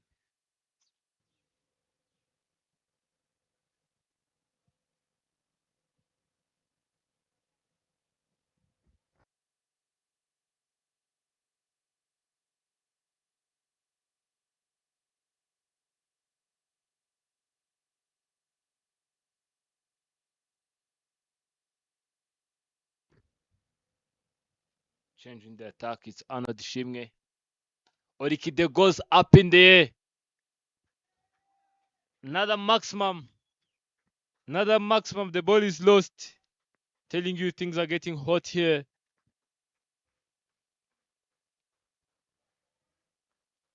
Maybe these players, we just need to have some mercy on the umpires. From the dugout, players are saying, Orikide, here we go. They know what he can do. This is the same Orikide they have been waiting for. Orikide moving to 33 from 34. 100 comes up. Is it going to be back to back? Zappi is running hard. Yes, Zappi saves that one. And Joshua will be coming for the second one. Yes, it will. From this time around, you can see that the game is table turning. Yeah, and that's the beauty about the game. And one of the best things about how Okida is batted, sometimes when you're struggling early on, it's easy to give your wicket away. And he's really taken his time. He's now moved. At one stage, he was strike rate at 22. Now he's at 100. And very, very mature innings. Arnold Ishimwe, it's defended on the offside and picks up a single. Maybe a bit of an overthrow. Good backing up. 9 runs so far of these three balls. It's 108. Is it? Yeah, there was a 6, a 2, and a 1, so it is 100 and.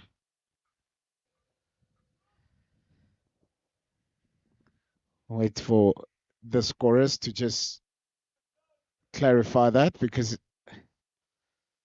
just 2 with Zappi doing great fielding on the boundary. So halfway through the over.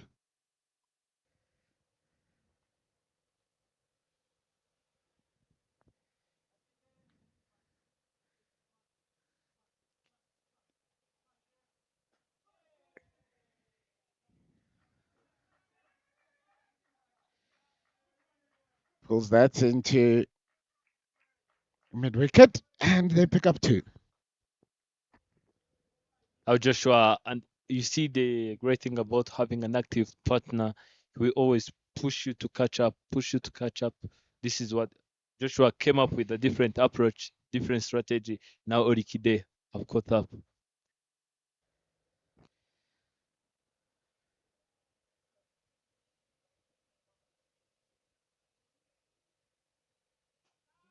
Slow delivery, and he's got underneath that one. He's gone all the way over the top. Another maximum. He moves to 48. I've not seen that one coming. That was a good bowling, I'm telling you. You've seen him stepping out, and he just tried to give him a slow delivery. You can see that the way he waiting too longer. Beautifully played by Joshua. Wow, it's been one of the beautiful innings. That time pulls it towards long on, picks up a single. He moves to 49. And what an over that was. 18 runs coming from that 16th over and 7.3 runs and over. At one stage, we're talking about 121 as the par score. But the way this man, Joshua Nyunkuru, He's batted superbly well. Deserves his 50. He's one run away from there. And that strike rate of 200, he's maintained it from the word go. He hit a 4, his first delivery he faced, and hasn't looked back since. I'm telling you, I'm very, very impressed with that shot. That's when you see that both players were attentive enough, no premeditation, as you've said earlier on.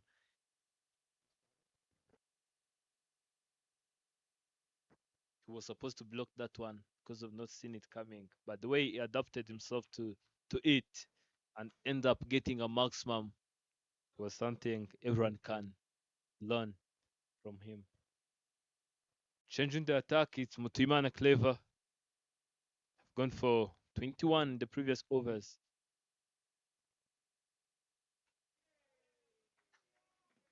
$50 up for Kamana Nyonguru Joshua.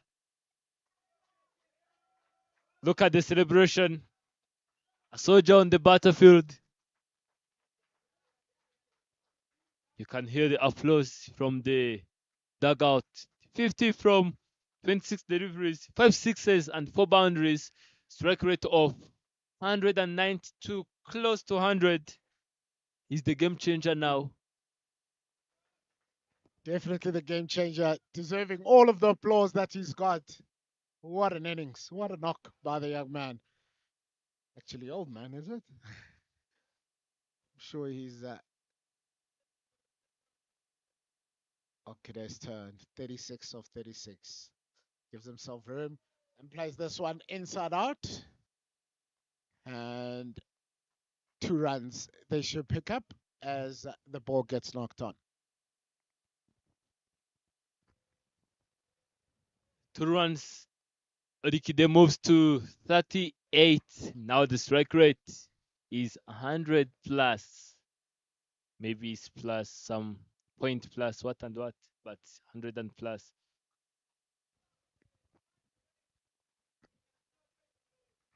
Let's just call it 100. 38 of 38. Clever. He'll be looking to go big. This time, tries to work it on the leg side. 2 deliveries to go. 120 for 3.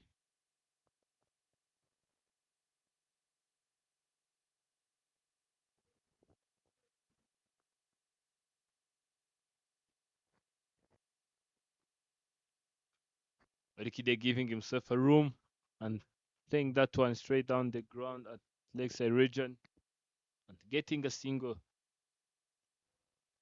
39 or 40. Now going back into 90s. Strike rate of 90s. Joshua, the man, aggressive man, 50 of 26. I think this is the quickest so far.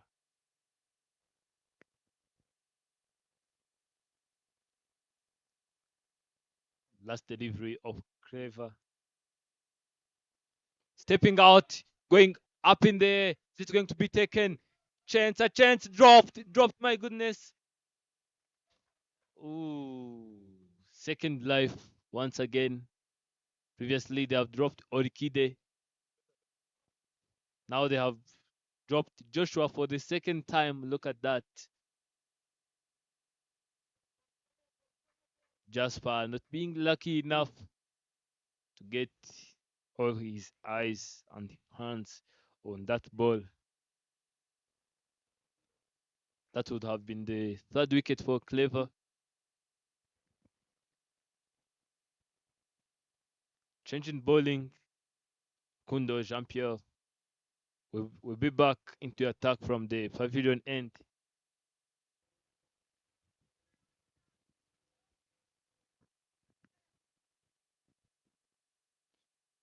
This will also be the crucial and over to be targeted by Ingabo Titans.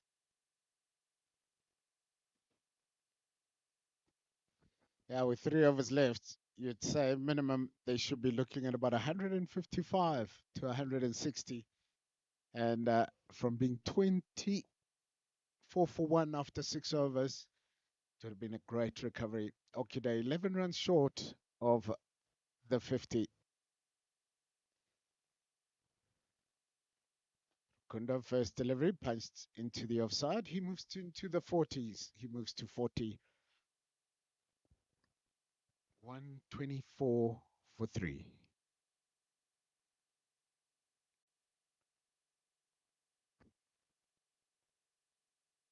Previously, Kundo have gone for 16.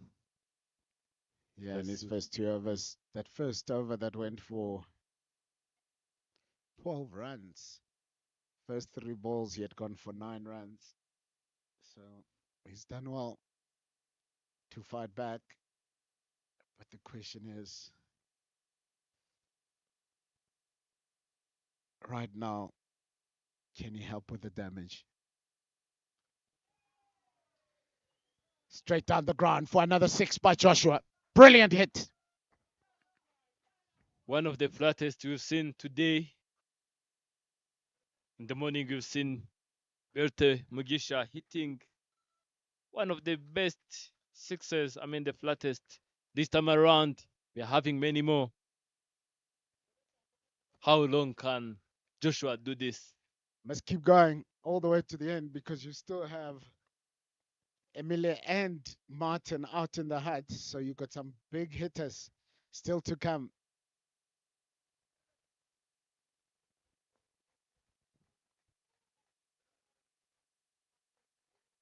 You have to remind me. You have to remind me that I forgot about Martin, the man who can come and hit 30 in 7 deliveries. Tony Martin, but also Emil, the captain, the man with techniques, basics, and everything.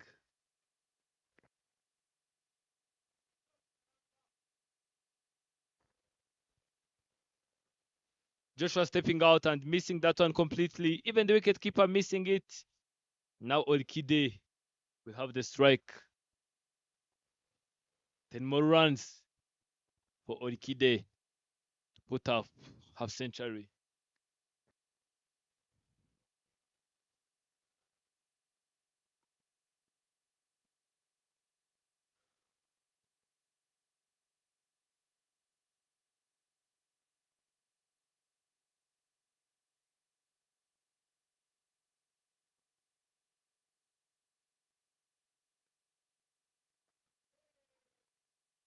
Thick outside edge and should pick up a single. Down to third man.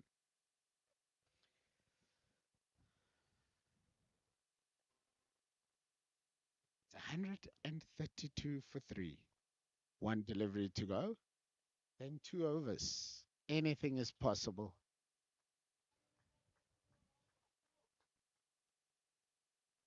This is the great thing about reserving many more wickets outside. Even though they can take how many risks, batters are still there. It flat downtown and he picks up a single. So 10 runs off the 18th over. 133 for 3 at 24 for 1 after 6. If somebody told you that, you'd have said they're dreaming. But it has been a very, very special fight back and comeback from these two. What a partnership it's been. It's 102 partnership between the two of them.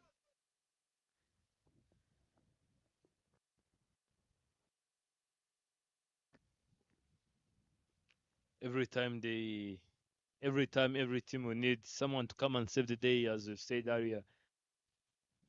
Look at that contribution of Joshua. 59 runs from 31 deliveries. Joshua, I think the captain, we just need to give you your personal credits there in the dressing room. 2 more overs to go. Projected score is 148 Loud appeal. That's the great thing about Zappi. He knows where to bowl and when to bowl there. Kamana have been stretching his arms, bring himself. And this time around, it seems like they have changed the pitch. Maybe it's the bowler who is bringing the new atmosphere. But let us see. Zappi, the man who have gone only for 60 runs, picked 1 wicket from 3 overs of bowled. Let us see this time around if Kamana can challenge this big man. Kamana stepping out, edging that one, and it goes all the way to the boundary. Yeah, that's very well bowled. Inside edge. Very, very well bowled. There's not much you can do with that. Can see the plan, can see the execution. Unfortunately for the bowler, unfortunately for the batter. I don't think Josh is going to sleep tonight. He's on 63.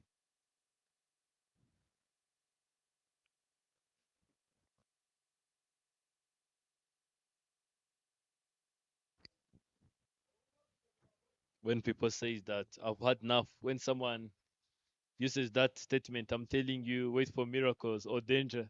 When someone says I've had enough, know that dangers are coming. Maybe Joshua in the dugout, the dressing room, he used that statement.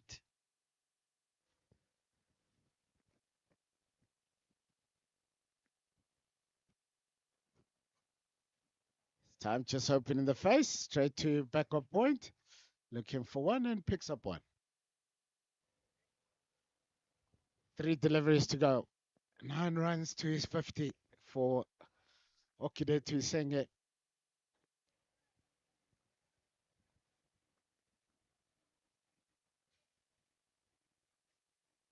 9 deliveries left.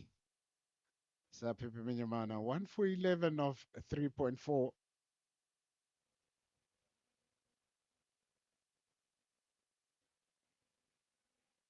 Into Okide. Slow delivery, swing and a miss. 2 more deliveries for Zappi.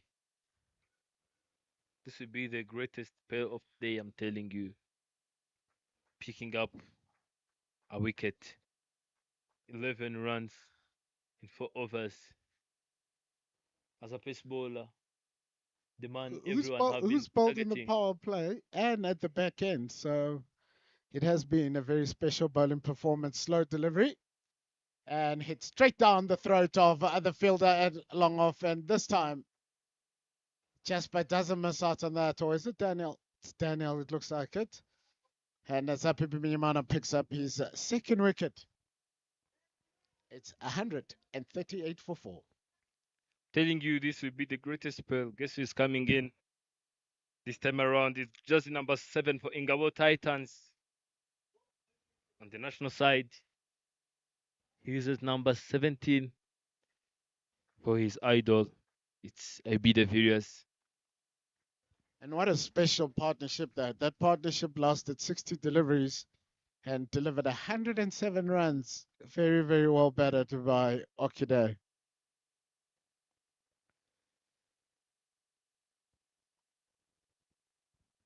One more delivery to go in the 19th over.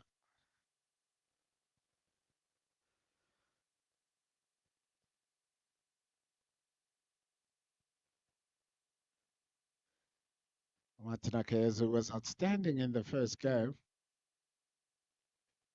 winning the game with Hamza Khan.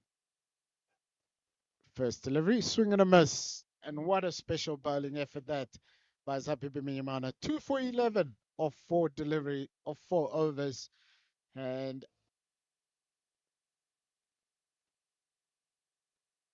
16 dot balls he bowled in that spell. Nearly 3 maidens. Remembering that the 4 he conceded in this over was also an inside edge. It was very, very well bowled by the senior pro. It's 138 for 4. 12 extras have been bowled. 51 dots. 46 dots. Singles. 2 boundaries. so far. From there, you can see the partnerships. We still have Nyong'o Kamana Joshua, and Martin is the incoming batter.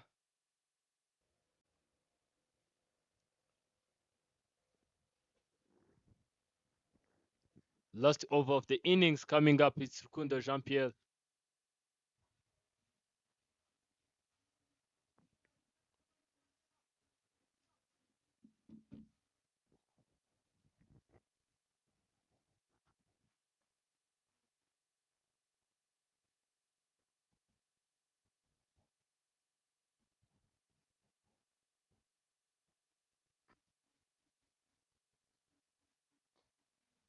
Another good shot from Joshua Kamana. What a fielding.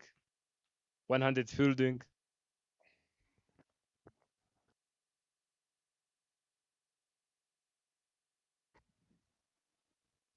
Now Martin will have the strike. We know what he can do.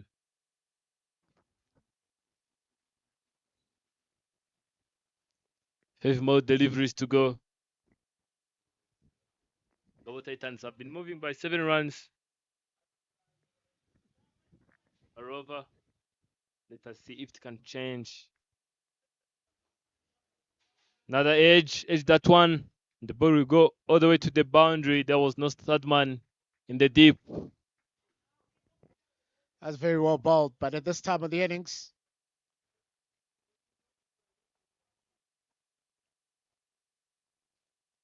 everything is possible.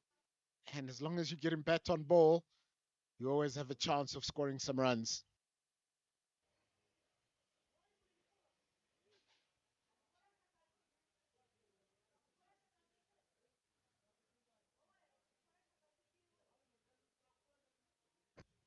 $143. 4 more deliveries to go.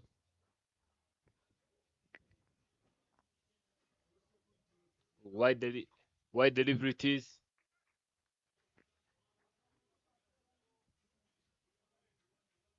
6 runs so far. 1 single, 1 boundary, and 1 wide. Projected score being 149.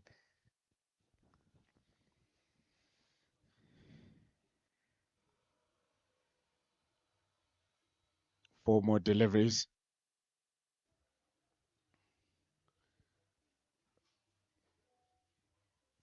Always amazes one as Kundo in.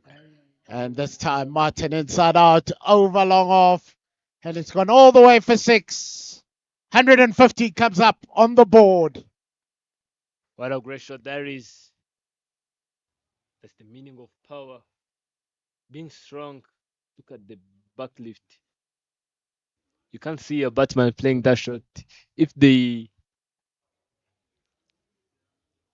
Once they play this replay once again, you will see the way he was playing, sitting down like there was a chair. But that's the beauty of Martin. Knowing what he can do and doing it right, and even getting good results from it. 150. 3 more deliveries to go. Can he make it to 165? Definitely. Let us just wait and see.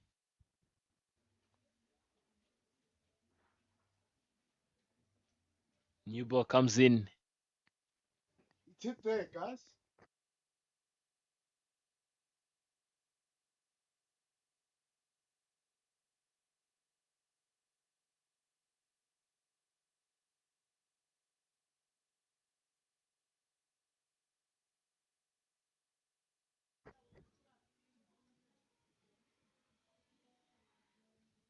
The way he missed the first delivery when he was facing Zappi, I thought that he go all the way like that, but that's not Martin.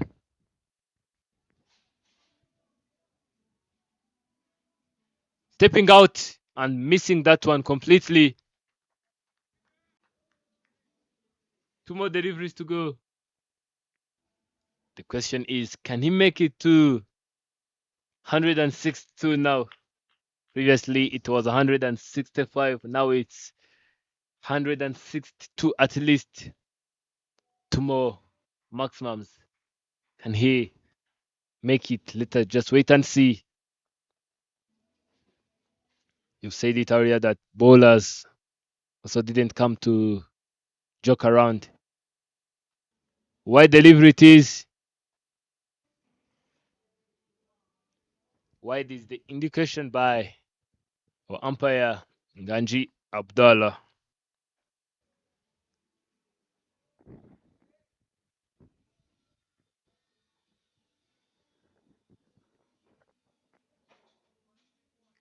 Always curious to know what bowlers be thinking when they know that batters can smash them.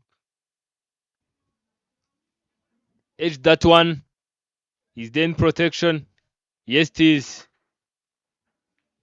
And Joshua will be the man to face the last delivery. Question keeps changing. Now it's can he make it to 158? The beginning it was 165, 162. Now it's 158. Last ball of the innings coming up. It's Ingabo Titans versus Imanzi Guardians. Projected score is 153. Let us see if they're going to give away a single or a boundary or maximum.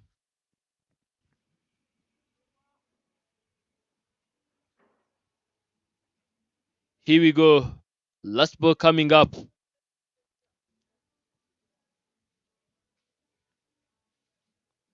My God, maybe he's going to play scoop shot. Edged up in the chance of being taken. Now taken. This time around, they have dropped him 2 times.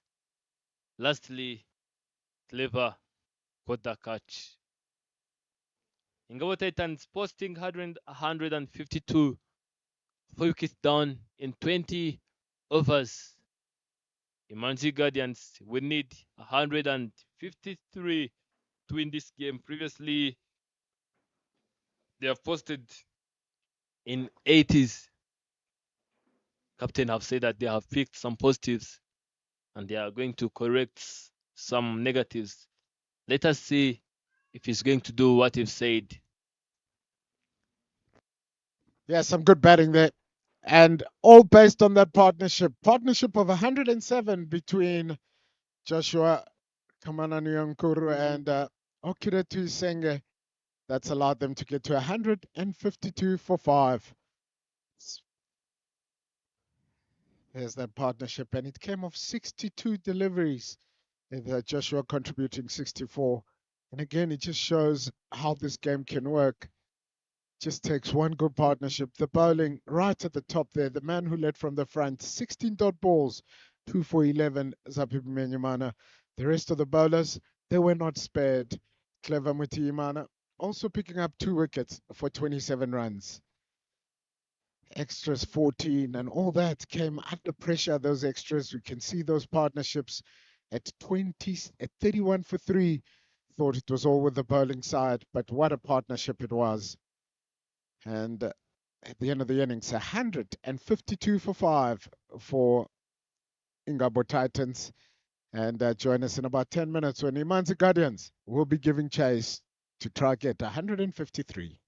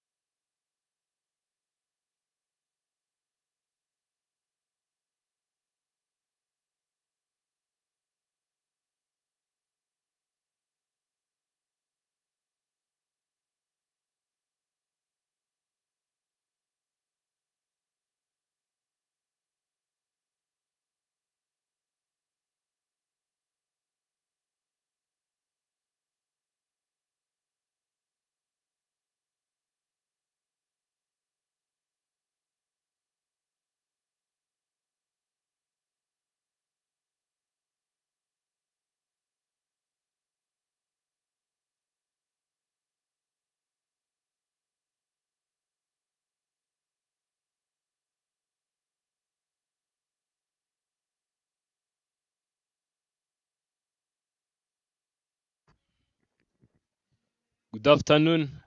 We are back for the run chase.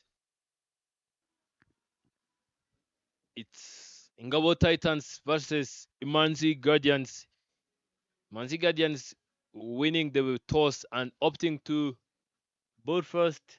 Ingabo Titans managing to post 152 runs, 5 wickets down in 20 overs. Imanzi Guardians needs 153 runs in 20 overs. Previously, they have lost by 79 runs to Imena Centurions. Let us see if they can make a great comeback.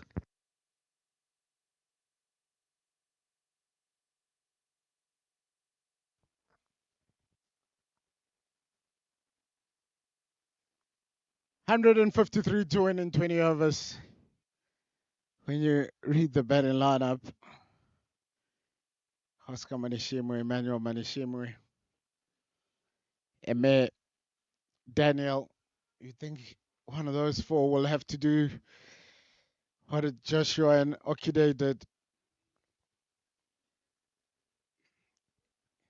in getting that partnership? First delivery, Oscar Manishimwe facing Martin Akayezo. Full delivery, worked onto the leg side, looking for two, and back for two. Good running and good fielding. Good cricket all round to start off with.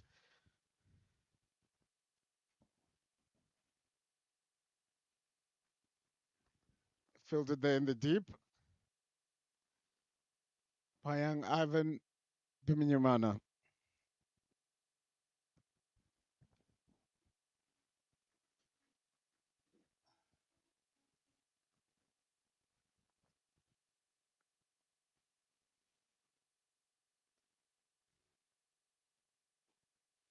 That time driven into the covers and picking up a single, Oscar Manishimwe. Very curious to see and to know the strategy is now coming up with, because early in the morning you've seen what he was playing. Yeah, I think he spoke about one thing. He spoke about intent. I think a lot of his batters, the batters of the Guardians, went out there looking to first survive instead of scoring. So at the toss, he spent a lot of time talking about intent.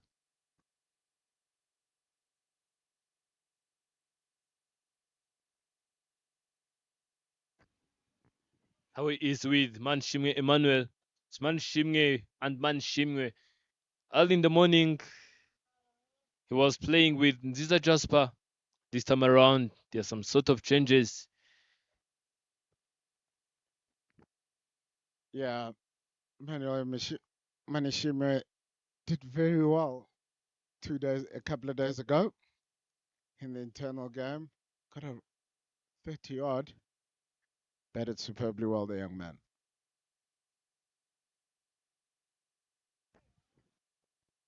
Two more deliveries to go.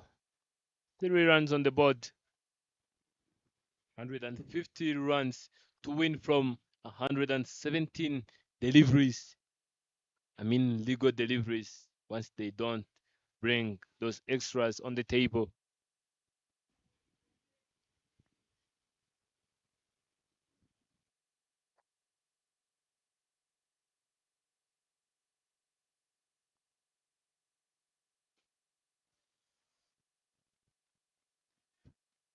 Beautifully played into the covers for a single.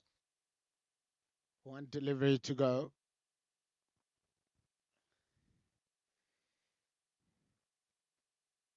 In the first over of the game.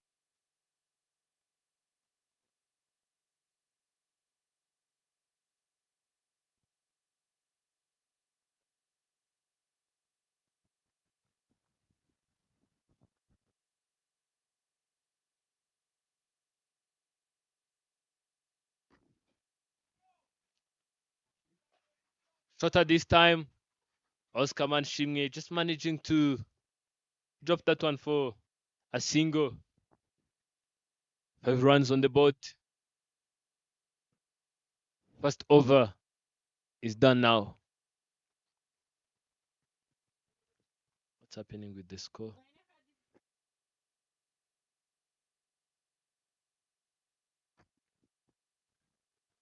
First over, gone. 5 runs on the board.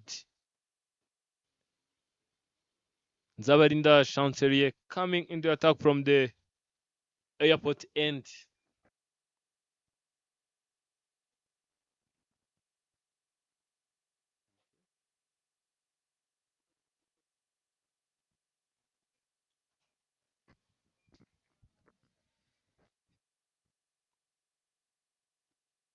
That's the leaderboard so far, but it's definitely going to change with the Centurions in all sorts of trouble, having been bowled out for 80 in the second game.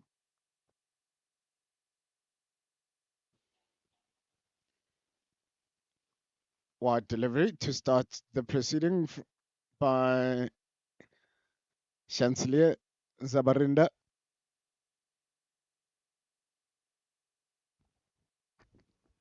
Starting off with a wide delivery.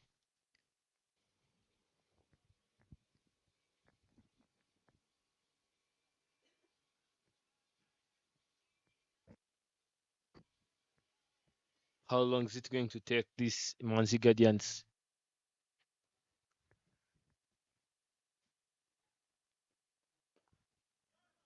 Driving that one straight to the fielder, but don't take long. Don't take them long to rotate and take that single.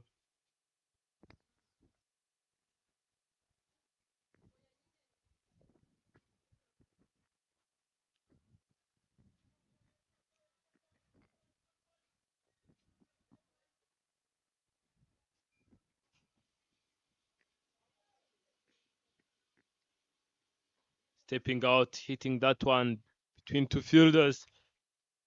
Think he found the gap. Yes, he did. Boundary comes up.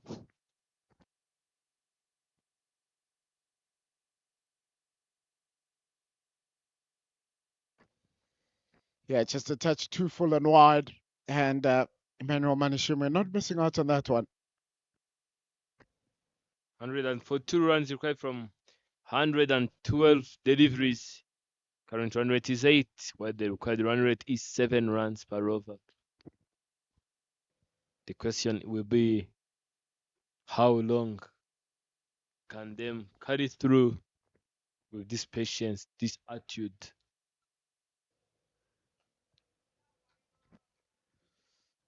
That one worked down to third man for a single.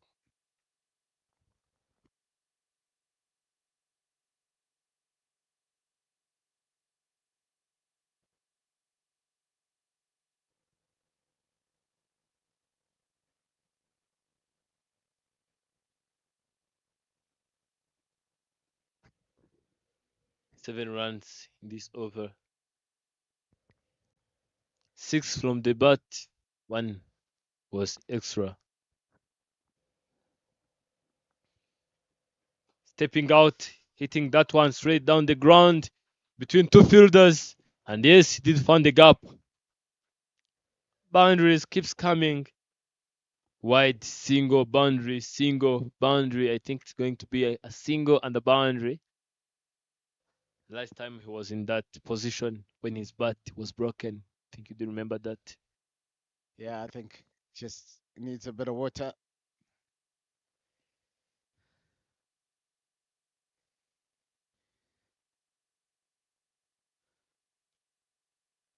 Not sure what is wrong there, but it doesn't look like he's feeling very well at the moment. The captain, he's just kept wickets for 20 overs and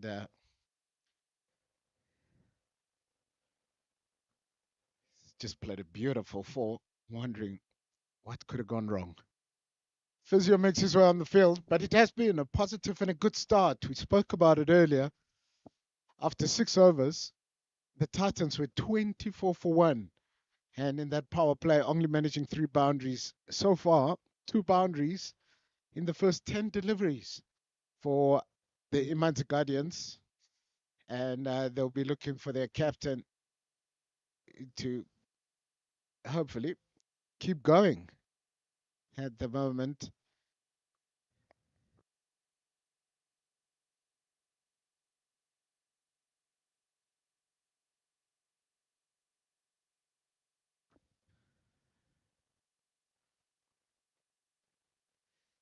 Physio out there in the middle, getting a bit of water, getting a bit of treatment.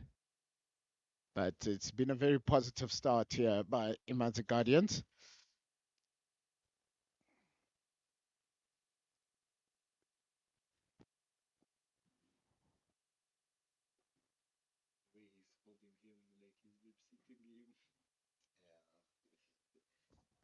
So 137 runs needed from 110 deliveries.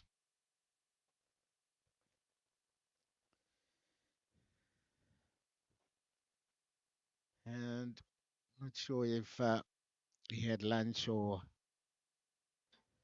trying to try to find out exactly what went wrong there.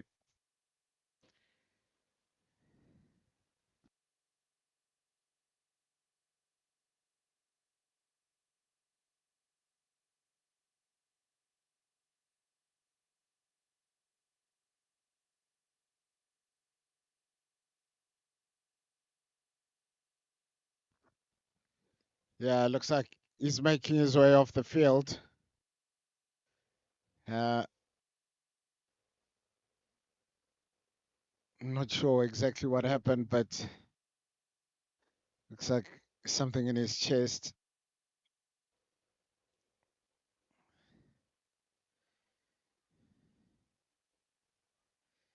Because that was a superb shot.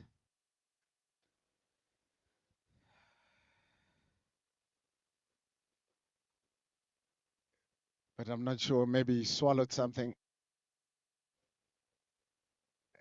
But he's making his way off. And what a pity for he's not looking very solid on his feet.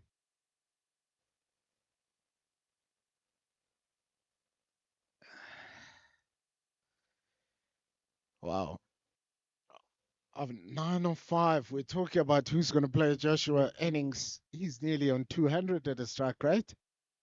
But with that, should be the number 3 making his way out into the middle.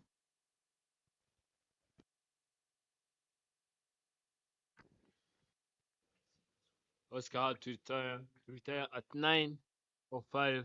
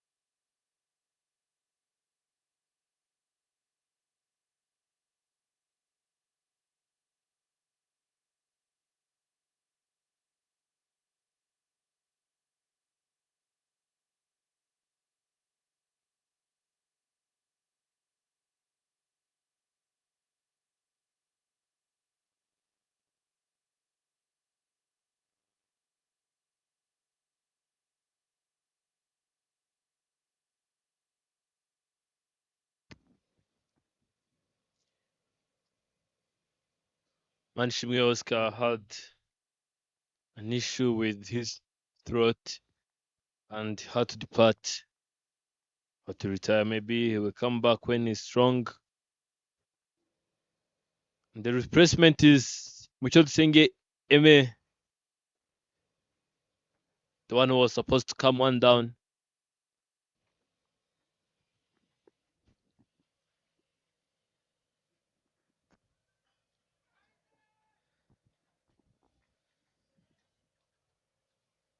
Coming around the wicket now, Chancellor. Just back of a length. It's 16 without loss.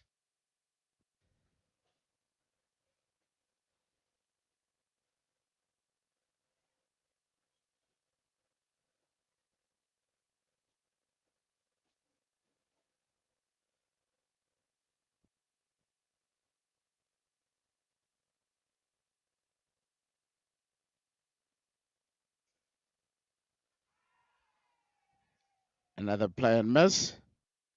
Oh, he's edged that one and caught behind. First wicket goes down. 16 for 1. 137 runs required from 108. Something I've noticed is every time when Oscar is facing Zabar in the Chancellier, troubles happen. First time his bat was broken. This time around, he's retired. Is it sick? Is it what? Maybe they need to play in the same team. Yeah, he's just struggling to breathe at the moment. And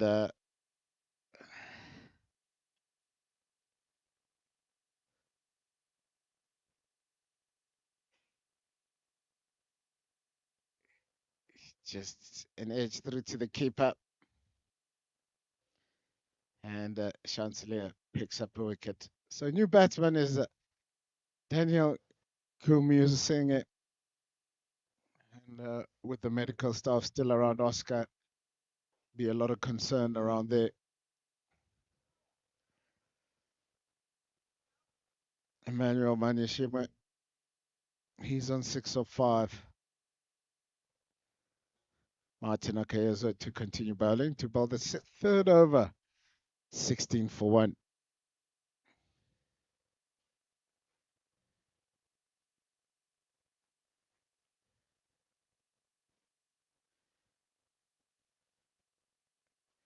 Tinagayezo gets a thick outside edge of the bat. Does Manishima picks up a single. And it will be Daniel Gumusenya to face.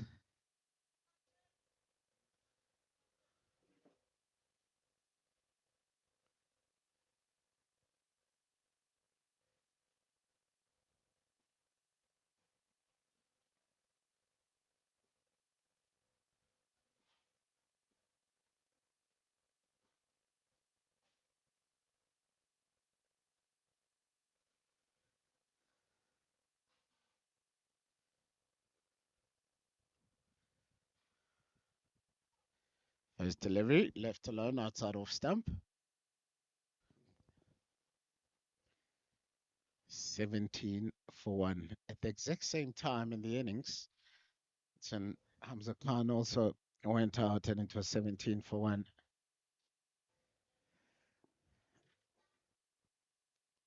In the first innings, that opening partnership was 19 for 1, and then it all fell apart in the middle.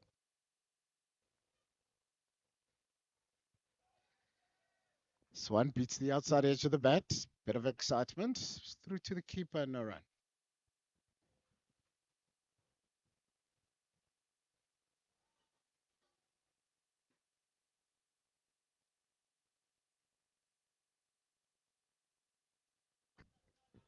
"17 runs on the board so far. 1 wicket have been picked.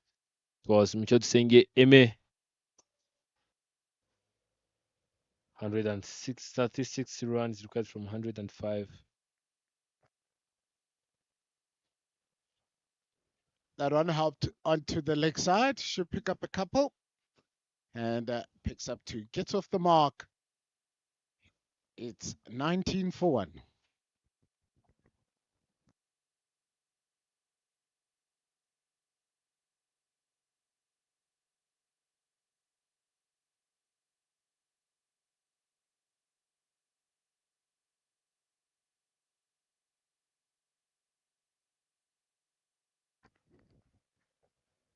But Nakayezu charging in. Up in there. Up in there, I'm telling you, a chance of being taken. Catch has been taken. Now Daniel Gimusenge, just number 7, will have to depart. 2 runs up 3 deliveries. Daniel's out. Michot Senge Eme is out. Oscar Manshimge is out. Don't know whether we make it back or not. Maybe it's today or not. Coming back, Daniel just tried to go hard, but unfortunately he didn't get enough of it, and he ends up placing it in the hands of the fielder. Yeah, again,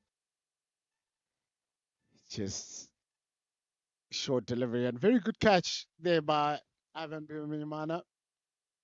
19-4-2. And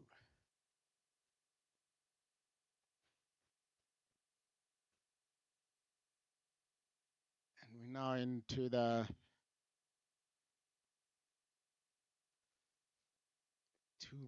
only the third over, and already technically 3 wickets down, with Oscar also struggling to breathe at the moment.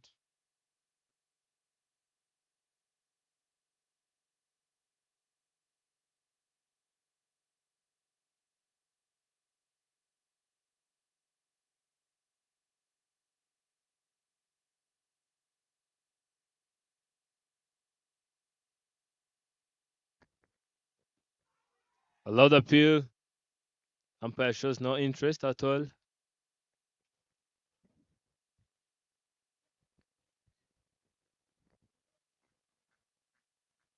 Three overs down now. 19 runs on the board. 2 wickets down. Current run rate is 7 runs. The current run rate is 6 runs. 1 run behind. 134 runs required for Imanzi Guardians to win this game.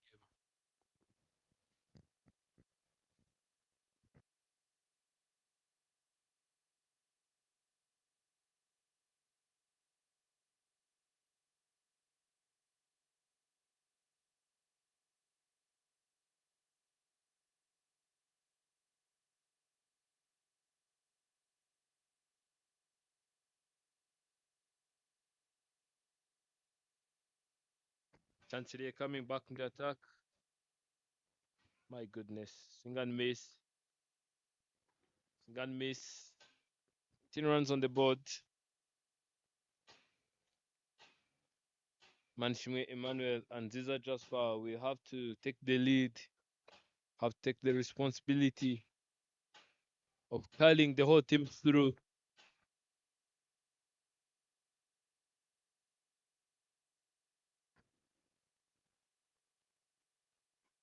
Blocking that one. Ricky Day not being the quickest this time around. And they took a single, which will take them to 20.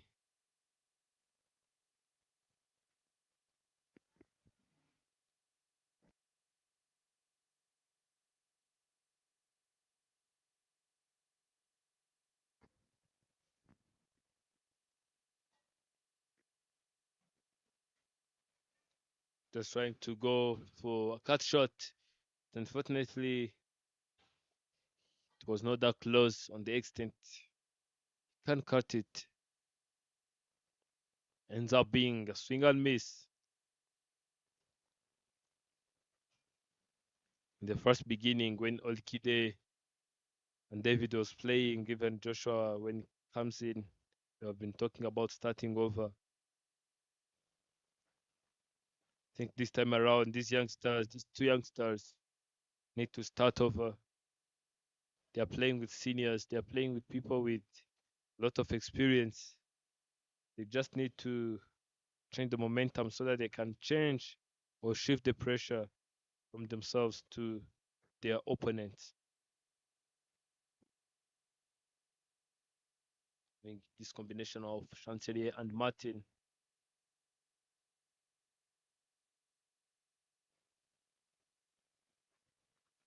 Martin coming from the pavilion end, Chancelier coming from the airport end. Oh, these two batters, these are just one man, Manuel, don't be something easy.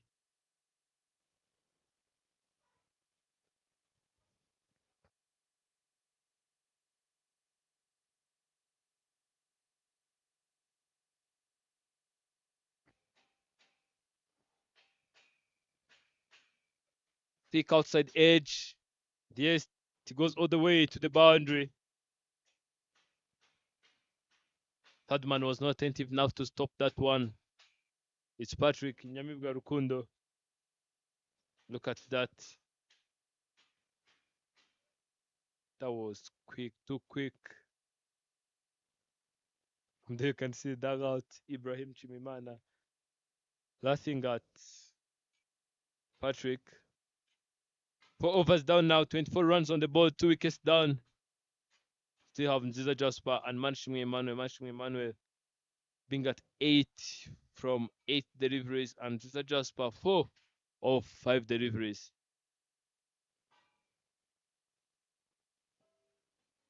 Change into the attack is Young Zapi, Meimana Ivan, coming from the pavilion end.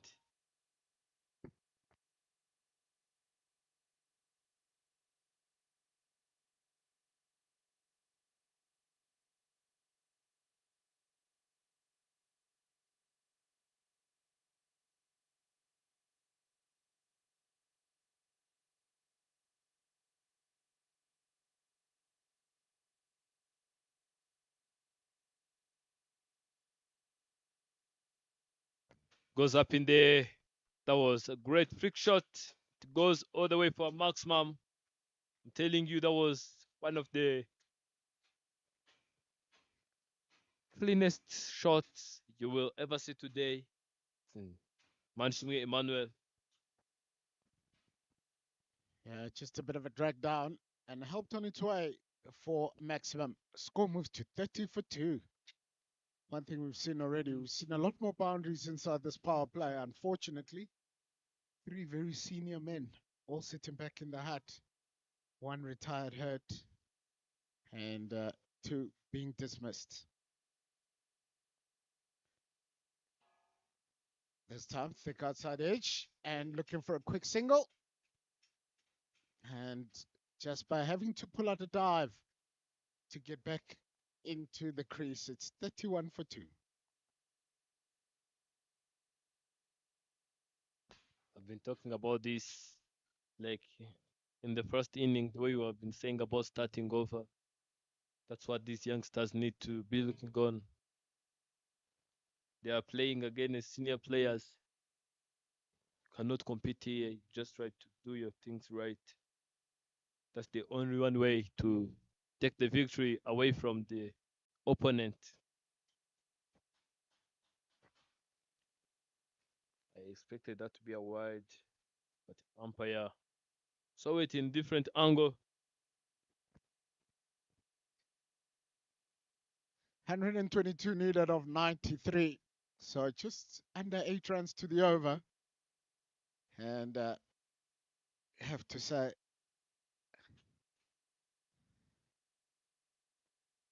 full delivery, driven into the covers, no run. 21 run on the board. 21 runs on the board, I beg your pardon. 2 wickets down. 2 more deliveries to complete 5 overs. 122 runs from 92 deliveries.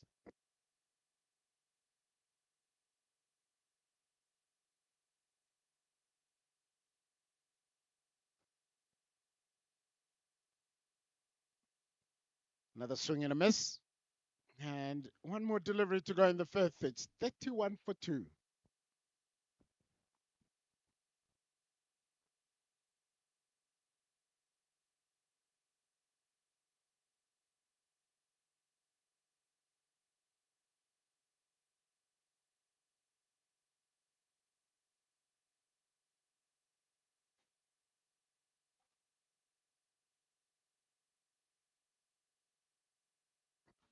Pulled away.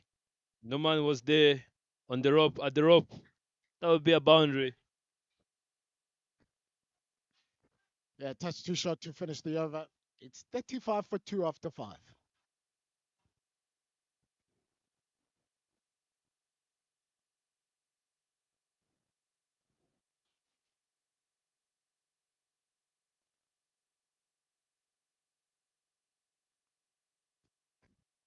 Hundred and 18 runs required from 19 deliveries.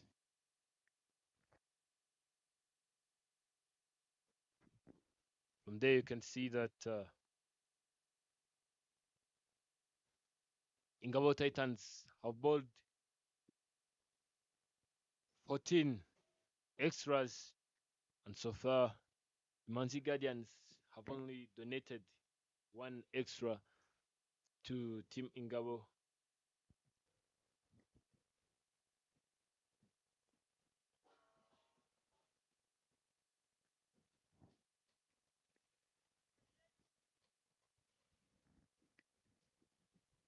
Chancelier comes back from the airport end.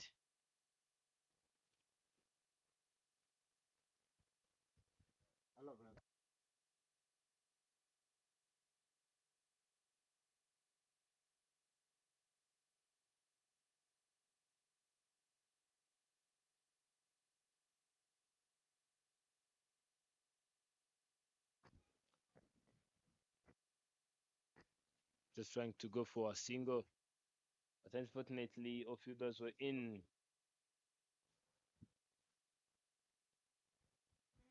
That was another dot.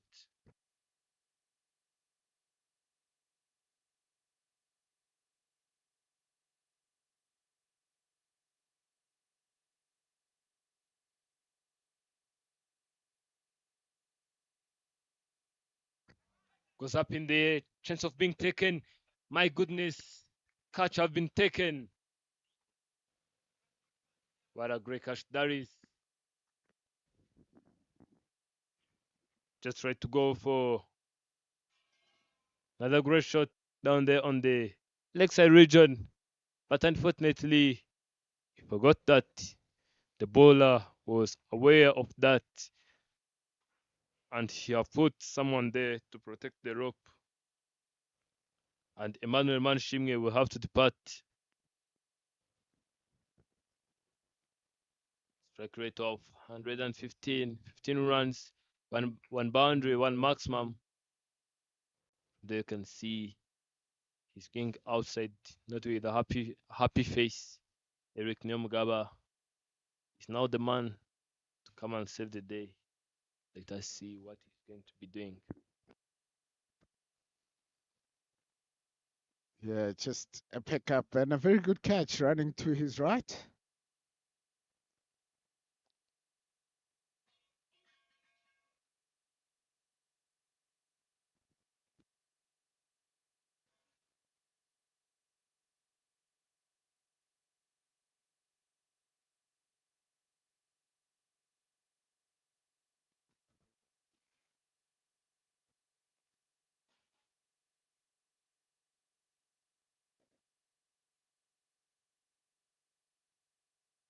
Jimmy Vingabire, man, famously known as Half, he took that catch. Works very hard at his cricket. Always there at 6 o'clock in the morning. Eric Nyamugabo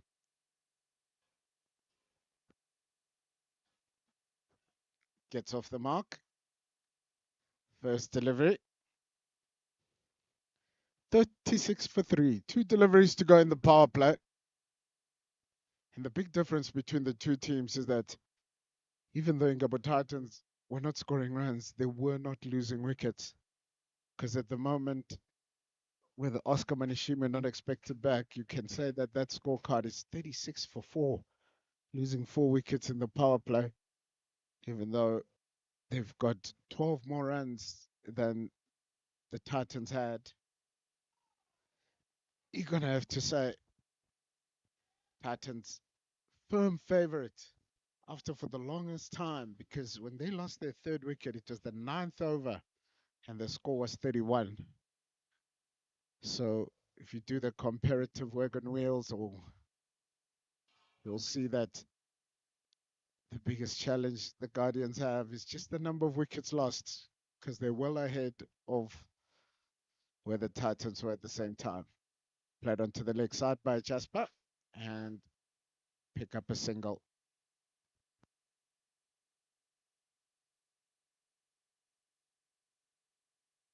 End of power play. 37 runs. 3 wickets have been picked. 116 runs required from 84 deliveries. Namgaba Eric being on 1. Tisa Jasper being on 9 of 11 deliveries. Yeah, first.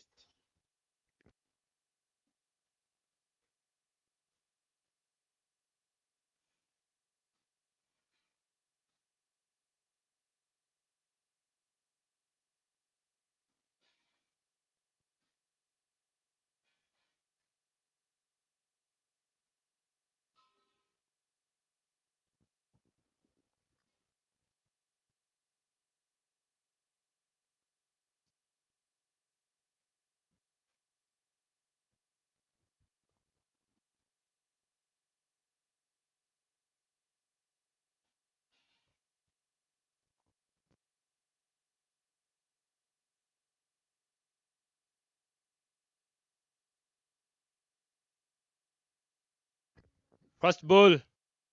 And yes, catched his. Can't believe that. Can't believe that. These are just part thinking that we get enough of it, but not connected now. It's a conversation we were having earlier about what is positive. And I made the point to you earlier about how the captain kept talking about intent to score. And what sometimes happens is you just come a bit too hard. Could have learned a lot by watching Okidetu sing a bat. He absorbed a bit of the pressure, especially when they were losing wickets early on.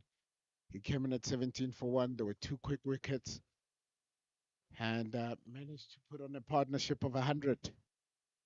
But Nziza Jasper, 9 and making his way off.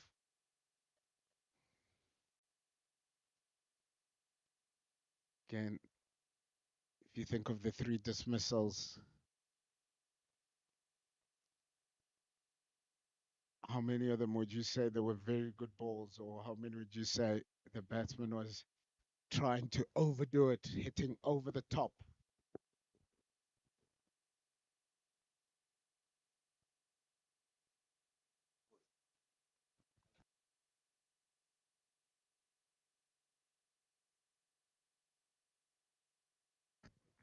Another great shot from Kundo Jean-Pierre. That's not a very bad start at this stage of the game. According to what Imanzi Guardian needs, telling you they just need to use different approach.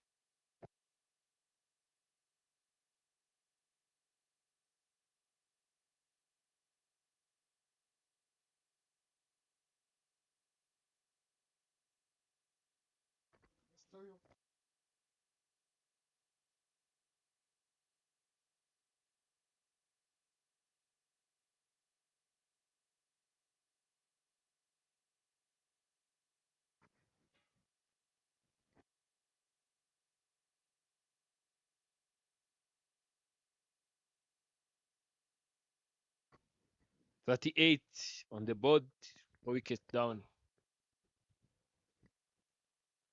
Telling you slowly whether you say yes or not, but game is slipping away from Imanzi. Loud appeal, loud appeal there. Ganji seems confused. Ganji, where have you been? Where were you when that was happening? He's smiling. I was not around, but it's fine.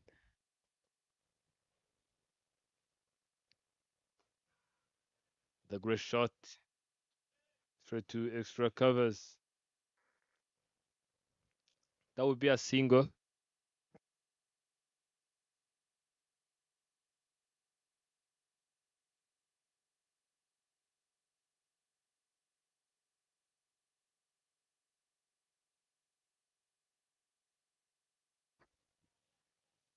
Straight to the hands of the bowler. 7 overs done now. 39 of 7 overs. 4 wickets have been picked. Quite run rate is 80 runs per over, and the current run rate, I think it's 6 runs per over. From there, you can see the comparison.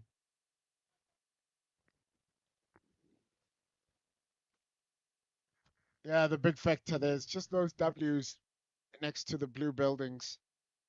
Just too many of them at the moment. With Oscar Manishimwe on his way to hospital, gonna have to think he's not gonna be coming back. So effectively, they are 39 for 5 as Emilio Rukiriza makes his way into the attack. Captain of the side.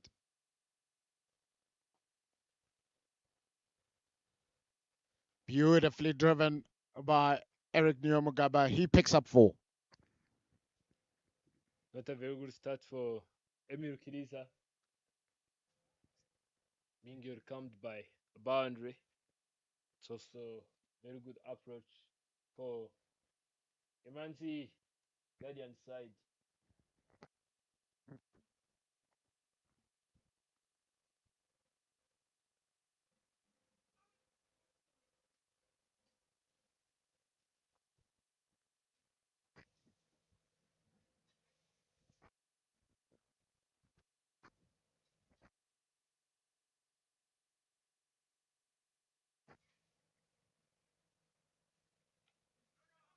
Trying to, my goodness, can't believe what's happening.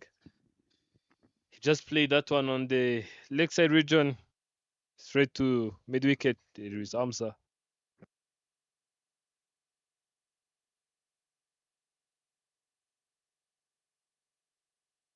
He's trying to go for a big shot, ends up missing it completely.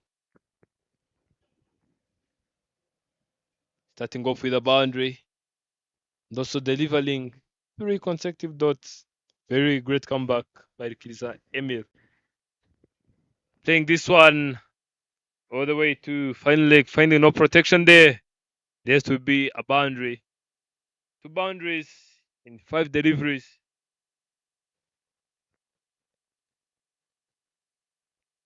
Look at that. Nyamgaba knew where the gap was.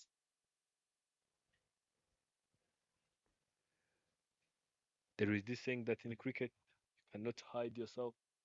Wherever you go, the ball will come, will follow. Just again helping it on its way, but this time a lot squarer and not fielded well at all by Martin. So that's the third boundary in the over, and the 50 comes up in the eighth over. 3 boundaries in 1 over. Great comeback by Nyamgaba Eric. One from Imanzi Guardians. Martin giving his effort, giving his all, but it went in vain. 102 runs required from 72 deliveries. 80 overs have been completed.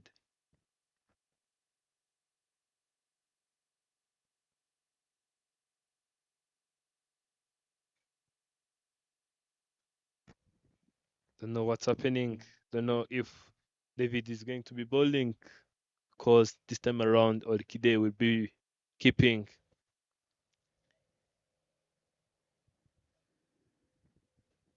Some sort of changes have been happening here. This game.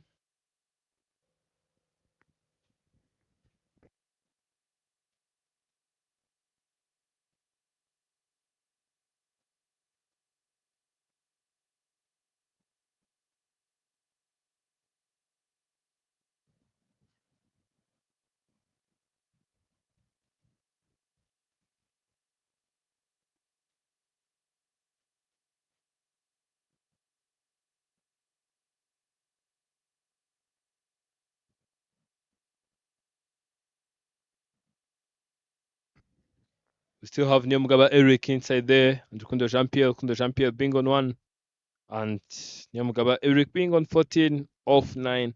Manzi Guardians winning the toss and electing to field first. They've done it well in the beginning when Zappi have managed to give away only 60 runs in 3 overs. Ends up picking 2 wickets, and also is it 2 or 3, maybe 3, and also 11 runs. That was one of the greatest spells we've witnessed today. The champions on strike. Romeo be back with the attack.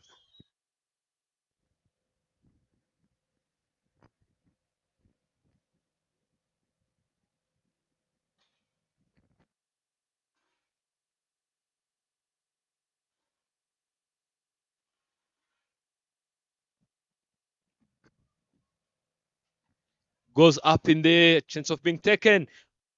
Joshua Kamana, without any hesitation, he took that catch.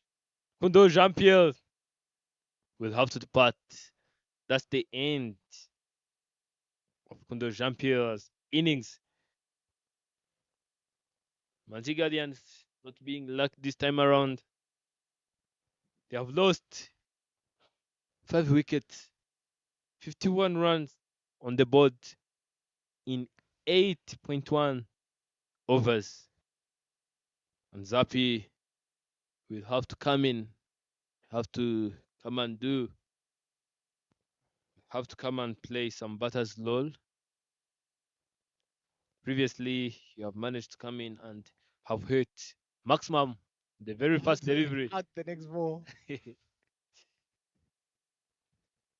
this is the question we were speaking about a lot earlier when we spoke about being positive and being smart. We saw Joshua really made a huge difference in terms of creating an impact in this innings. But a lot of credit has to go to Okide to just calming it down and making sure if we look at how the Guardians have lost their wickets in the first game, it was in the 4th over, 7th over, 8th over, 10th over, 12th over, 13th over, 14th over, 15th over. So they never at any stage just consolidated. And I can't see it happening now as Zappi drives powerfully down the ground and picks up one.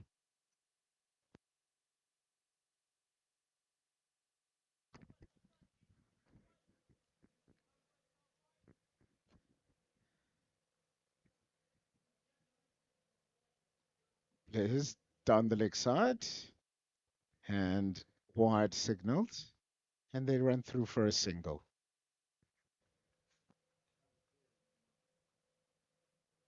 Maybe someone will need to remind Blazer that they have changed the wicket keeper, that he can come from that side.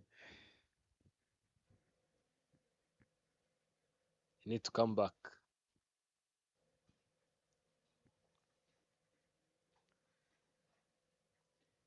Plays to Zappi Bianyamana, straight delivery, which he defends, no run.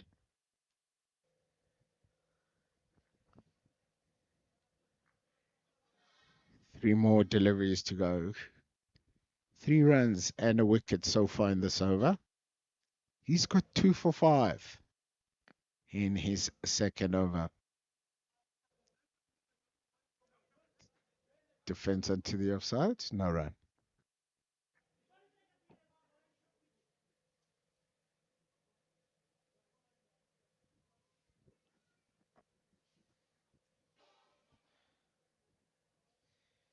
Effectively 54 for 6 with Zappi Bianyamana.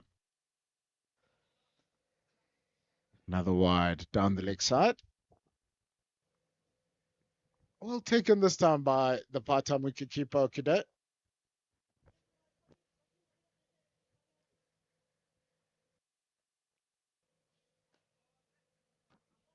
They've had the unique.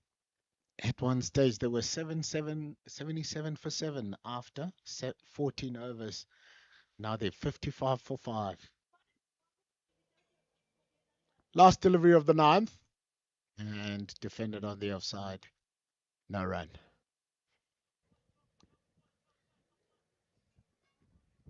Nearly 9 runs and over needed.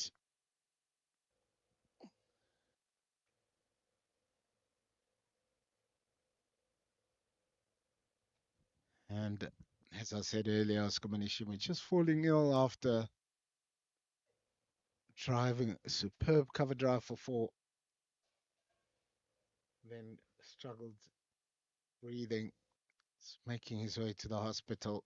So 98 of 66. They're going to have to do it with only 4 wickets in hand. It's a tall order.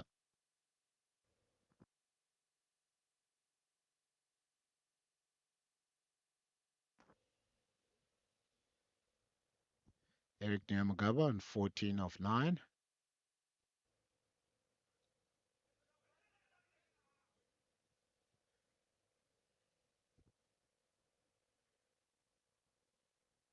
I'm not sure what shot he's practicing there because he's looking leg side. Let's have a look. Eric Nyamagaba on strike, plays on the offside, and picks up a single into the covers.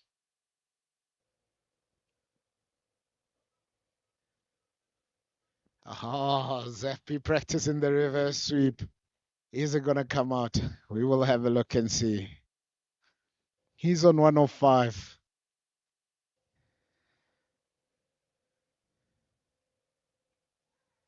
That time he just defends it onto the leg side for 1. Back in times when Emil Kilisa was new in cricket, Zappi was batting and Emil was bowling. The first ball went for, it was a dot, and it was like, you see, 5 sixes in the end. So this time around, I know that whether you can improve or not, you have that memory in your mind that Zappi can do this to me because I've done it before. Quick single into the covers.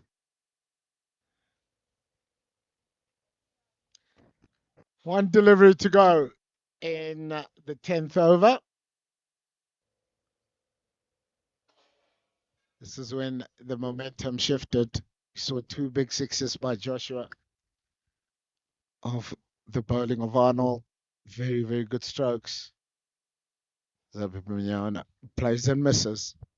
End of the over. 10 overs gone. It's 58 for 5.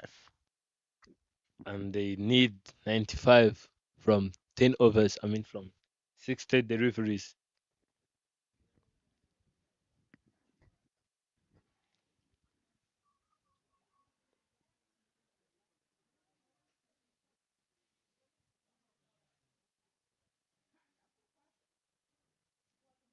This stage of the game, Ingabo Titans had 52, and this time around, Imanzi have 58. The difference is only in the wicket.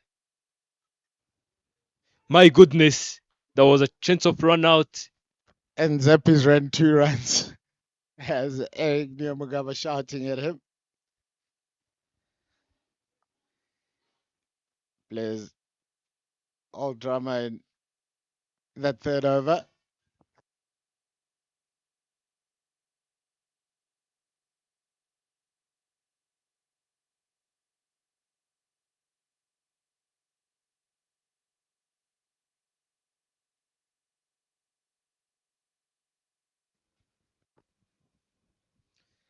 Apparently, the captain has decided he can go to hospital later. Has to fight with his team. Has to stay on the ship. As Nyamugaba punches it to the offside, and they pick up another single. Maybe he want to play this role of Maxwell when he had muscle cramp. Yeah, that was against Afghanistan. Yeah, maybe he will also not run, but hit boundaries till it's done.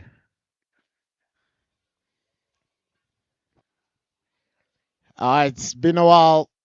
Zappi has had a look now. He's had a look at 7 deliveries. Pulls that one into the mid-wicket boundary for 4.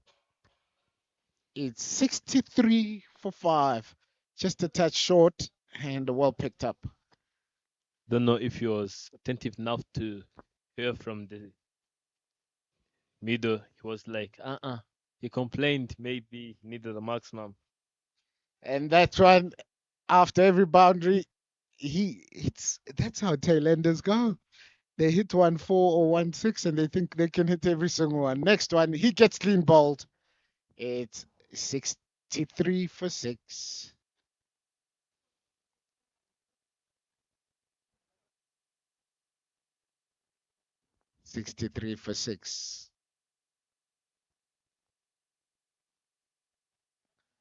And the captain has decided he's going to go out there. Can he do the Glenn Maxwell?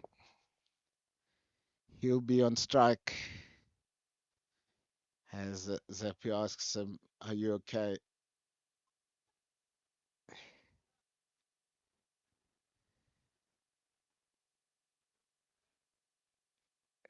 Can see the big swing. The eyes light up. That would have gone to carries, as you've said earlier on. Yeah, I think Zappi's thinking, how do I get this ball to get home before me?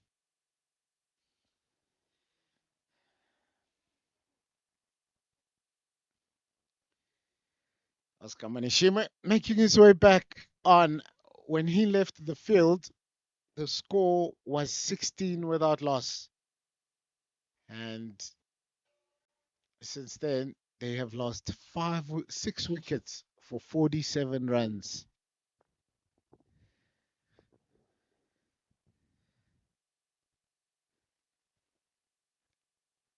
First delivery that he's going to face.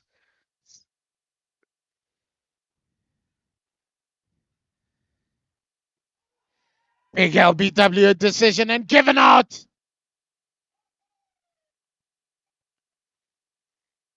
Just missed the googly.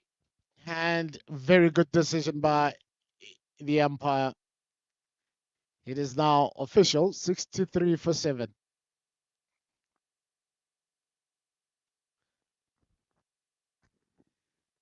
All the way from the pavilion, just for confirmation that he's out.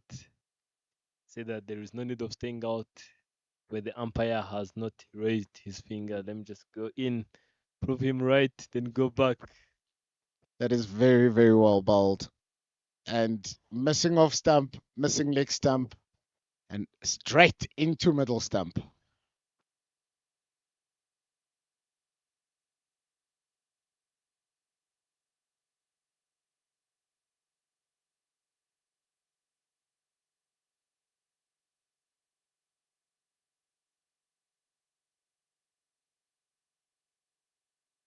This time when the alphabet was complaining about rules umpires, they were like, okay, we bring our own umpires.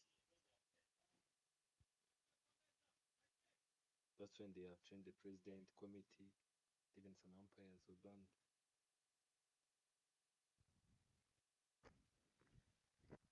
10 runs and over required. Eric Nyumugaba, one-man band standing at the moment. Can he create magic?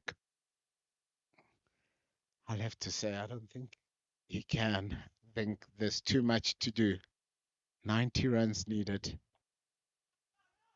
Plays that into the leg side and picks up a single. Or would they make that 2? Could it be 3? The wicket keeper.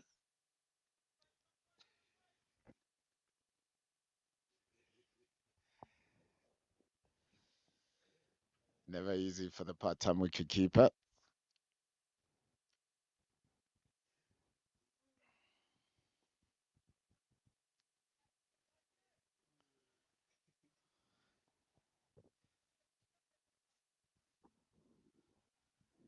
Looks like he's suffering there.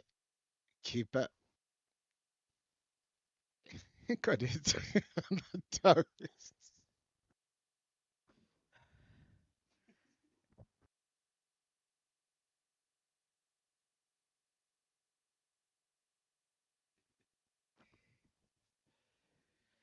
It's all happening at Gahanga. It was early on. Imanzi Guardians for the second game in a row winning the toss. And this time round, they started superbly with the ball. They had the Titans in all sorts of trouble at 31 for 3 after 9 overs. But it was that man, Joshua, who played a very, very special innings, was super aggressive. And he brought impetus to the innings.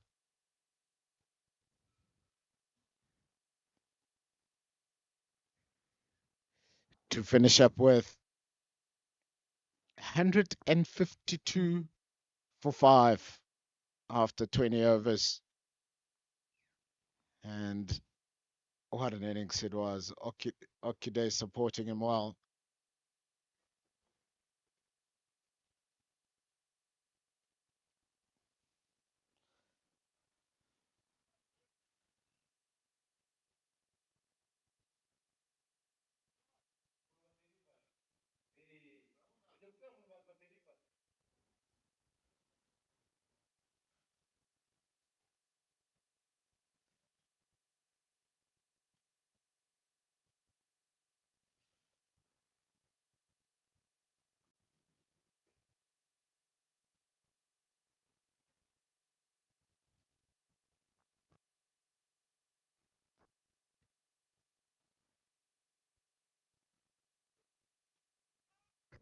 Blocking that one. Shunge Bilte didn't manage to get any single run from that delivery.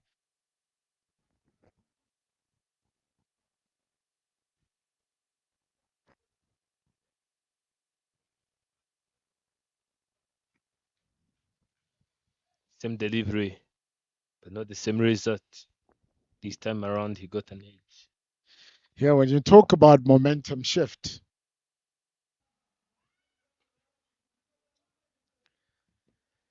unfortunately, batting at number 9, you're not expecting a lot from him. Even that full toss hit straight back to the bowler.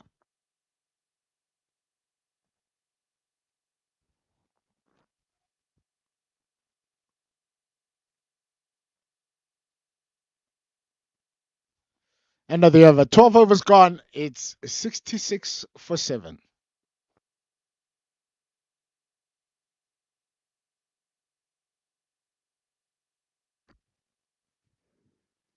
12 overs now completed. 8 more overs to go. I mean, 87 runs from 48. Still possible. 2 runs per ball. 2 runs per one ball. But he's going to do that. It's the whole question.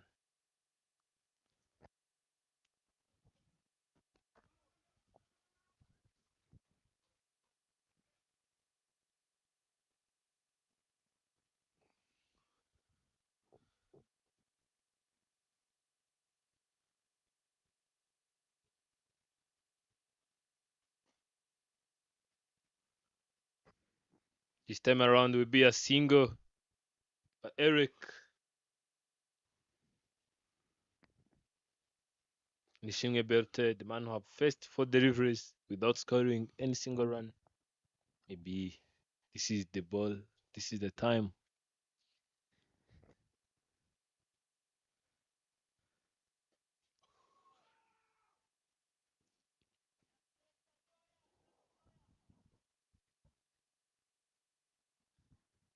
But 5 deliveries to go. 86 runs for Team Imanzi to win this game.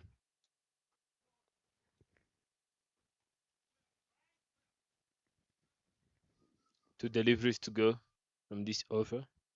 Make it to 13.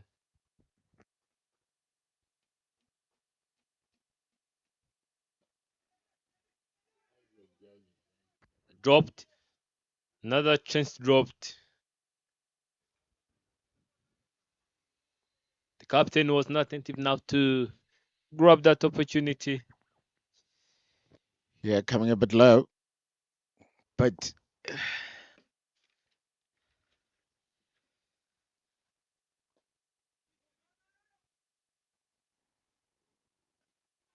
very good over. Just the 2 runs coming off that. He's bowled beautifully, picking up 4 for 13. Has Blaise Romeo. He'll be talking to his brother, who also picked up 4 in the earlier game, saying, if you think you could do it, so could I. Today was their day.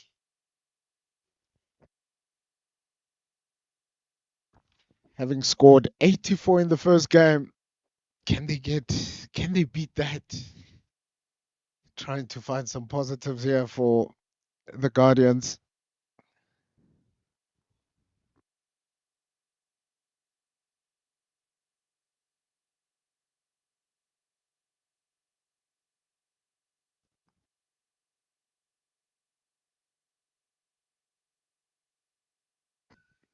Ingabo Titans in the very first innings, in the 14th over, they have got 7 runs. Let us see how many runs Imanzi can get from this over.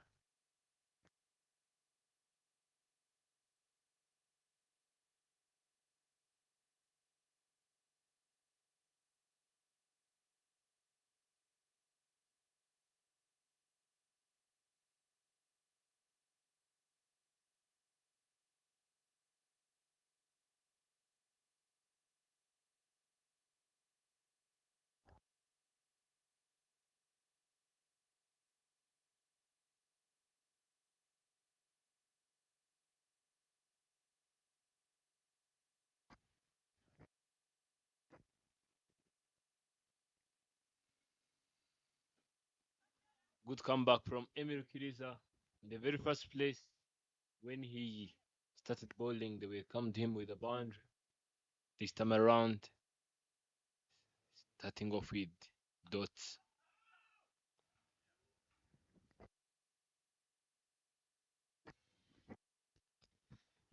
Yeah, it's been good comeback here by the Titans from the way they started with the bat. And they've really put pressure on here outside off stump. 2 deliveries to go in the 14th over. Now they've recovered.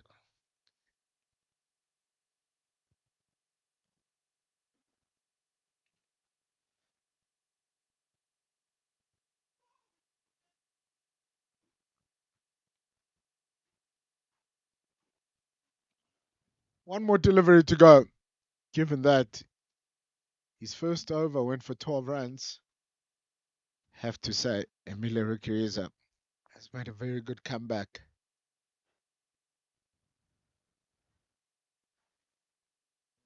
And finishes with a dot. Bowling 4 overs, 0 for 19. 14 overs gone, 69 for 7. 14 runs to the over required.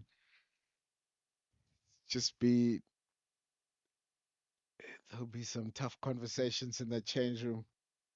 Just talking about the players.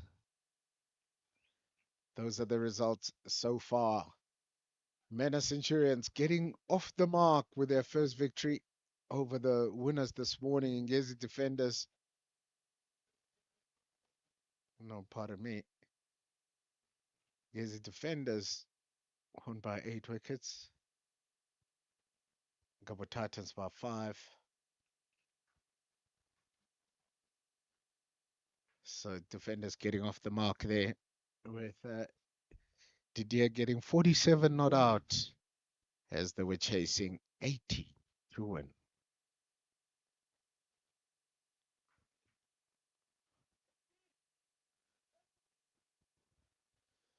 Change of bowling. Martin Akayazo coming back into the attack to bowl the 15th over.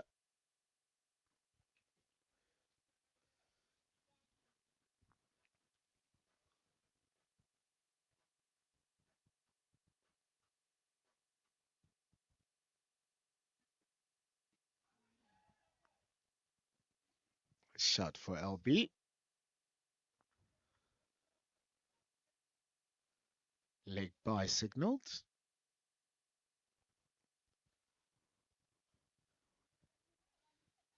You'd think that with the number 9 out there and with him on 21, Eric Nyomugabo would be saying, don't worry, I'll take the strike.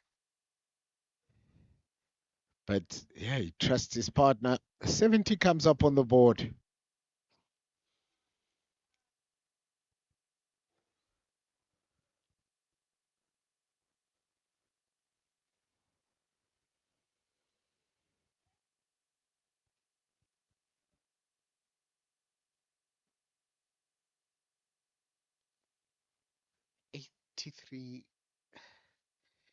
It was in the 14th over the last game when there was 77 for 7.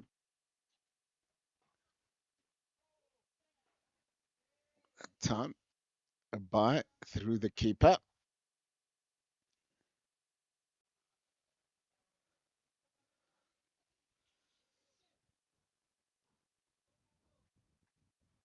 "82 of 34 deliveries." It's been very hard to, in cricket sometimes teams should be allowed to throw in the towel like in boxing, because 14, 15 runs and over with wickets in hands may be possible.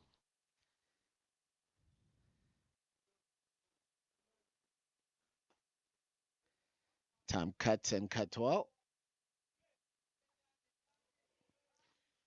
Picking up a single.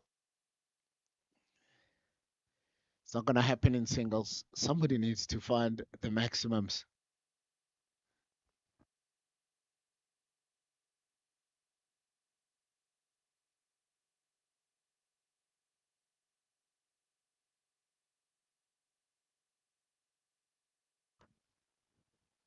Nakayazo in. Inside edge. Is that a boundary? Yes, it is. It is 4. Anywhere they come. And Berthe Nishimwe, he picks up his first boundary with an inside edge. As they say, doesn't matter where they come. You won't see in the scorecard saying inside edge. We'll see 4 runs.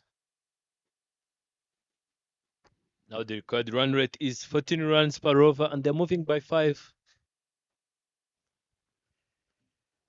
Martin Nakayazo punched off the back foot into the covers. No run. 77 runs required for Team Imanzi Guardians to win this game, take away this victory from Ingabo Titans. Yeah, and there'll be 2 out of 2.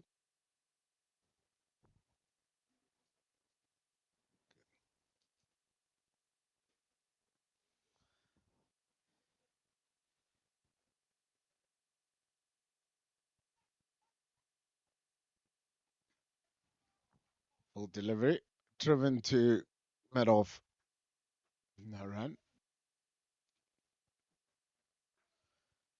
I'm about to say something, and I hope it's not a commentator's curse.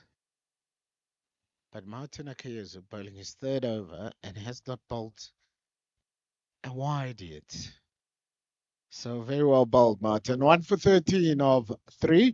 After 15 overs, it's 76 for 7.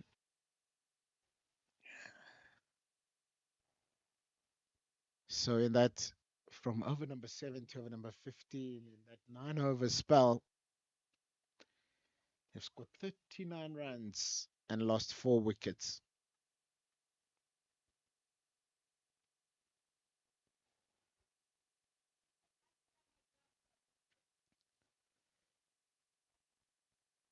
It will be interesting to find out how different players thought intent meant. Are very well bowled by Ivan Birmingham. He picks up another. It's 76 for 8. 76 runs on the board, 7 wickets down. Nyamugaba Eric will have to depart on 22. That was not too bad, but according to what the team needed at this stage of the game, I'm telling you, could have done better. Strike rate of 91.67. No maximum on his back. Then coming back, look at that. That was a preferred beautifully Yorker. bowled. That was a preferred Yorker and could not survive that particular ball. The incoming batter is Ishimwe Arnold. Let us see if he can cope and catch up. Ishimwe Belte, 5 runs on his back of 17 deliveries. Quad run rate now being 15 runs, where they're moving by 5 runs. 29 legal deliveries to go.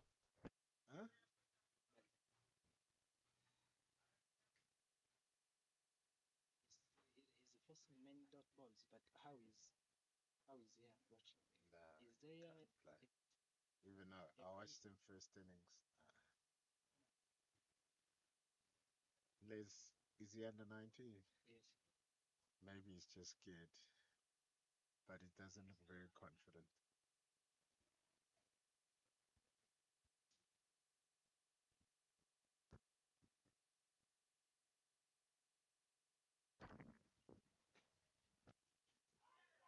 A loud appeal.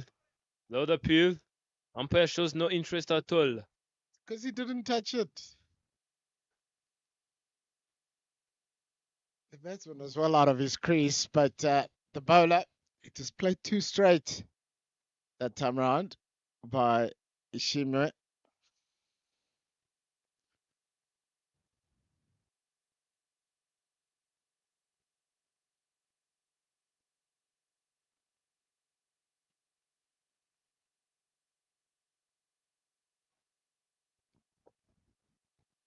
3 dots. One of the key functions, and you and I had this chat even before the first innings about what does positive mean? Can I hit a positive 4? Or does it always have to be 6? Because if you look at the dismissals, unfortunately, Imanzi Guardians, I'm not sure when the captain spoke about intent, everybody understood what intent is. Full toss on leg side, on leg stump, should run away for 4. No, very well fielded by Martin Akayezo, and they pick up just a single. And they could have learned a thing or two. Kide was on 5 of 22 balls, ended up getting a runner ball. Spend time in the middle. It's no use spending hours and hours at nets, and then when you get in the middle, you hit it in the air. You can only get better out in the middle. That's what these youngsters need to learn. 2 more deliveries to go. And worked on the leg side. Should pick up a single. That was a lot better played by Bertet. Nishimwe just getting into line. And the first couple seems to be getting leg side of the ball. Whenever I watch a batter bat, the first thing I watch is where does he go? If you get in line with the ball, that means you're brave and you can play. The moment you start stepping away and getting legs out of the ball, lots of issues there. Inside edge, running down to deep square, and should just be a single. Very well fielded by Martin Akayezo. End of 16 overs. It's 79 for 8. 74 runs to go from 24 deliveries. I'd also like to give some credit to our part-timer wicketkeeper. Have done great so far. Yeah, he's done well. Imanzi Guardians have lost a lot of crucial wickets earlier on. They have lost them even without contributing or putting much runs on the board. From there, you can see that at this stage of the game, you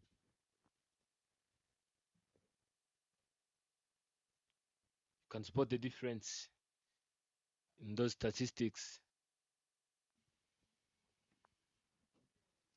This stage of the game, Ingabo was in hundreds. This time around, it's different. Chance of being taken. My goodness, it's taken. Very good catch. Acrobatic fielding there by Patrick Rukundo Inyamibwa. This time around, he decided to throw away his laziness character, diving forward and grabbing the opportunity. He knows that such opportunities don't come twice. Arnold Ishimwe will have to depart. Yeah, we spoke about it in the first innings. They lost wickets in the 4th over, 7th over, 8th over, 10th over. I think the longest partnership was 8 balls. Again, first ball last over, wicket falls. Next ball in the next over. So it will be interesting to just see. I think the longest partnership was between Burton Nishimwe and Eric Nyomugaba. And that partnership lasted 3.1 overs. So where the difference was, there was one partnership of 100. As the last man standing, can they beat their score from the last innings of 84?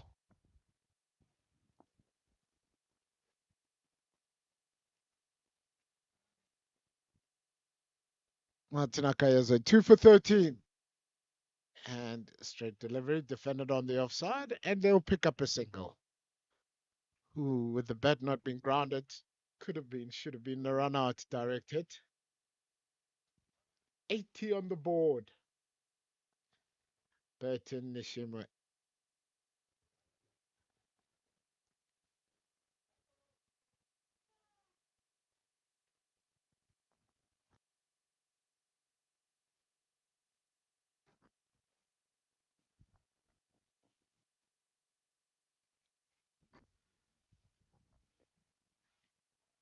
Wide delivery.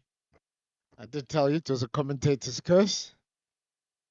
Because his first 3 overs never bowled a single wide delivery. Martin Akayezu, that's his first. Previously, he used to be delivering wide and no balls back to back extras. But this time around, to show the impact of training and being exposed to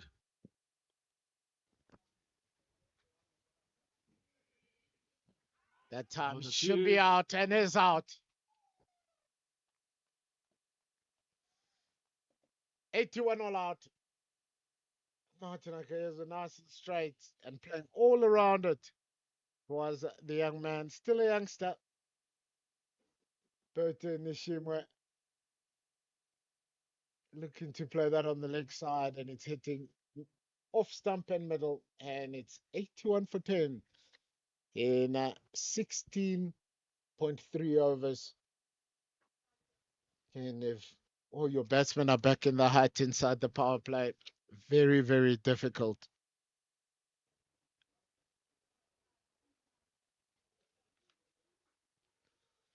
to make any impact on the game. And this time, 2 extra deliveries than the last innings.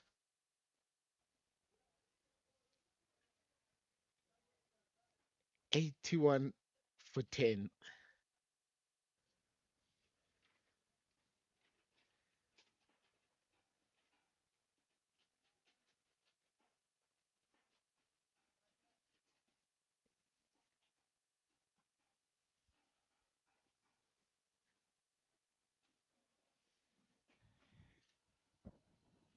Been a tough start for Imanzi Guardians. Sapi Bimenyamana 2 for 11 or 4 as the top bowler. Clever Mutimana 4 for 27. The rest of the bowlers are not able to support their teammates. And 81 all out in 16.3 overs. Just Rendiro Blaze Romeo, who got 4 for 13. I think maybe they were having nightmares because it was his brother earlier who picked up 4 as well against Imanzi Guardians. Martin Akayezu finishing up with 3 for 15. And Chancellor Zabarinda with 2 for 18. Ingabo Titans won by 71 runs. Just give us a couple of minutes before the post-match presentation with Enoch.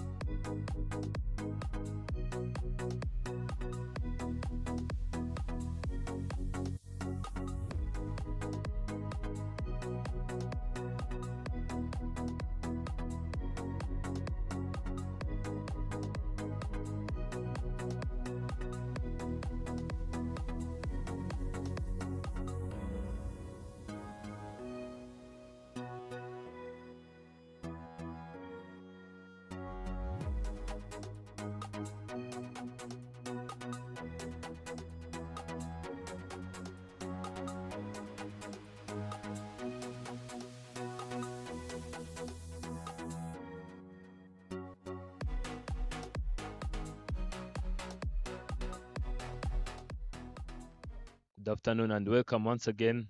We are back for the post-match presentation. It was a great game between Ingabo Titans and Imanzi Guardians.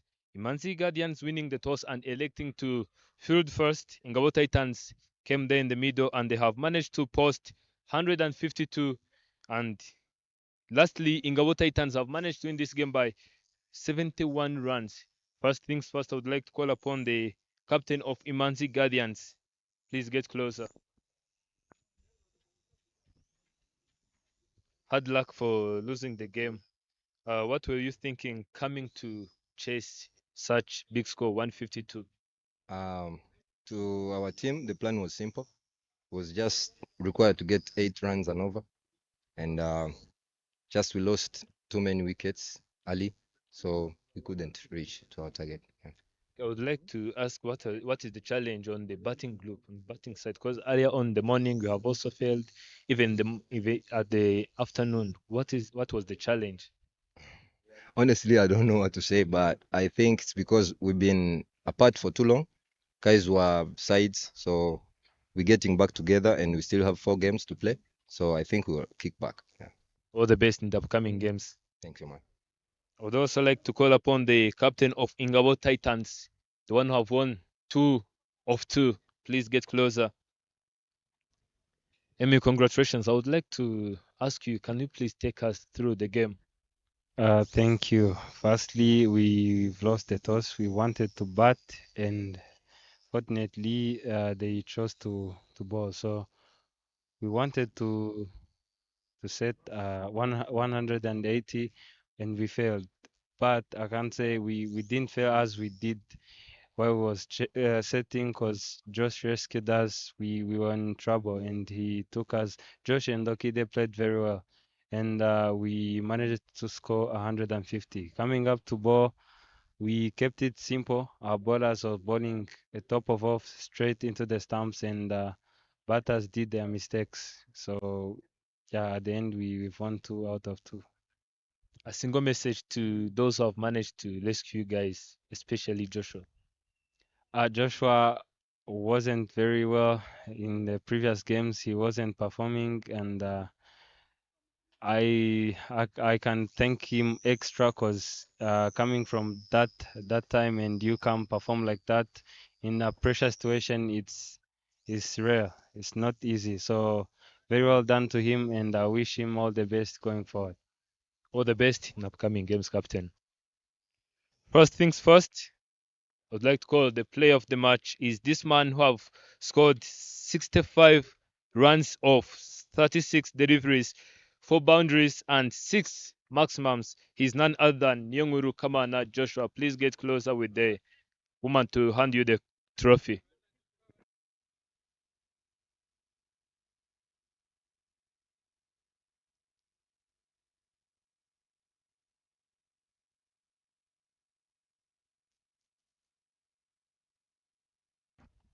Joshua Kamana, congratulations. It's been a long time without seeing you performing like that.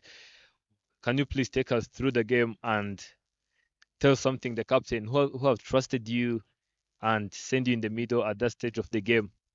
Yeah, thank you. First of all, I can thank him and I can thank my wife, first of all, because she's the one who inspired me. Because when I'm coming here, I think like I'm free. So, and first of all, when I'm going in, I saw we was in the trouble because we didn't have a cool, didn't have a nice lands. So I said maybe let me push. And I would also like to thank Rokide because he helped me to push. Yeah. All the best in the upcoming games, Joshua. Keep the momentum up. That was it from the middle. Ingabo Titans winning the game by 71 runs.